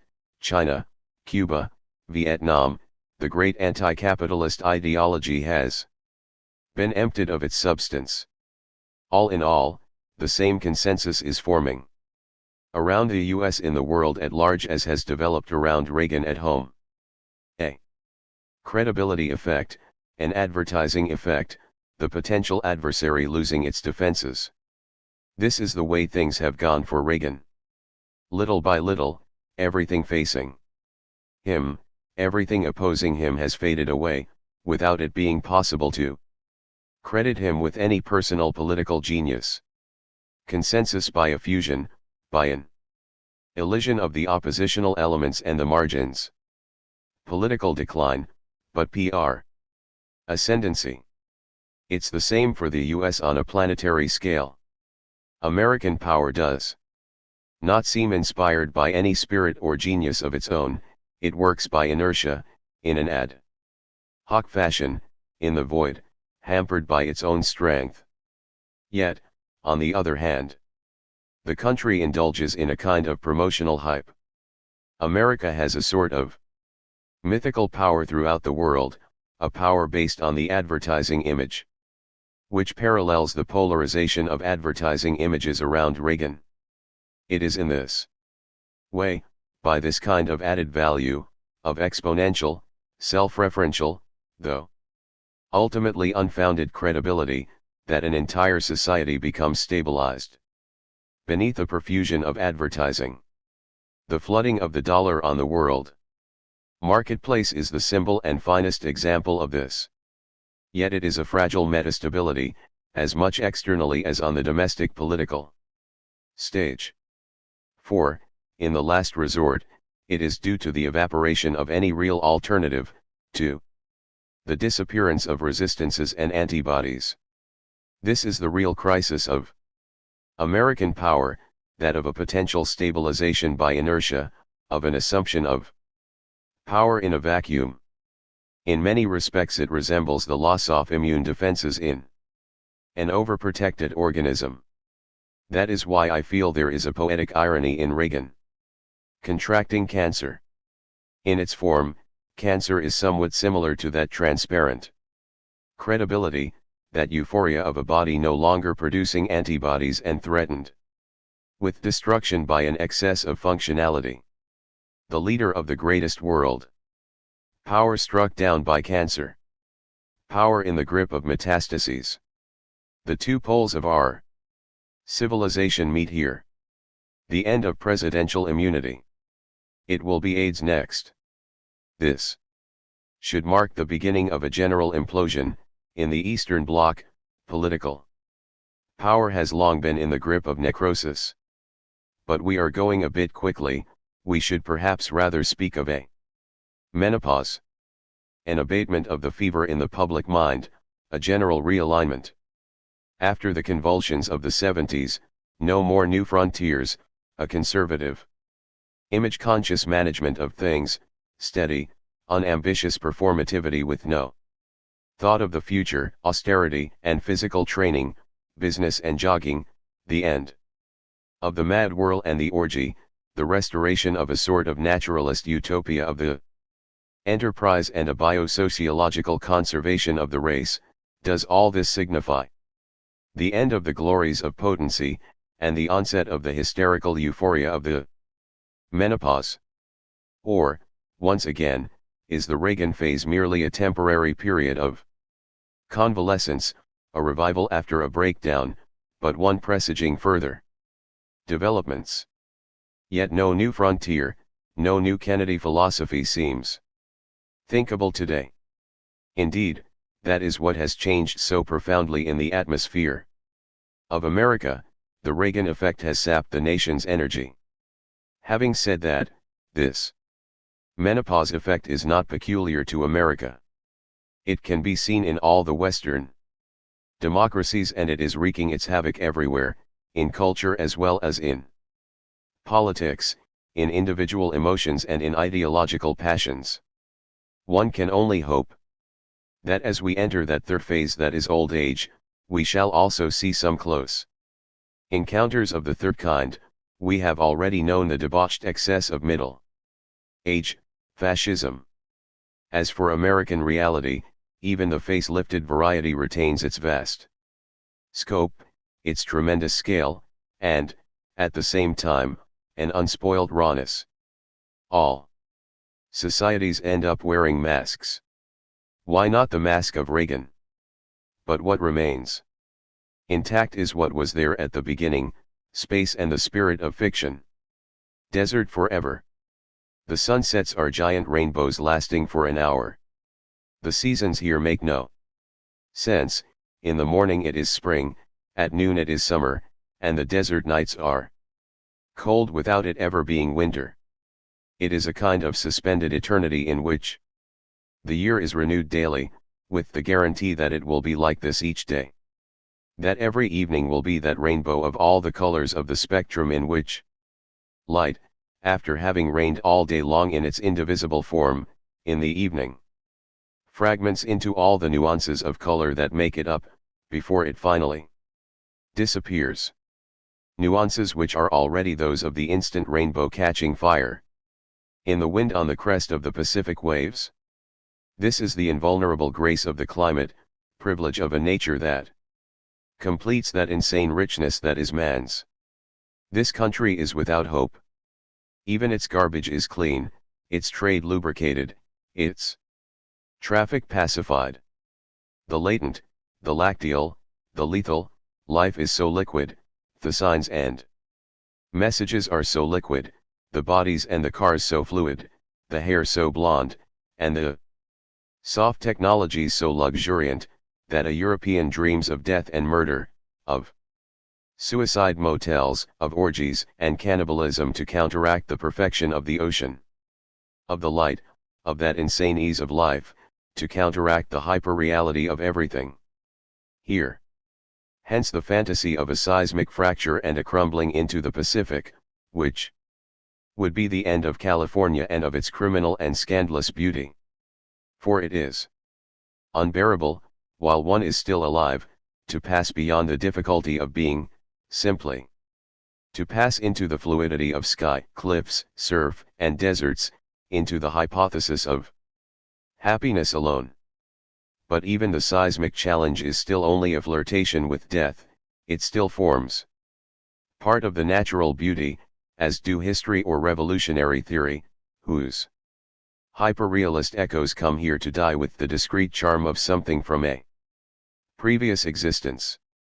All that remains of a violent and historical demand is this: graffiti on the beach, facing out to sea, no longer calling upon the revolutionary masses, but speaking to the sky and the open space and the transparent deities of the Pacific. Please, revolution. And yet is it irrelevant that the largest naval base, that of the Pacific 7th Fleet, the very incarnation of American worldwide domination and the greatest firepower in the world, also contributes to this insolent beauty? In the very place where the beautiful magic of Santa Ana blows, the desert wind that crosses over the mountains to stay for 4 or 5 days, before scattering the fog, scorching the earth, making the sea sparkle, and crushing those who are used to the mist.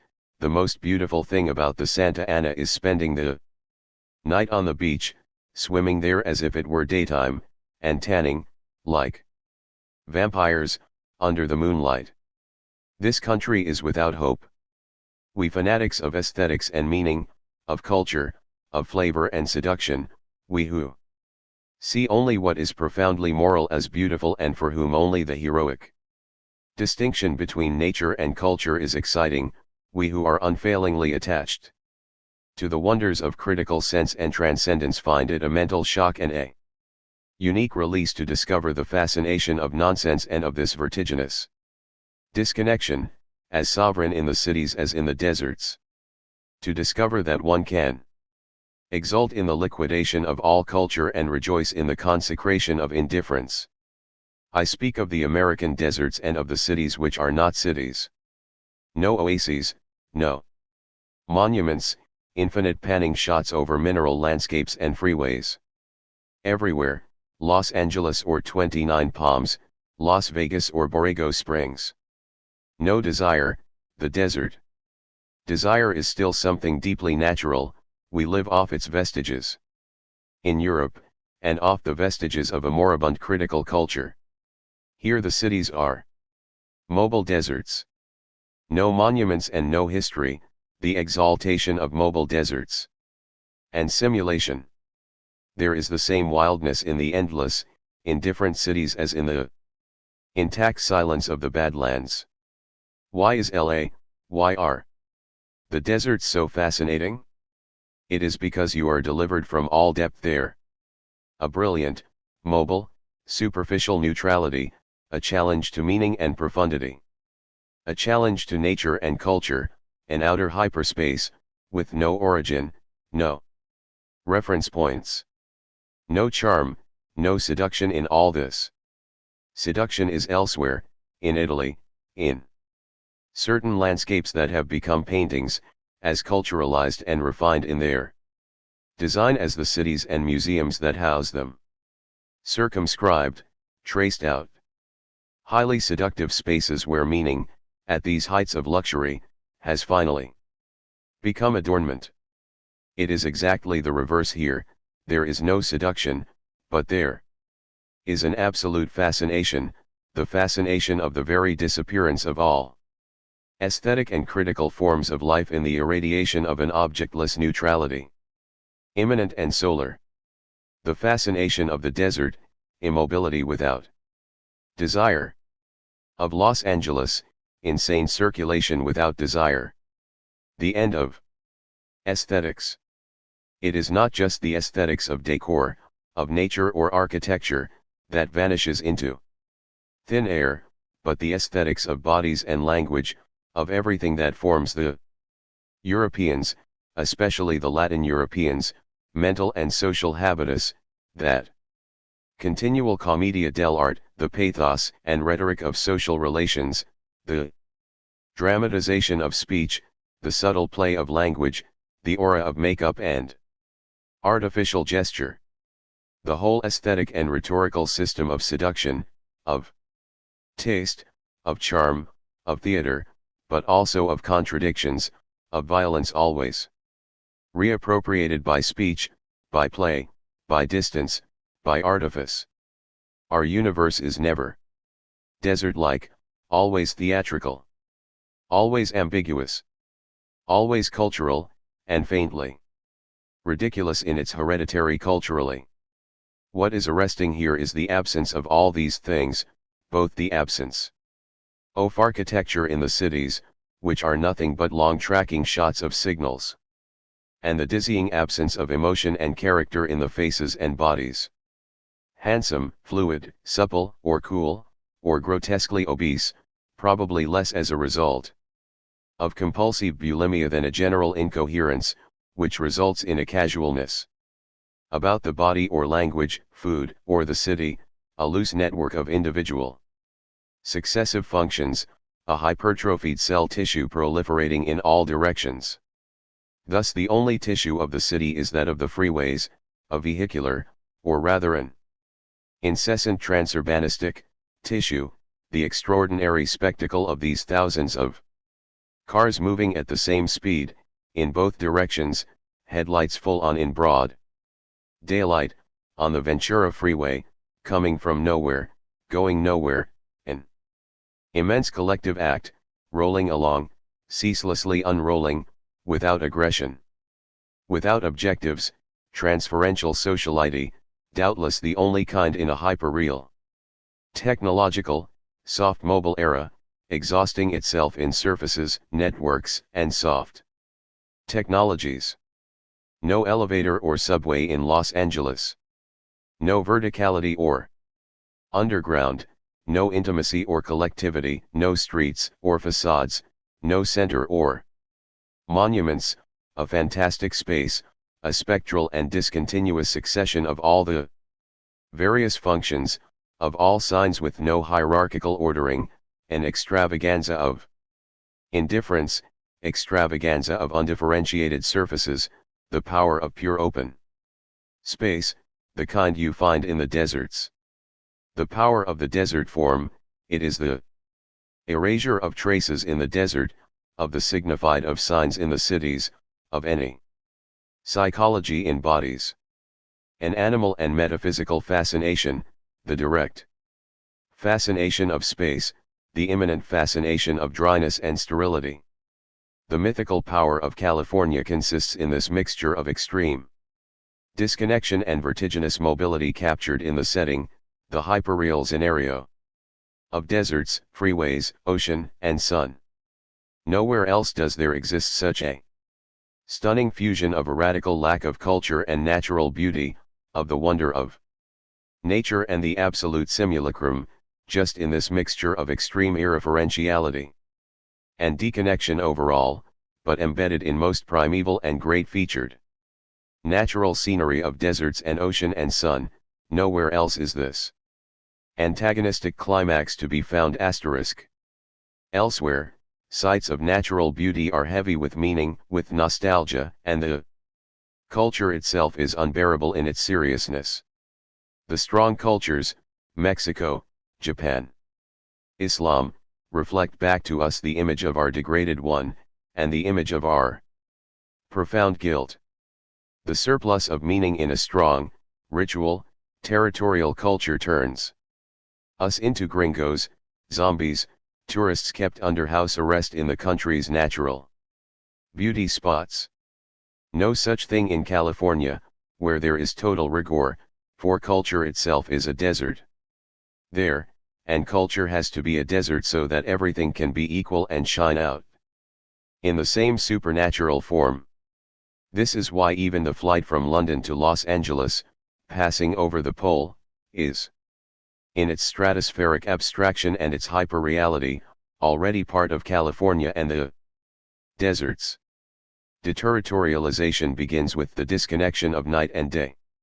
When their division is no longer a matter of time, but of space, altitude, and speed, and occurs cleanly, as if vertically, when you pass through the night as if it were a cloud, so fast that you can see it, as if it italicized section in English in original tr were a nearby object revolving around the earth, or, by contrast, when it is reduced to nothing, the sun remaining at the same point in the sky for all 12 hours of the flight, then this already marks the end of our space-time, that same enchanted reality which will be that of the West.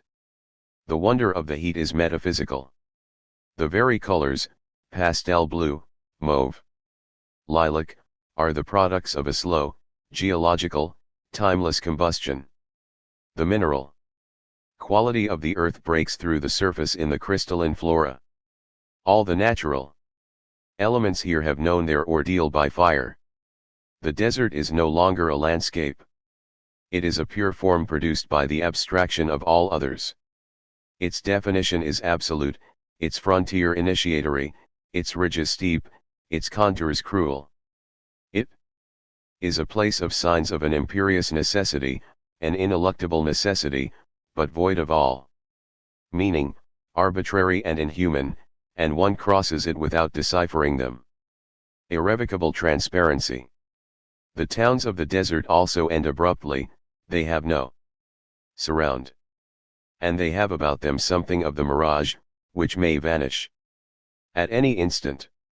You have only to see Las Vegas, sublime Las Vegas, rise in its entirety from the desert at nightfall bathed in phosphorescent lights, and return to the desert when the sun rises, after exhausting its intense, superficial energy all night long, still more intense in the first light of dawn, to understand the secret of the desert and the signs to be found there, a spellbinding discontinuity, an all enveloping, intermittent radiation. The secret affinity between gambling and the desert, the intensity of gambling reinforced by the presence of the desert all around the town. The air conditioned freshness of the gaming rooms, as against the radiant heat outside. The challenge of all the artificial lights to the violence of the sun's rays. Night of gambling sunlit on all sides, the glittering darkness of these rooms in the middle of the desert. Gambling itself is a desert form, inhuman, uncultured. Initiatory, a challenge to the natural economy of value, a crazed activity on the fringes of exchange. But it too has a strict limit and stops abruptly. Its boundaries are exact, its passion knows no confusion. Neither the desert nor gambling are open areas, their spaces are finite and concentric, increasing in intensity. Toward the interior, toward a central point, be it the spirit of gambling or the heart of the desert, a privileged, immemorial space, where things lose their shadow, where money loses its value, and where the extreme rarity of traces of what signals to us there leads men to seek the instantaneity of wealth.